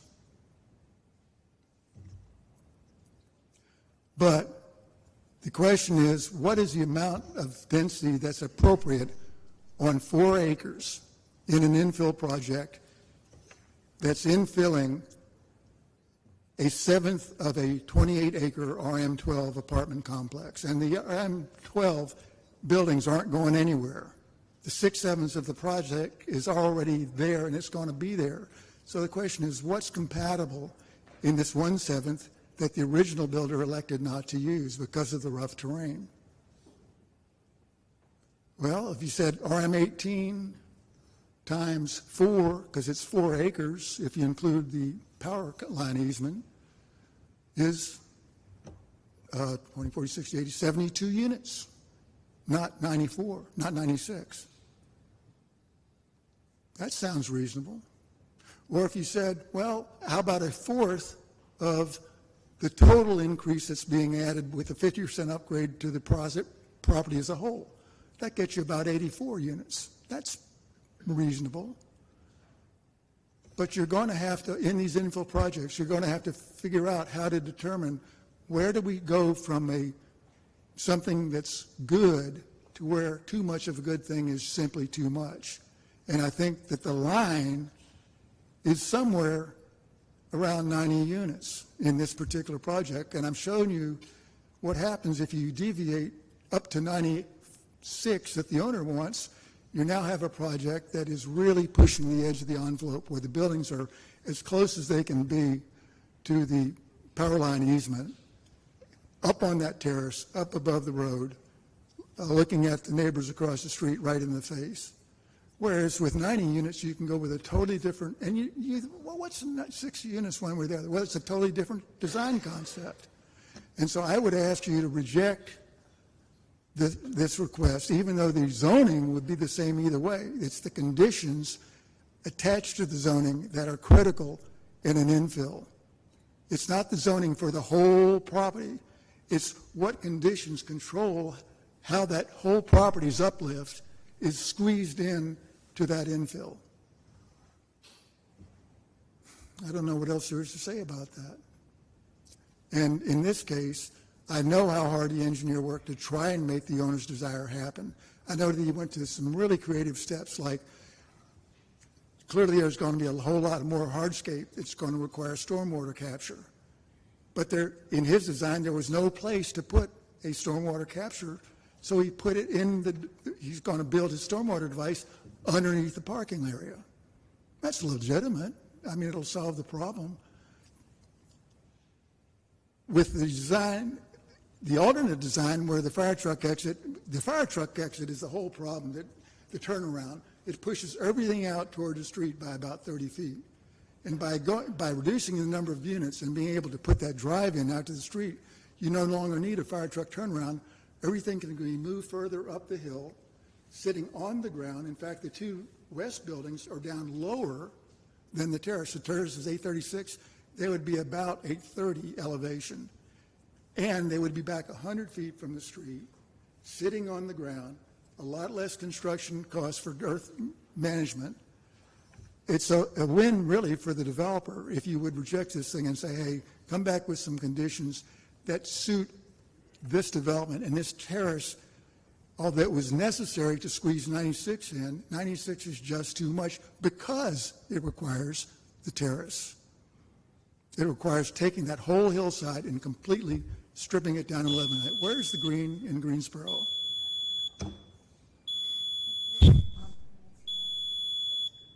Any questions for Mr. Willis? Thank you. Motion to close the public hearing? Second. Moved by Mrs. Hoffman, seconded by Mrs. Abuzawader. All in favor, say aye. Aye. Opposed? That passes 9-0. Mrs. Hoffman and then Mrs. Abuzawader. Yeah, I think I know this neighborhood fairly well. It's, of course, in the heart of District 4, which I've represented for a while. And during my various campaigns for city council, I've gone downstairs and upstairs to knock on doors in the apartment over several campaigns. Mary Kay probably knows it even better than I because she lives across the street. But I guess it was 2018 or 2019. We've had several rezonings on the New Garden Road corridor. And so I felt that it would be useful if we did a corridor plan or study for New Garden Road. So I asked council's support to do that, and we now have the New Garden Road corridor study. Knowing the neighborhood well, even at that, on Sunday afternoon, I actually drove both ways the entire corridor, and I drove into the apartment complex just to take one last look at this before this evening. Some comments have been made tonight regarding the corridor study, and I'd like to ask our planning director, Sue Swartz, who is very much involved in that total plan. Sue, would you just mind maybe addressing some of the? I don't think that in evaluating this project, I don't believe that the corridor study was ignored or was abridged in some way. But Sue, would you just speak to that, please? I'd appreciate it. Yes, ma'am. We'll first talk about the process, because there was a year and a half or 2 years process led by Russ Clegg of our Long Range Development Division and Hart Crane, working with the neighborhood. The corridor is about 3 miles long, so it is an extensive corridor. The process in terms that was referred to is found on page 26 of the plan. It's at the very bottom, and talks about the responsibilities when there are rezoning cases. And it says the city will advertise and conduct a public meeting in or near the planning area in coordination with the applicant to review with proposed changes with the residents. That was done. It's also done Ballinger, the original Ballinger rezoning on the other end of the corridor a couple of years ago. So this is not, oh my gosh, this is the new rezoning case. This is something that we have done before. If an adjoining neighborhood has a neighborhood association that meets regularly, the city will ask for their input on the proposed plan amendment.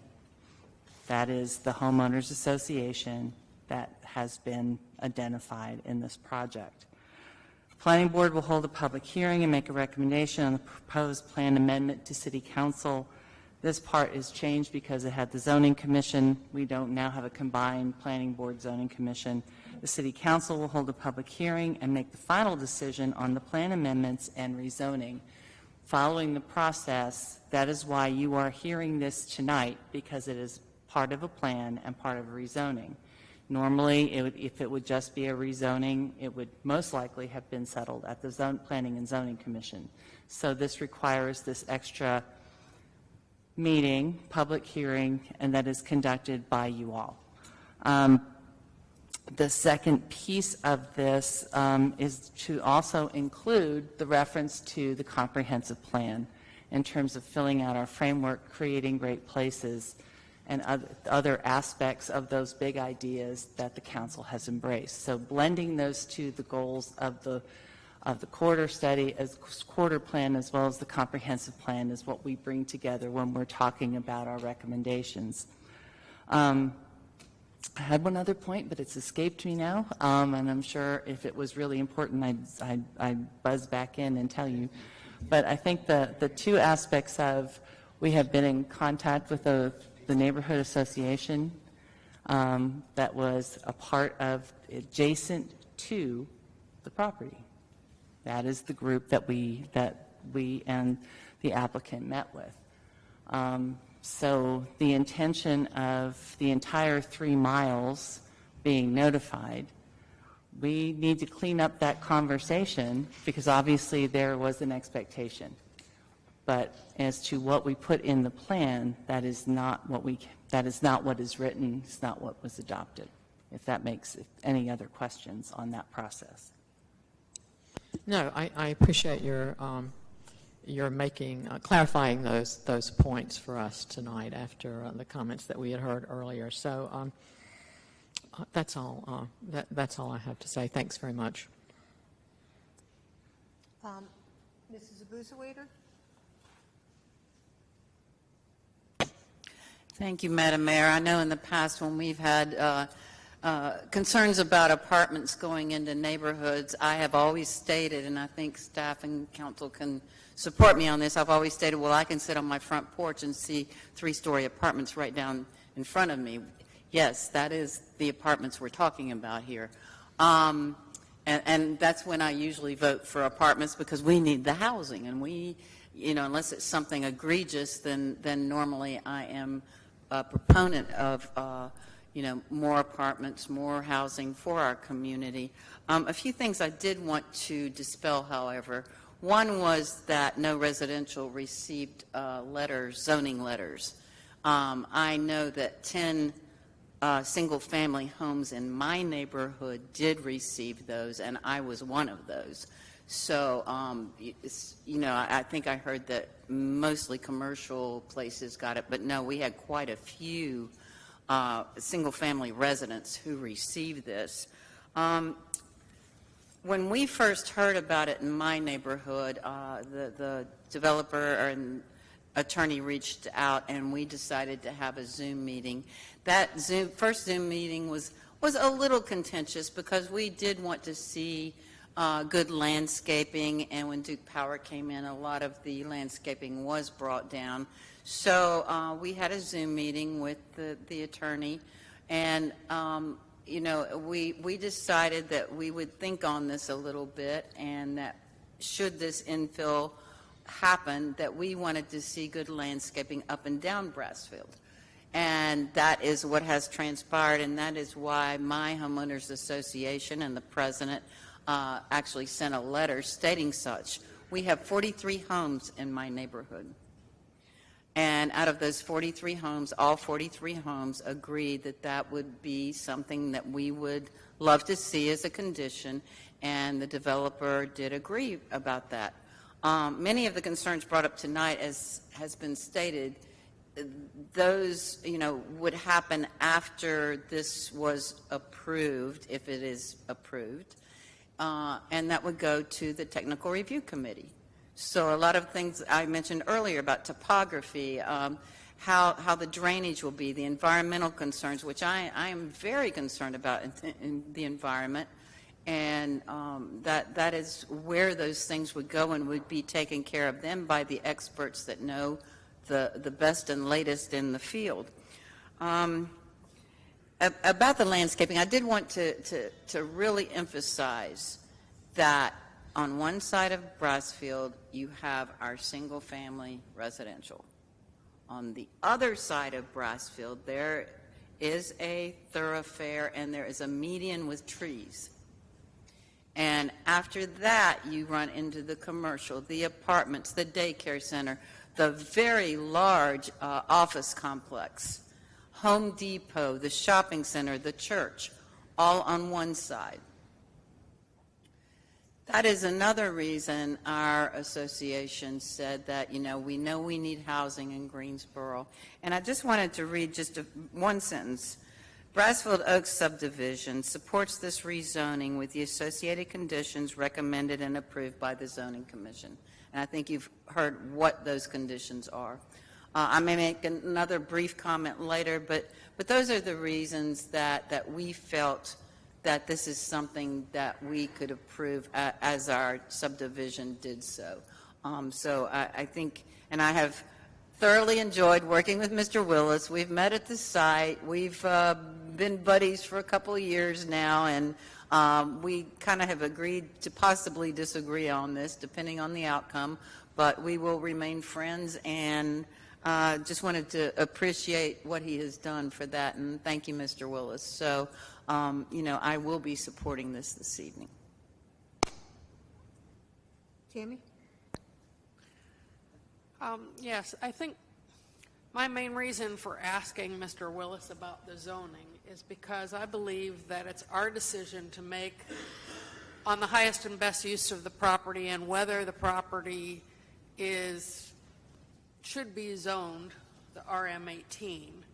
It's then up to the developer and the builder, the developer, the engineers, TRC, to decide if we approve the zoning, how best to put it and how best to lay it out, whether it be most cost efficiently to do it this way or that way. That's not our decision. But from my standpoint, regardless of which drawing you went with, this still needs to be an RM18. And I think that's the decision that we have to make tonight. And as Councilwoman Abiswader said, I think it's a good project. It's good infill. It's what we need. We're not taking up any more ground than what these people already own. And I think it's a good project. And for that reason, I'll be supporting it. Thank you. Any other comments? Mrs. Hightower? So I just want to say, and I sat and talked to Mr. Willis, and he's a very smart man and understands from the engineering perspective as well. But I do have to say that I think this is a good project.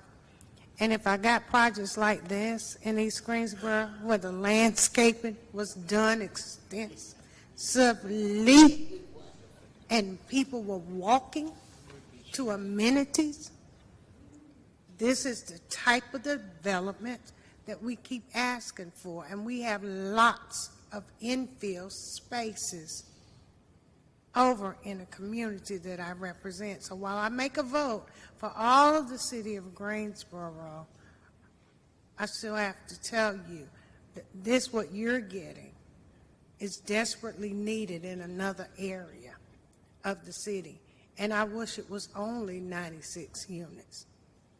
That was the issue. Because tonight we just went around and around about 350, 252. Oh, you need them, you need them, you need them. So I understand your issues. I think TRC will do some things and review the project and address some of those concerns. But I also think you have a very good developer that's willing to listen. That's the other thing we didn't have either. So I think you have an opportunity to have some good development there. So I will be supporting the project. Madam Mayor, I'm sorry. We knew when we were running that infill development was going to be tough because I have a theory. I made it up, but I have a theory, and it's that Southerners don't open their arms to change easily. But if you're going to have infill, this is a good one. And I will be supporting it. Madam Mayor, I'd like to make a motion, unless anyone else was going to say. I would like to make a motion to rezone the 1921A New Garden Road from RM12 to Let's C. get a second, and then you can read the, okay, seconded by Mr. Matheny. Could you please read the statement of consistency? Be happy to. The Greensboro City Council believes that its action to approve the rezoning request for the property at 1921A New Garden Road from RM12, residential multifamily 12, to CDRM 18, conditional district residential multifamily 18, to be consistent with the adopted GSO 2040 Comprehensive Plan, and considers the action taken to be reasonable and in the public interest for the following reasons. The request is consistent with the Comprehensive Plan's future built form map and future land use map. The proposed CDRM 18 zoning district, as conditioned, permits uses which fit the context of surrounding areas and limits negative impacts on the adjacent properties. The request is reasonable due to the size, physical conditions, and other attributes of the area. It will benefit the property owner and surrounding community, and approval is in the public interest. Okay, so we have a motion and a second. Council, please vote. I voted on this. You get it? Oh, mine's not up. Okay, well, Mrs. Hoffman? Yes. Mrs. Thurm? Yes. Dr. Wells? Yes. Mayor Pro Tem? Yes. I'm a yes. Mrs. Abuzawader? Yes. Mr. McKinney? Yes. Mr. Holston? Yes. Mrs. Hightower? Yes. And that passes 9-0. We now move on to item number H4, which is a public hearing to receive public comment on system development fees with respect to water, sewer, and waste disposal. Mike, you want to give us, we don't have anybody signed up. Move to close the public hearing. Well, wait a second. I do have somebody, but I think it's the wrong. Got a second. Shana, you're a different number, correct?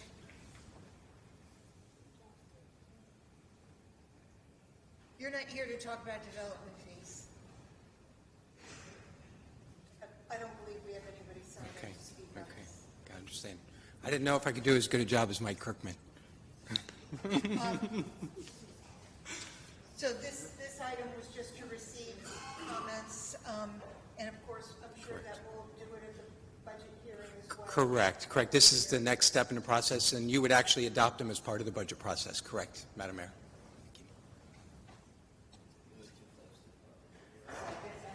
All in favor, say aye. Aye. Do we need a motion on this? Just to, no motion. Okay, then we move to I-1, which is a resolution to extend the term of economic development agreement with S&S Capital LLC. Mr. Yandel, you want to give us a brief overview?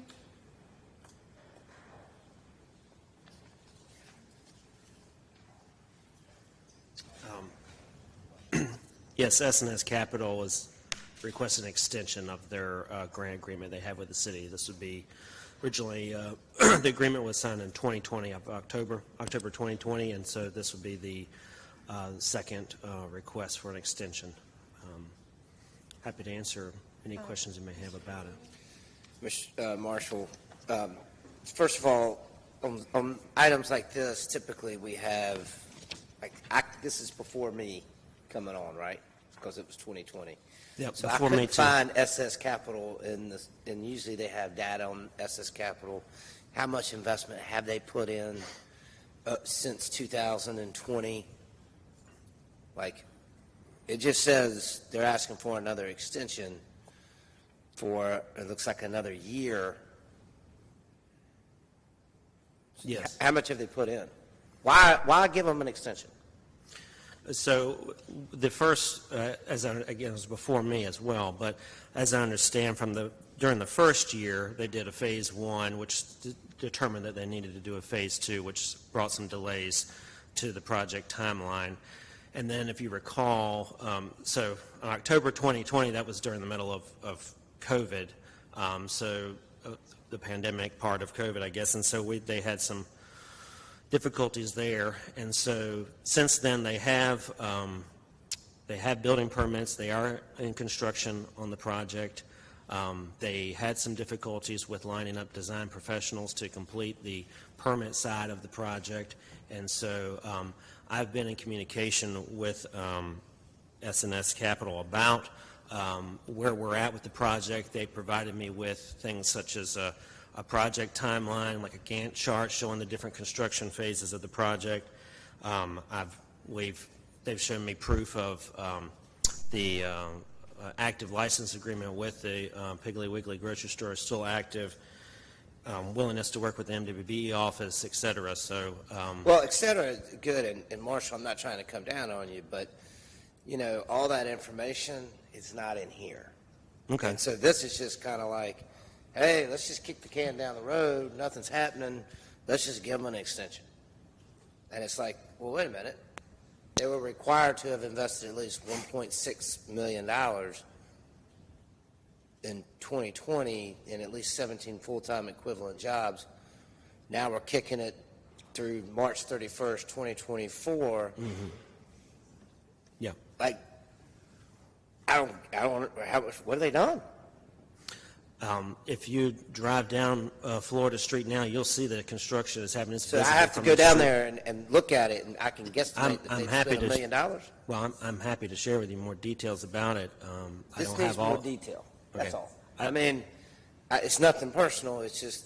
No, I know. I needs more detail. Okay. Like, it would be nice to know the LLC portion like everybody else has. It'd be nice to know, I mean, I would imagine a grocery store in this area is way much needed, but Right.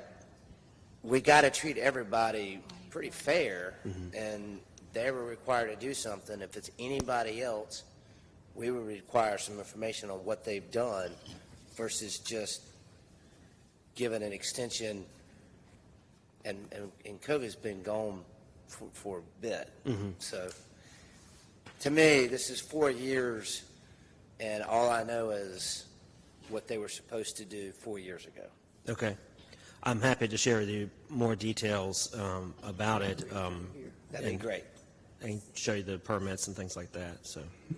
Well, you said you got a business plan, but I'm curious, how many jobs have they hired anybody, and what No, kind the of money? grocery store has not been built yet, so they can't hire the 17 people until the grocery store opens. So that's part of the project. Some of that needs to just be in the document. Okay. I apologize. So, Okay. So, Marshall, this was scheduled to, and it's still scheduled to be a Piggly Wiggly in a food desert. Yes, ma'am. And so, initially, we had done a $750 incentive to add to it, but since this has been taking so long because of the obstacles they've encountered with COVID and supplies and so forth, I think they've opted out of the 500, but they still have an obligation for the initial grant that That's they got. correct. Is that Yeah. correct? Yes, So that's why we find ourselves here tonight, to be able to give them an extension for them to go on and complete. This would just be for the grant part of the For the contract, grant not part for of- not for a loan. Right, so they're not doing the loan at that point. So they Correct. will have, by the time Piggly Wiggly gets up and running and they're developing it now, we'll have 1.6 into the building that they are currently working on. Mhm. Is that correct? Yes, Is that ma'am. how you understand it? Yes, And so ma'am. you know that for, so you've seen their financials. So you've done the due diligence of working with the group. Up to the point I can, yes, Yes, ma'am. that you, right, but I mean, you've been in communication, constant communication.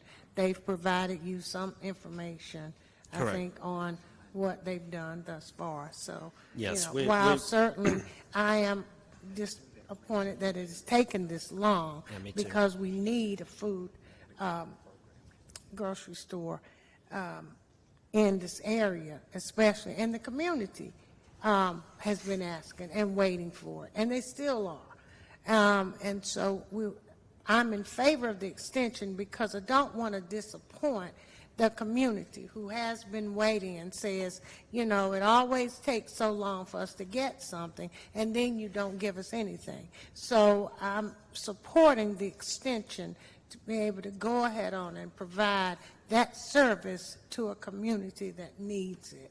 And they have been one of the only companies S&S has that has stepped up and brought us a grocery store in a needed area, particularly one that has a name that is recognizable. Many times we get no-name stores, convenience stores, fast food places, and all we have. But this will provide fresh fruits, vegetables, meats. We'll have a butcher on site. It will provide actual real food that we need to eat and live healthy. So that's the reason for us continuing to work with this particular company. Yes. Is that correct? Is that Yes, what we've and been talking about? we hope that when once the grocery store is open, it will be a good anchor for other tenants that would fill that shopping center. And with all the things that even our Greensboro Housing Authority is doing now by tearing down the current structures they've had and rebuilding new, so we're going to start to see real growth in the area. I think Mr. Cox is here tonight as well, and he can even speak on how Smith Homes will no longer be Smith Homes. It actually will be another name, and will have a different look and have new units. So there'll be people still in the area, but living a better quality of life and having access to walk to a grocery store. So that's the reason I'm supporting this tonight, to extend. And okay, thank you. Okay. Just real briefly, I'm also in favor of the extension. As Councilwoman Hightower said, Piggly Wiggly has a tremendous reputation when it comes, especially to its meat market. So really looking forward to it coming in, bringing in that food desert, but also bringing in the economic development that's going to come with it. Going to where Councilman Matheny was speaking, do we have any way, or historically, have we placed milestones in these extensions, such as within the first quarter, second quarter, third quarter, that there's some type of investment in? Or if I read this correctly, it's basically saying that we'll just come up for air just a year from now. So when we redo the contract, we'll probably put in some more reporting requirements on that. So part of the challenge initially was some of the communication that so we've worked to try to open that communication line back up with S&S and get better communication there. And so that's why we asked for a lot of the additional information that I'm sorry I should have put into the agenda item, but they have restated their interest, restated their commitment to hiring the 17 people. They have the active license agreement with Piggly Wiggly, restated their MWBE commitment. In fact, they had a meeting, one of their contractors came in to the MWBE office, I believe, last week. They're also restating their commitment to offer the one of the suites in the facility to the city for whatever purposes we would like to use it for. So they've reaffirmed all the commitments there. And so what we'll do is when we redo the contract and extend the term to that date in the agenda, we'll ask for some reporting milestones of where they're at, and then try to work with them to see where we're at, comparing it to the Gantt chart they provided me earlier. Thank you. Do we have a motion? Second. So that's been moved by Mrs. Hightower, seconded by Mayor Pro Tem. Mrs. Hoffman? Yes. Mrs. Thurm? Yes. Dr. Wells? Yes. Mayor Pro Tem? Yes. I'm a yes. Mrs. Busewader? Yes. Mr. Matheny? Yes. Mr. Holston? Yes. Mrs. Hightower? Yes. That passes 9-0. We now move on to item I2, which is a resolution approving bid in the amount of $1,594,945.20 and authorizing execution of contract 2022-042 with Atlantic Contracting Company for the concrete sidewalk and curb ramp repairs 2023 project. Move the item. Second. Moved by Mr. Holston, seconded by Mrs. Abuzawader. Mrs. Hoffman? Yes. Mrs. Thurm? Yes. Dr. Wells? Yes. Mayor Pro Yes. Tem? I'm a yes. Mrs. Abuzawader? Yes. Mr. Matheny? Yes. Mr. Holston? Yes. And Mrs. Hightower? Mr. Mr. Davis, would it help if I gave you 80 cents so you can just rattle us off to 1594946? I never turn down your money. Not yet. Mrs. Hightower, evidently it popped up on the, Oh, I did.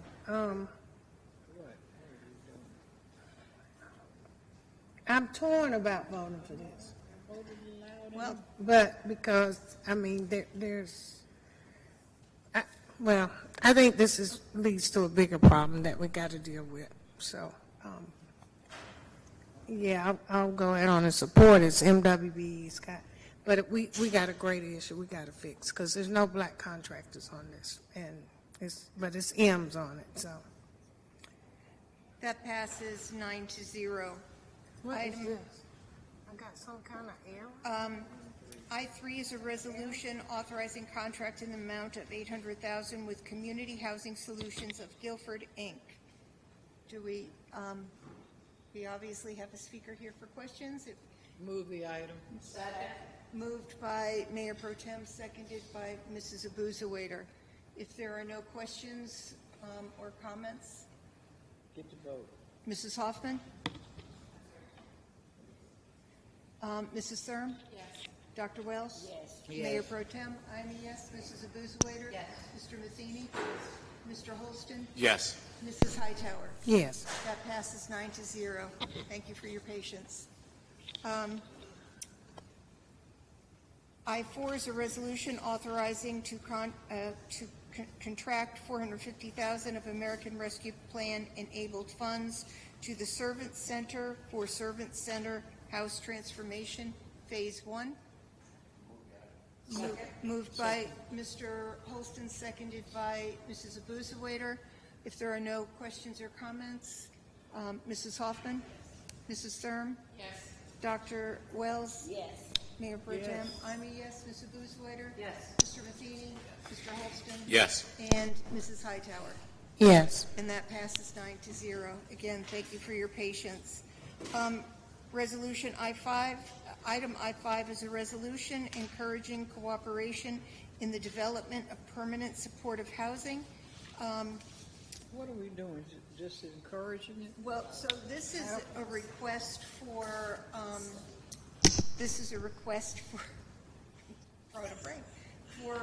the vouchers. This is the request for the housing vouchers, is it not? This is comprehensively really reaching out to all of our community partners who have a stake in this to bring what they have to the table, including, I think some of the partners listed were Cone, for example, with what they're doing around respite and health care, certainly the Housing Authority as it relates to vouchers, so yes, all of those things. And well, I support it, but I think it just, if that's what we're doing, supporting vouchers, it ought to say that. Yeah, I don't understand the cooperation piece. Encouraging cooperation, I mean, what is that? What is that? Well, there are certain, go ahead, sorry. I will defer to the city manager for this question. I would say there are certain things that we need in place in order to move forward with the permanent supportive housing. And we are making a formal request to our partners, including Cone and to the Greensboro Housing Authority, for their portion. And we have, I know that Mr. Cox is here. It is necessary that we have housing vouchers in order to make our permanent supportive housing project work, as with some of our other partners, and this is just a resolution making that request so we can finish the project. And I support that. It's just not clear.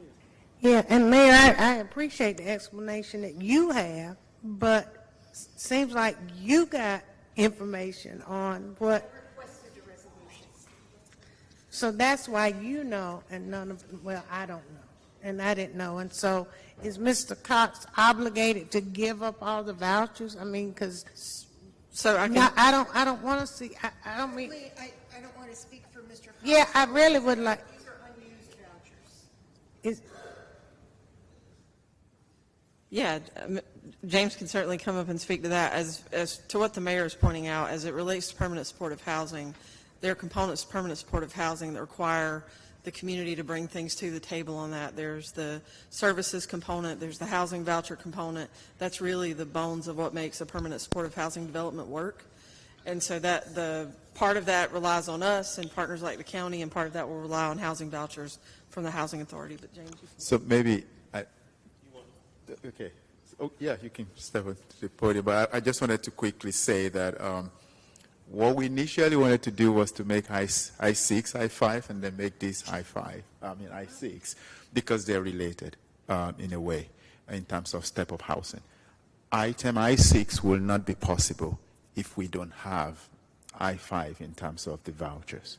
But I was the one who had actually suggested that we couldn't just go straight into item I6 with regards to permanent supportive housing if we don't have our partners at the table, meaning GHA, with regards to the vouchers. So. Okay. Well, good afternoon. James Cox, CEO, Greensboro Housing Authority. We, as always, are in support of looking at options for creative solutions for attainable housing. And so we have been in discussions with the city for some time now about support for the vouchers. And we've submitted some information, requested some information as well.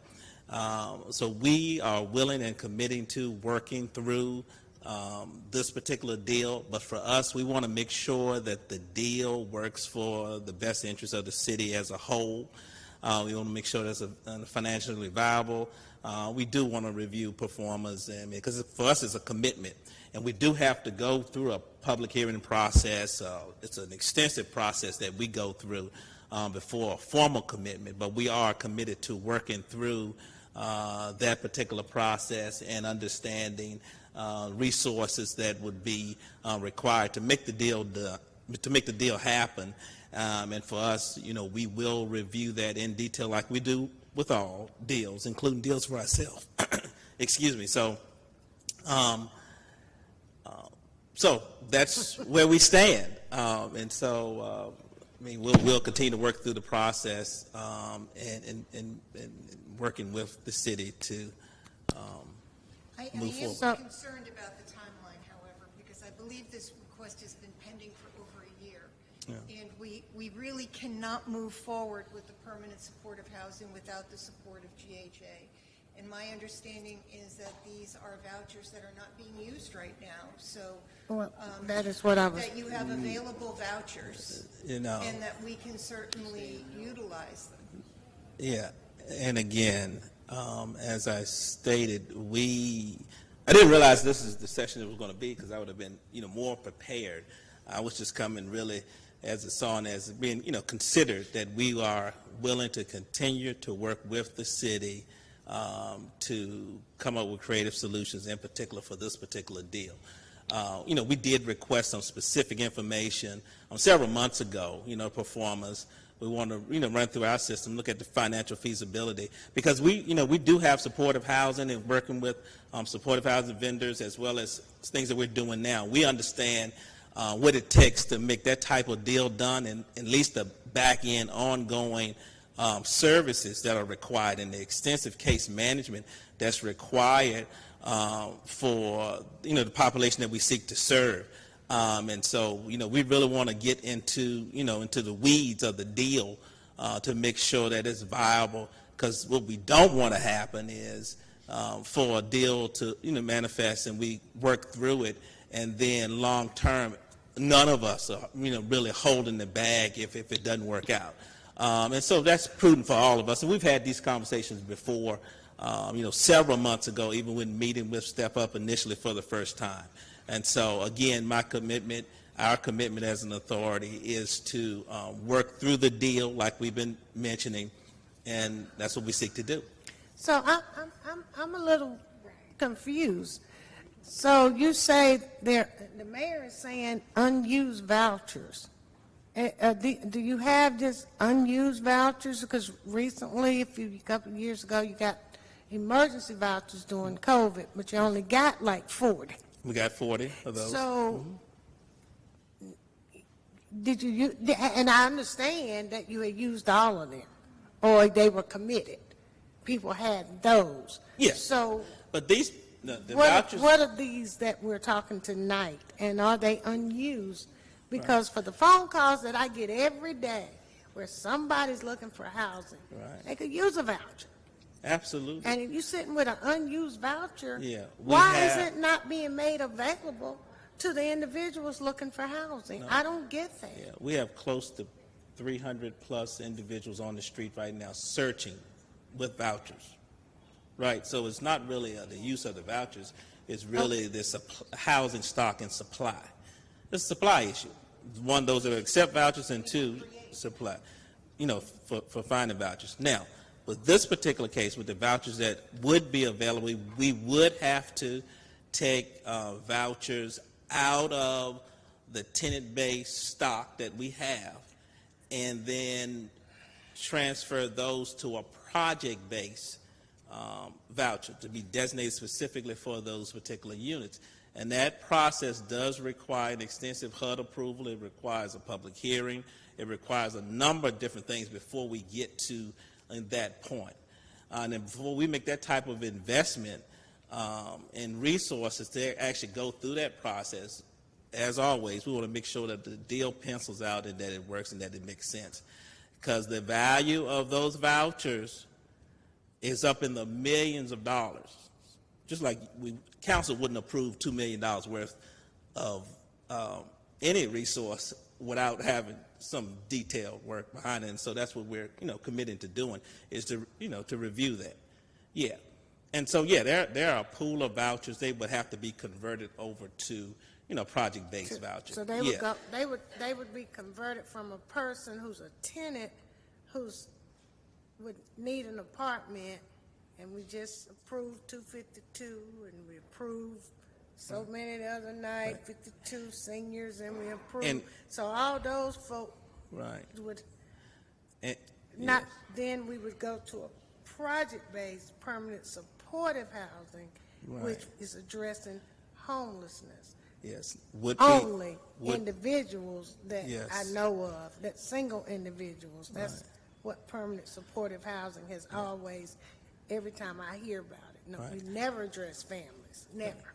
So in that realm there, that's what I understand. Yeah. So it's a big, So without the permanent supportive housing, without the voucher, we can't do the permanent supportive housing. So you're essentially contributing millions in vouchers to the process, but not really knowing if it's a benefit to your. We're not asking for millions. Well, no, but his vouchers are adding up to millions because they're vouchers. We're not asking for all of them. Right, but no. Yeah. But you say it like he's got a few just sitting over to the side.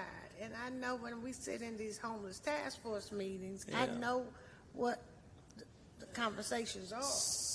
Right. So I'm trying to understand, and I wish we had really had more discussion around this. We need to have a lot more discussion I hate that around we're it. sitting here having it right this minute. I know everybody wants to go home, but It has nothing to do with wanting to go home. I want to get people in this permanent supportive housing. well, I do too, Nancy, but you still just can't jump and you can't just jump and throw other folk voucher stuff. You got people on the street. You got 300 homeless, he said, right, with vouchers. But we also got people right now who need somewhere to go. I talked to a man today who's in a hotel. He can't afford to continue to stay in a hotel, so he's getting ready to be on the street, disabled. So could he get a voucher?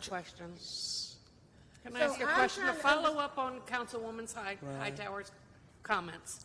To follow up on that, at this point, when we talk about unused vouchers, those are vouchers that are out there, but they can't be used because there's no housing stock to use them in. Is that how I understand it? If you want to really oversimplify it, yes. Yeah, I'm just trying to, high level. If you want to oversimplify it, yes. We've got vouchers We have out there. vouchers out there on the street, meaning people are searching for units now to use their vouchers. We have people that have received extensions beyond the 120 days of the normal process, which we have extended so people can find, quality, attainable housing. And that's right now. Can I finish my question, please? Yes, I don't think it answers your question. Yes, he did answer my question. Yeah. I understood his answer. Yeah. And if we look at the past 5 years, have you all had vouchers that were out there that people had but couldn't use because there weren't apartment complexes? Absolutely. And so those are federal dollars that have basically been, I hate to say wasted, but in some ways the vouchers haven't been utilized because we don't have housing stock for those people to use them. Yes, that's an issue. Yes. And Okay. if you look at the utilization rate across the United States right now, it's hovering around 86, 87% across the whole voucher portfolio in the country. So this issue is not unique to any community right now. And we all know that, with the rental rates in particular, the increase, we can't keep pace because we have to lease up to fair market rent that's published by HUD, which is lagging about 3 to 5 years. Even with the 120% boost increase, it still doesn't meet the market rent that we have right now. So people are searching. Yeah. Right. I mean, we can have a whole This is a much bigger problem than we're going to solve today. But I just wanted to get clarity. When we talk about vouchers that aren't being used, that are being left on the table in terms of federal dollars, it's because people can't find a place to use them at this point that will accept the voucher. It's a combination. Some find a place to use, and the whole issue of people who will accept vouchers. And we're not going to throw landlords under the bus about accepting vouchers because sometimes it's a business decision. With the increase in rental rates, people go in, upfit their properties. If they can get $1,500, $2,500 a unit, where our rates can't cap out at that. I get it. That's a bigger system. It's a whole That's a continuum. way bigger issue. I was just trying to pin down the definition when the mayor said we have unused vouchers. Right. I'm just trying to wrap our arms around just that very small piece of the pie. Yeah, and then there's a portion of vouchers that's dedicated specifically. We don't get into this conversation about the COC and that portion of vouchers and that portion of unused. That's a whole different process, a whole different type of voucher that has stigmas to it, conditions to it on how you use those. What we're considering right now is not necessarily from that pool because of the size of this particular process. It will have to be taken out of our general pool, which again is a whole process in and of itself. Which involves a lot. Yeah. Yeah. Right. Mr. City Manager? Yeah, if it's okay, I think I'm going to ask Director Kennedy to step up to the mic and maybe give us some data as well. But we have to look at the bigger picture here, right? The city has $3 million to get Regency in, working. And in addition to that, we've put in the Hawks Hotel into this. And the idea behind this is for us to be able to turn that around and accommodate almost 160 residents who are homeless. That really serious need. So the city already has $3 million in this. All we're asking for is to be able to use certain vouchers. From what I understand, while I get the fact that we need to all understand the deal very well between us and GHA and Step Up, but my understanding, and Michelle, you can clarify this for me, is that there were 140 unused vouchers last year. I don't know what the numbers were the year before or the year before that, but I'm sure that there are, like Director Cox said, there are people who have these vouchers out there who are not able to find anything. But here we have a situation where we're converting motels into opportunities for people to live in. I think those could easily be on the table to partner with us to be able to make it happen. That's really what we're asking for. But when it comes to that number, I don't know if I'm correct there. Yeah, those are numbers that Guilford County reported to us as we've been having the tripartite group meeting. So the group that meets from Guilford County's administrative staff and department folks, High Point, and the City of Greensboro, those were the statistics that Assistant County Manager Victor Isler reported to us in that meeting as far as the vouchers that were left unused in our community last year. Doesn't mean they're a specific type of vouchers. There are vouchers that go with people. I can take a voucher and go to any apartment I want, and they're, to simplify it, that live with the project. That's the simplest way I can describe that. What we are looking for in this, and this is a conversation that started more than a year ago and has been ongoing for a year. In order for permanent supportive housing to work, there are three components of that. You have to have a provider who is doing on-site services. You guys were talking about on-site management of apartments and things like that. You have to have that. You have to have a provider that's qualified to do that. You have to have the services component paid for, so the case management components, all of those sorts of things paid for, and then you have to have the housing paid for. And so what we are looking for is 175 project-based vouchers to support these two developments. And one of the things that the mayor and Commissioner Alston in the group that they've pulled together that's been meeting for going on 2 years now, year and a half, something like that, set a target of 250 permanent supportive housing units across the county within the next year. We, as the City of Greensboro, made a commitment to 175 of those units. These two projects get us to that number. When you layer in the larger impact of this, if there's ever a time that vouchers are going unused, and James is exactly right, this is across the country. There are folks that are not able to use vouchers. We know that nationally and locally we are facing some of the most difficult housing conditions in terms of affordability, particularly for people at the lower level of the income spectrum. There are folks that look for a year plus and can't find anything. These are project-based vouchers that will live with the project, that guarantee that that person is in there. If that person leaves, the next person will have that voucher sitting there waiting as they come in. So for us, this is a situation where we are looking comprehensively at the problem. We are saying we don't want to leave vouchers on the table, period. He referenced the COC and vouchers that are related to the COC. I wish that Shanna Reese was still here. She left after her item, but Shanna would tell you that she works with veterans particularly. That's the population she works with. We can't get veterans into housing that are experiencing homelessness. We can't get families into housing that are experiencing homelessness because the voucher level that you can afford won't get you anywhere with the housing stock that we have in this community at this time. So unless we make some really intentional steps forward for units that are affordable for folks, we're going to continue not to be able to use all the vouchers that are available to our community. So that is really, and we'll get to that when we get to the next item and talk specifically about permanent supportive housing, but to layer on to why this resolution matters, in order for this deal to close and for this project to start, we are leveraging $11 million in private equity to get this developed out of our $3 million investment. That is not nothing.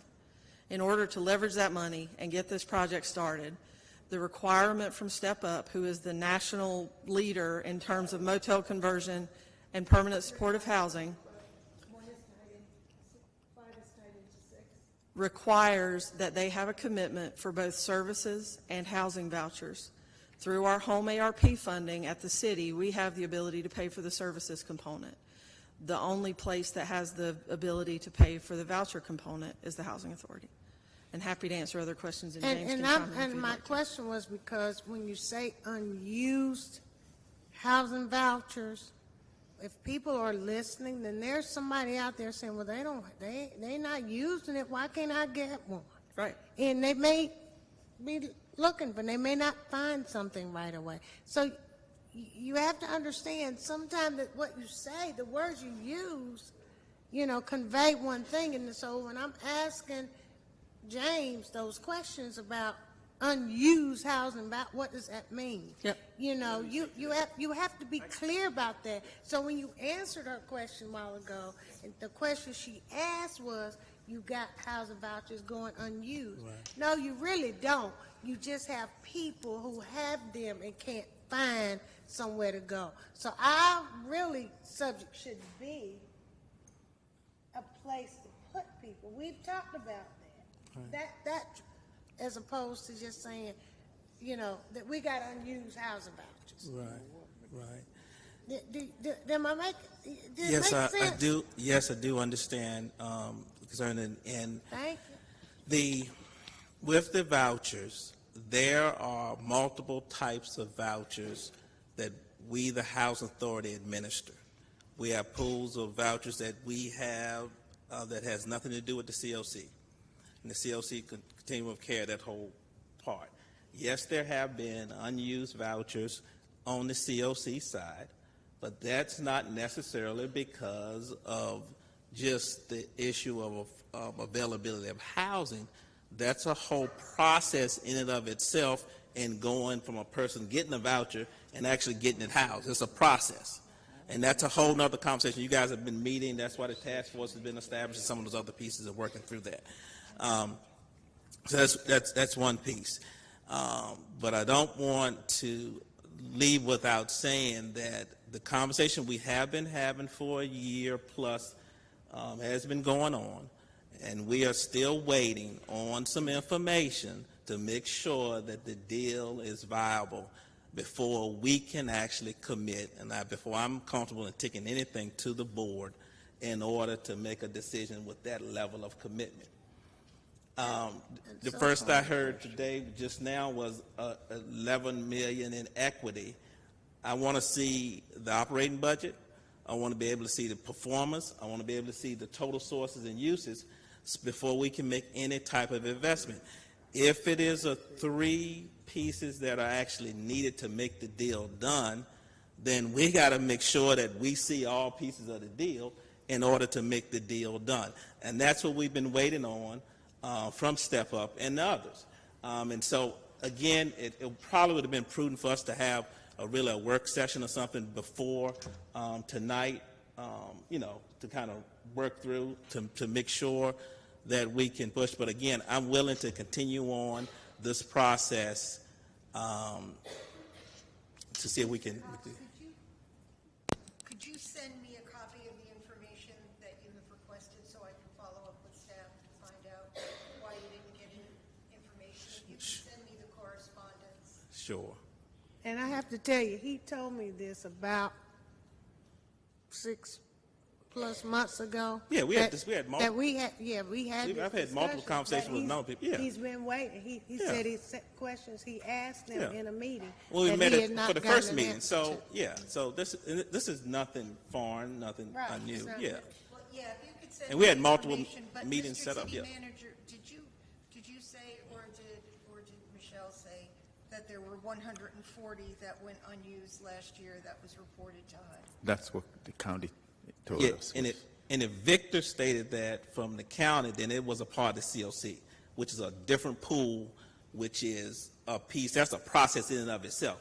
Now, that's a part that we can. I wish we really could take those and convert those. That would make a whole lot of sense. But Right. that's a different. That's a So different that's trend. not even the same vouchers you. No, give. not the way that we would do it, because that would take a whole nother, because those are already designated specific source special population vouchers already. Again, that's another conversation, so we can convert it a little later. Yeah, this should have been a little bit more extensive discussion. So, and not to argue the point, but it has been as extensive as we can make it. And I have Todd Lipka, who's the head of Step Up. I think he's logged in. Angie, is that right? Yep. So I'll just ask if Todd can. We have somebody from Step Up. On the line, yeah. He's in California, but he's with us virtually right now to answer any questions that you may have. But the situation is this, as I understand it. And we had a visit from Jose Alvarez from HUD, and the Public Housing Authority representative from HUD was there as well. And we had this conversation, I think you remember, Madam Mayor, when we were all together at Water Resources a couple months back. And one of the things that she indicated to us is this is one of the prime target uses for those vouchers. And so we are in line with what HUD is really looking for us to do. She indicated that the issue of the housing vouchers going unused, and they are unused, and if there are 140 within the COC, the issue with that is exactly the population that permanent supportive housing supports, are people experiencing homelessness. So not to get into a back and forth as it relates to this, but I know that Todd and folks from Step Up have reached out to James. They've worked to get together with the Housing Authority, and I'll let Todd just chime in on anything he'd like to add at this point and then answer other questions. Thanks, Michelle, and so nice to with you. It's 6 o'clock here on the West Coast, and I'm picking up my wife. So we're bringing in our partners for the 2 projects, the Regency and the Oaks. And right now, we're in discussion about investing $3 million in the rehab of the Regency. And we've agreed upon a price for the Oaks of just over $5 million, and planning to invest an additional $3 million in the rehab to convert all these units, 160 approximately, from motel units into studio apartments. And this is something we've done around the country very successfully. The service component that Michelle talked about is one that we really are quite adept at. We have a 98% retention rate in projects just like this. And I certainly understand what James is talking about. We provided some information about the pro formas and the scope of the rehab that we're going to do and the costs associated with that. This is a process that still it will take the next few months to work through all the details, but we're very happy to provide all the details to James that he wants as we progress and understand more in depth the work that will need to be done on each site. So this will be a process that we'll go through for the next few months, and we're happy to do that. But Michelle is exactly right that those components of having the property, converting it, which we're going to use all of our money for, and the acquisition and rehab costs total the $11 million that Michelle talked about. So you'll be leveraging $11 million into your community with the resources that you provide of the vouchers for these projects and the funding for services. And Todd, I'll just also ask you just to kind of chime in on this. One of the things that we did initially when we were trying to approach the Housing Authority related to this was we gave the names of other housing authorities who had done projects like these as someone that you could reach out to that could discuss the success of these projects in their home communities. Todd, can you just speak to that a little bit? Sure. We've done motel conversions across the country. In North Carolina, we're just a little bit ahead on a project in Asheville, which does have similar vouchers, and we can connect James to the Asheville people that are doing that. We've worked with housing authorities across California. We're working with housing authorities across Tennessee and in Florida. So we get a lot of experience, and this is very common that as a builder from our perspective, you have to do your due diligence. The housing authority has to do ours. And our due diligence is with the investment of $11 million of our own money, we want to make sure that we have the project-based vouchers, because otherwise these projects won't move forward with having tenants, an assurance of tenants coming in. And so that's important for us to leverage our investment in these 2 projects as well. So everyone does their due diligence. We're certainly responsive to your needs.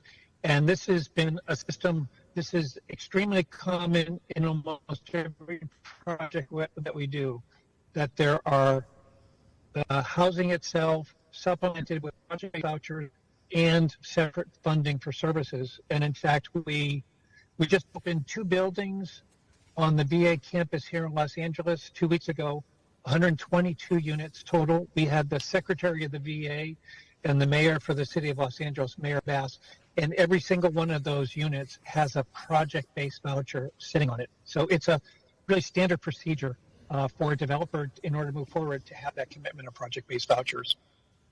And Todd, can you just to clarify, I just want to make sure that we're really clear on this. The $11 million that's being brought to this project is private equity. So when you talk about public-private partnerships and the way to really leverage what our dollars mean, this is one of the best examples from a housing perspective that we can offer for what that looks like. Can you just speak to that piece a little bit? Sure. We really have innovated this private-public partnership because, as you may know, and I'm sure James knows very well, typical in developing housing for homeless individuals involves going for tax credit funding. And tax credit funding is through government entities, and it really slows down a project and makes it more expensive. And in my neck of the woods, it can take up to 5 years to bring these projects to fruition. So what we've innovated here is to bring private investment development partners for both these projects to bring their own capital, their own equity. They have their own lenders, and it's going to leverage $11 million of their capital to bring to the city of Greensboro. So with the vouchers and the service funding, you're leveraging significant dollars of private capital that wouldn't be there otherwise, because these developers have a passion for addressing homelessness, and they're partners with us and will bring this money into the city of Greensboro as long as there's the concomitant of vouchers and services. And so I'd just say, you know, in terms of talking about that three-part system that you need, Step Up has made the commitment from their end. Through our home ARP funding, we have the availability to pay for the service component of this within existing city resources, so not from any additional funding that would be needed in order to do that. So the missing link is the project-based housing vouchers.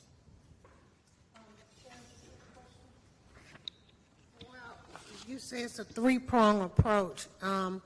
So the case management, I guess, is what you're talking about, because this permanent supportive housing, while it's needed, also needs case management. So you can get vouchers and put people in them, but if you don't give case management to the people you're taking off the street, then it's not going to, it's going to fail. So one of the best things, and we know that. Yeah, one of the reasons that we chose Step Up as our partner in this, and Todd chime in at any point, is because they bring their team to the project.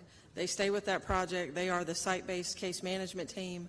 They do all of that. And when you look at our continuum of care and the providers that we have, we know they're swamped. You see this, you hear this all the time from the people that are providing homeless services in our community. So not only does it allow that case management and those baked-in services to be on site there, but it expands our service population. So we have another service provider who's doing this piece of the work, so the agencies that really focus on other pieces of the work can continue to do what they're doing. So it expands our ability to serve the population as a whole, and they are experts in doing that site-based. And Todd, your team stays on site with projects, every one you establish, correct?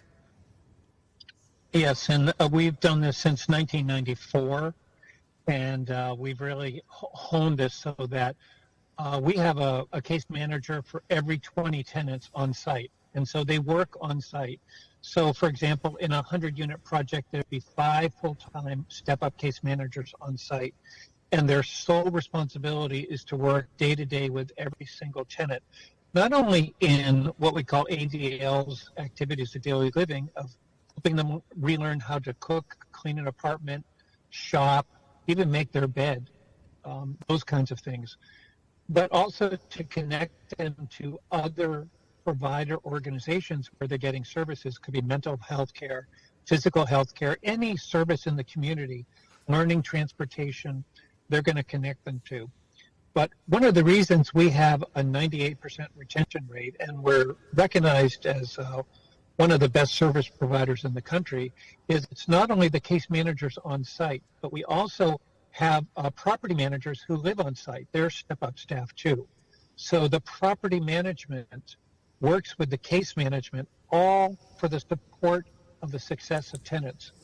And that's why I say we track our retention rate for those that we move into housing, and we've housed people across the country 5, 10, 20, amazingly, we've even housed people over 30 and 40 years of homelessness. And 98% of the people 1 year after they've been housed are still in housing. So this is an evidence-based practice, and it works even for the people you might see in the street that you think they're never going to be able to do anything but maybe get a bed. They flourish in this sort of housing because it's the one thing homeless individuals living on the street want, is a home with the support services on site. Madam Mayor, I think Thank this you. is a great opportunity for us to vote on I-5 and then talk about I-6, because we've convoluted this thing. So I get that they may go together, but I would recommend, it seems like we've beat this one pretty good. I'm going to have questions on I-6, but I think I-5 is in front of us. Let's vote. So while I was still in the midst of listening to the gentleman and not finishing I'm still, well, since he started Step Up, I have a question for Michelle, though. Thank you. And we still need to get,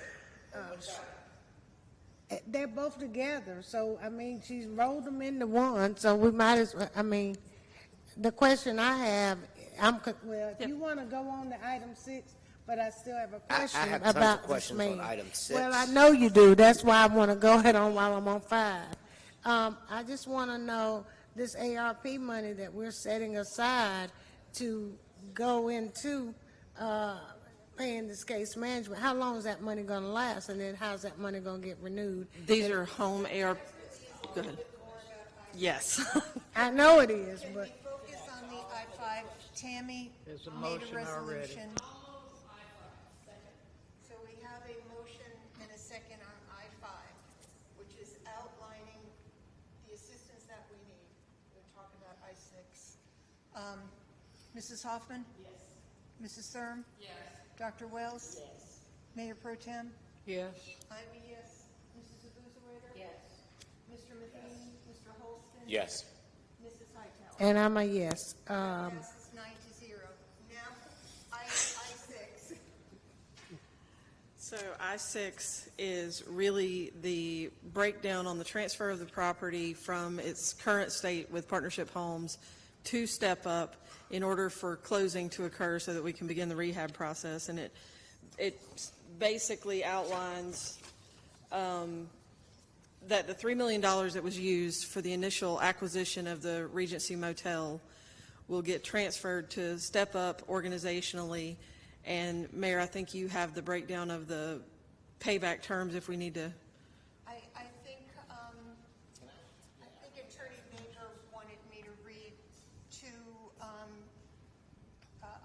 three paragraphs into the record.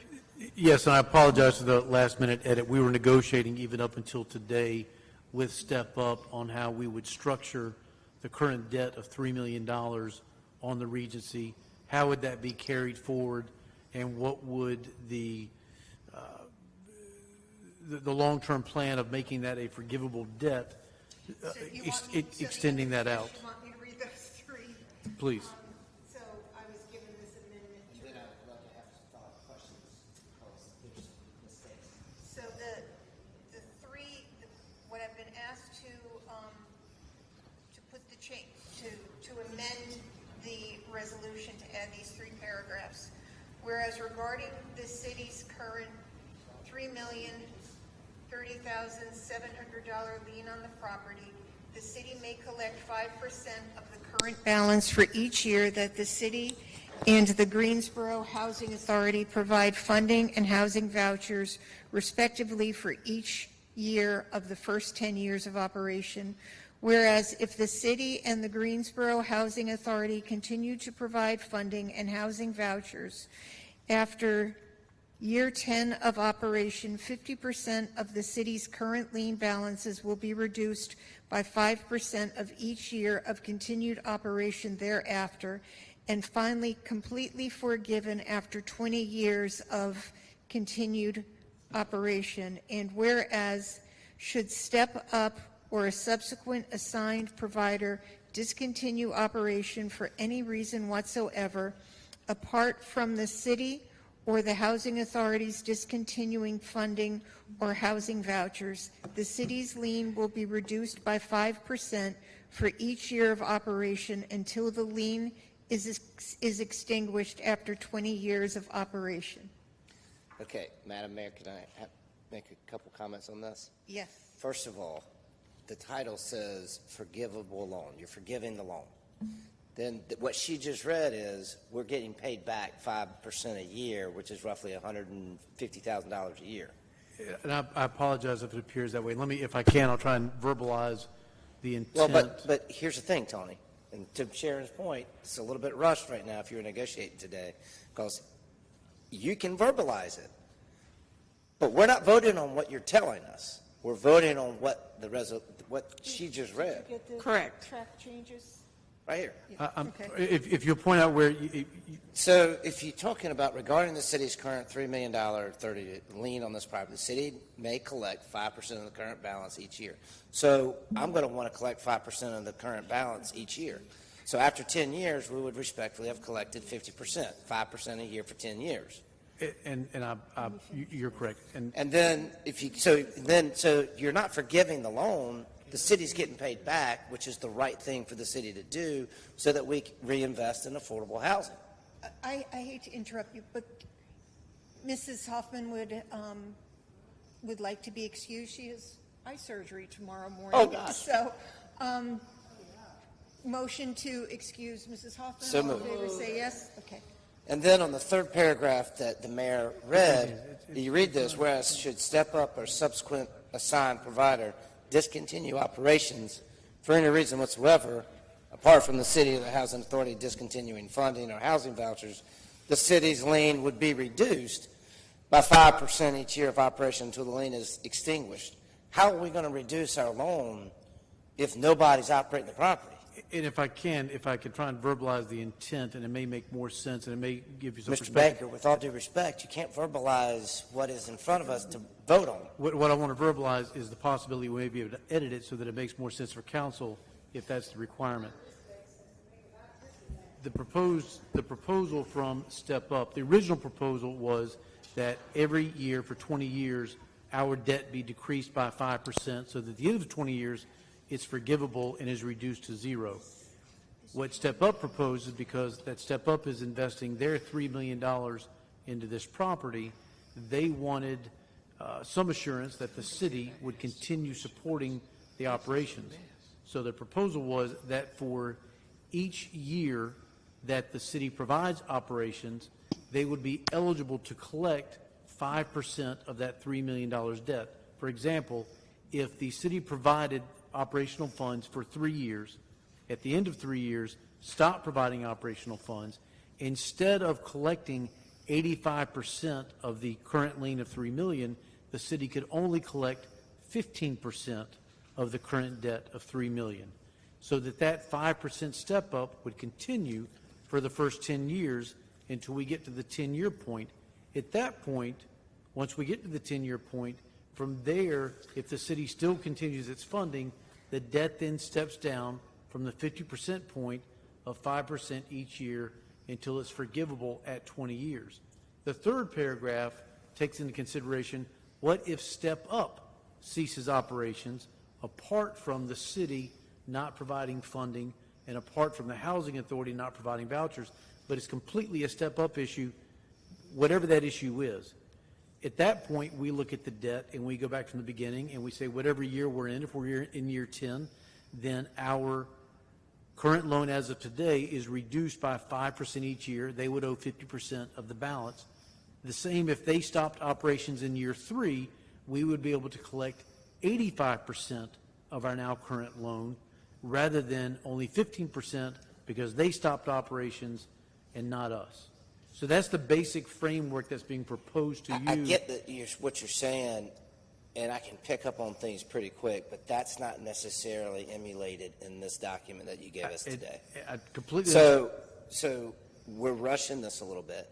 On that note, too, looking at what's in front of us from a agenda report, when you're looking at the agenda report, first of all, the whole process of this is kind of screwed up. We always talk about going to RFP yet the statement was made, we chose Step Up. Nothing to do with Step Up, but there's a ton of organizations that do this, and we flaunt, Mr. Manager. There's not. So you're saying it's okay that we bypassed an RFP? I think Michelle could.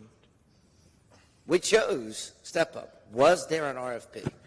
There was not an RFP. There are a very limited number of organizations that do this nationally. There are 0 organizations that do this work locally, regionally, or in the state of North Carolina. I can tell I pitched a nerve on that one, but again, it goes back to process. I mean, again, even if there is only one, we did not go out for an RFP. And I think, to me, when you're expending $4 million or asking us to vote on $4 million and we don't do an RFP, to me, that's a process issue that, to Sharon's point, we probably should have had this conversation numerous other times. I have yet to have somebody really talk to me about the Oaks, so I don't understand what's going on there.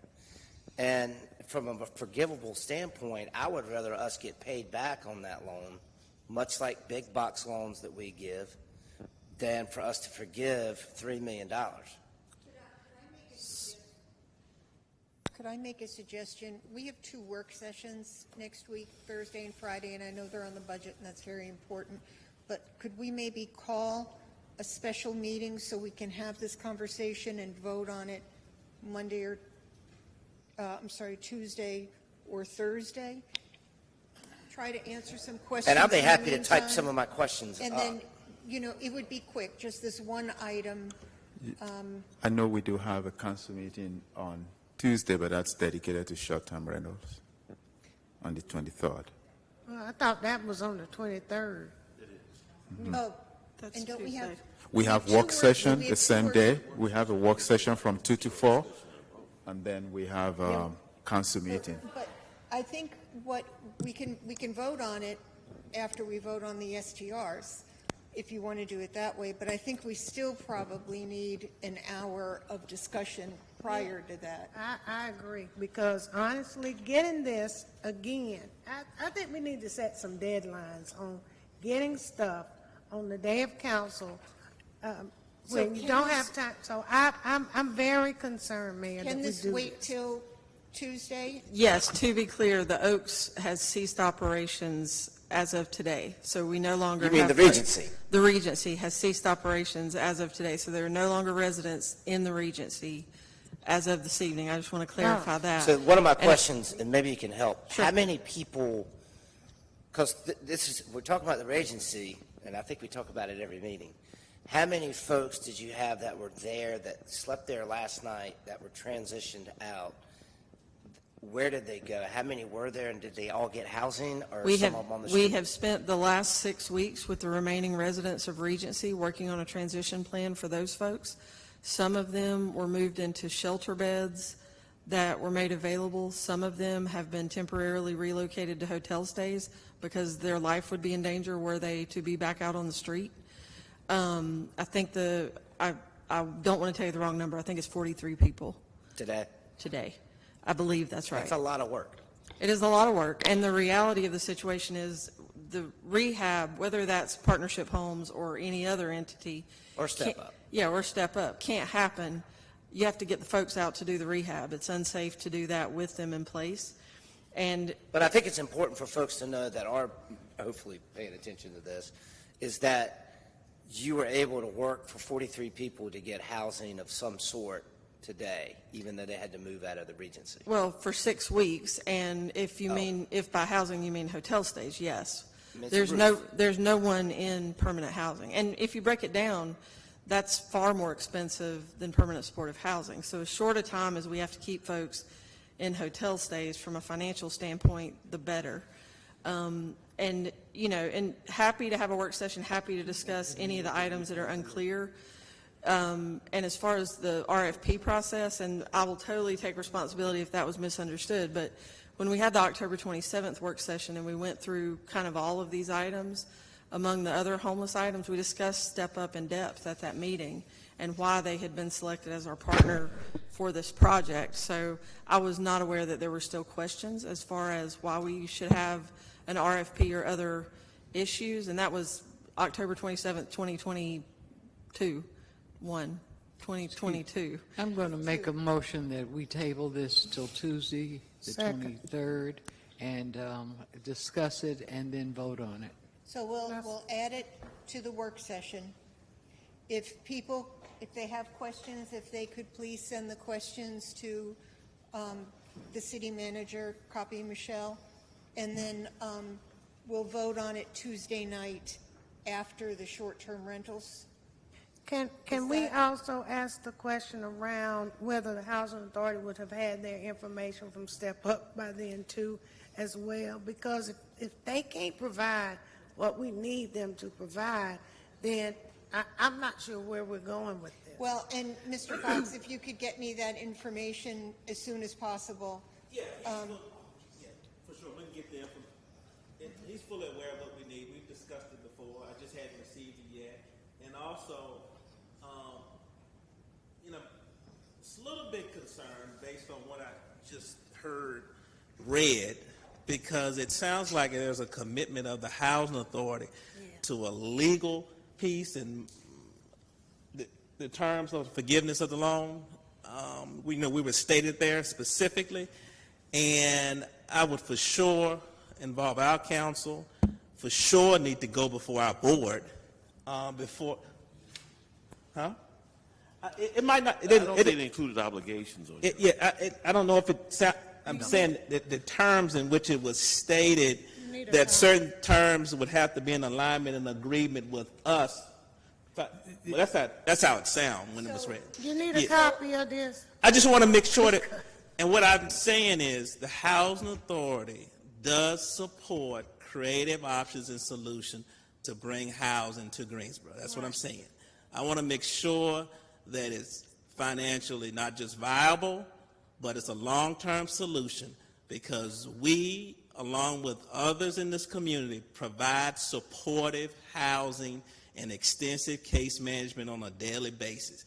And it is cost intense over the long haul. And so what we commit to, that deal has to work with, if you're talking about 5+ case managers full-time, you're talking salary, benefits, all that, assigned to one deal, that's extensive resources over the long period.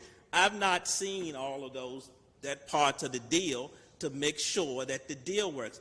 For us, I could easily say, hey, we're going to do the vouchers, but if the city long-term is holding the bag with a deal that goes sour, we'll take those vouchers back and put them somewhere else. Sure. Then you all will be, we as a community will be clean up. That's what we're going to talk about. That's what we don't want to do. And so the reason that I'm requesting some of this information is not necessarily you're going to get it for the benefit of the Housing Authority, to make sure the deal works for the greater of the city. So can I get a motion to table? Well, I'm sorry, Mayor Pro Tem already did it.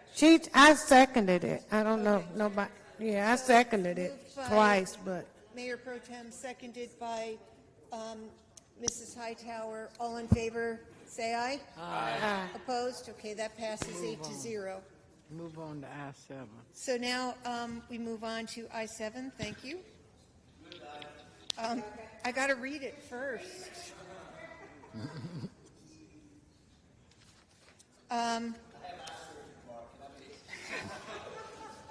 That only works once. I-7 is a resolution to authorize contract in the amount of $2,079,823 of city ARP-enabled funds with Affordable Housing Management, Inc. Zach moved it. Zach moved it, seconded by Goldie Mrs. Wells. Waiter. I want to thank David Levy for sitting here the whole time. Thank you for your patience. I know you're here for questions. I just have one quick question. You do have a quick question? I do have a question.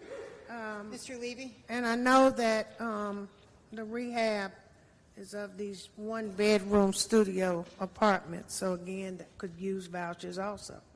So they will be available there. What is the MWBE component on this? Because I don't see anything listed here. Did I miss something?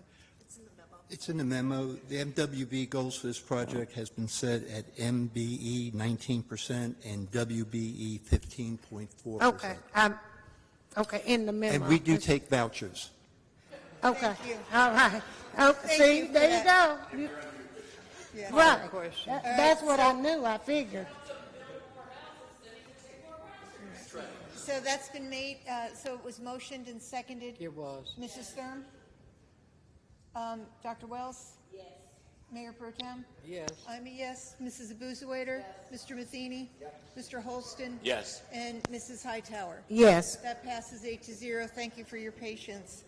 Item number I-8 is a resolution authorizing contract amendment number 1 in the amount of $1,612,865 to contract 2021-021 with D.H. Griffin Wrecking Company for the demolition of 201 North Eugene. Second. Moved by Mr. Matheny, seconded by Mrs. Abuzawader. If there are no questions, Mrs. Thurm? Dr. Wells? Mayor Pro Tem? I'm a yes. Mrs. Abuzawader? Mr. Matheny? Mr. Holston? Yes. Mrs. Hightower? Yes. And that passes 8-0. Okay, I-9 is a resolution approving a contract in the amount of $2,032,085 with American Process Group LLC to provide ferric sludge dewatering and removal service for Townsend Water. Mr. Borchers is here for questions. Move the item. Moved by Mr. Holston, seconded by Mrs. Abuzawader. Mrs. Stern? Yes. Dr. Wells? Yes. Mayor Pro Tem? Remove the sludge. I'm a yes. Mrs. Abuzawader? You don't want to know what's in. Mr. Matheny? Yes. Mr. Holston? Yes. Mrs. Hightower? Yes. And that passes 8-0. Item I-10 is a resolution approving contract in the amount of $1,220,001 with ADS Environmental Services to provide system-wide flow monitoring, data collection, and rainfall monitoring services for the city sanitary sewer Move collection. the item. Ah, Miss Yvonne. Let somebody else move an item for a change. Moved by Mayor Pro Tem. Moved any item. Moved by, who's the second? Second by Mr. Matheny. Mary Kay. Mrs. Thurm? Dr. Wells? Mayor Pro Tem? I am a yes. Mrs. Abuzawader? Yes. Mr. Matheny? Yes. Mr. Holston? Yes. And Mrs. Hightower?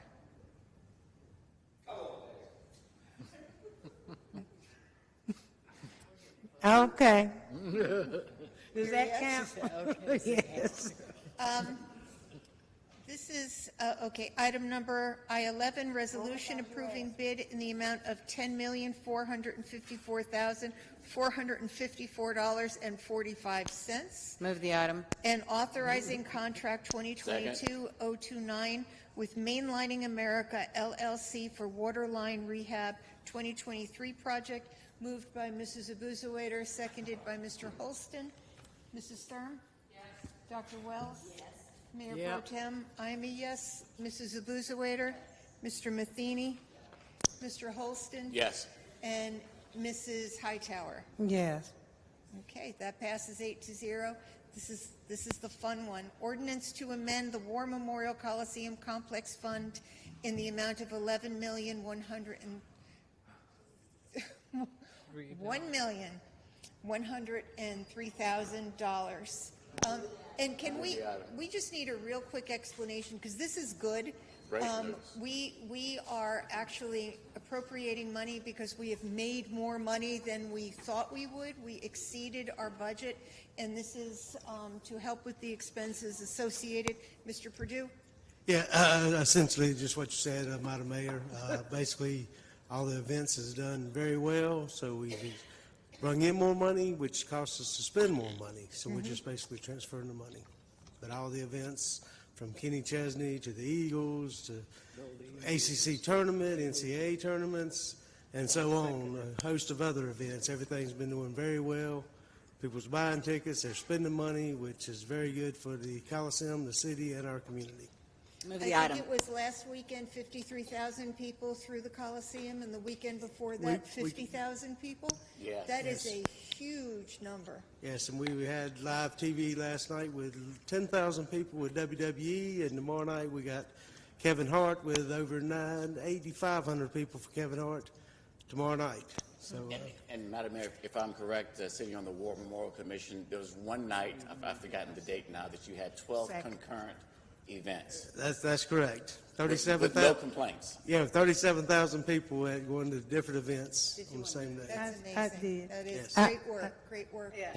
So it was moved by No, wait, Dr. Wells. they wanted to move, oh, okay. It was already been moved by Dr. Wells and seconded by Well, Mayor it Pro Tem. is in District 1. What? I said it is. Yes. Dr. Wells? Yes. Mayor Pro Tem? I'm a yes. Mrs. Abuzawader? Mr. Matheny? Mr. Holston? Yes, absolutely. And Mrs. Hightower? No. No? That passes 7-1. Yes, I'm just kidding. All right, she revoted. Thank you. That passes 8-0. We do have a request for boards and commissions, if we can do it quickly. Mrs. Hightower? Boards and commissions. No, I don't have any. Dr. Wells? Mr. Matheny? Mrs. Sturm? None for me tonight, thank you. No, Mayor Pro Tem? no. Mrs. Abuzawader? Yes, I have one, and actually, he spent the evening with us, Samuel Hawkins. I'd like to appoint Samuel Hawkins to replace Scott Haskins, who resigned on the Minimum Housing Standards Commission. Second? All in favor, say aye. Aye. Move to adjourn. No, One no. more. And Mr. Holston has an appointment. Madam Mayor, I do have an appointment to the ABC Board. Mr. Adam Marshall, District 4, to replace Mr. Rick Pinto, who is term limited. Okay.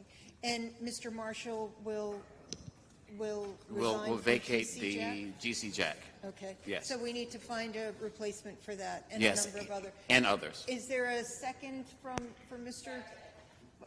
Sturm? All in favor, say aye. Aye. Opposed? That passes 8-0. Move to adjourn. So, moved by Mrs. Johnson, Unless the seconded, manager has something pressing. I'm tired. seconded by me. All in favor, say aye. Aye. Opposed? That passes 8-0. We're adjourned. No, we didn't. No, we didn't.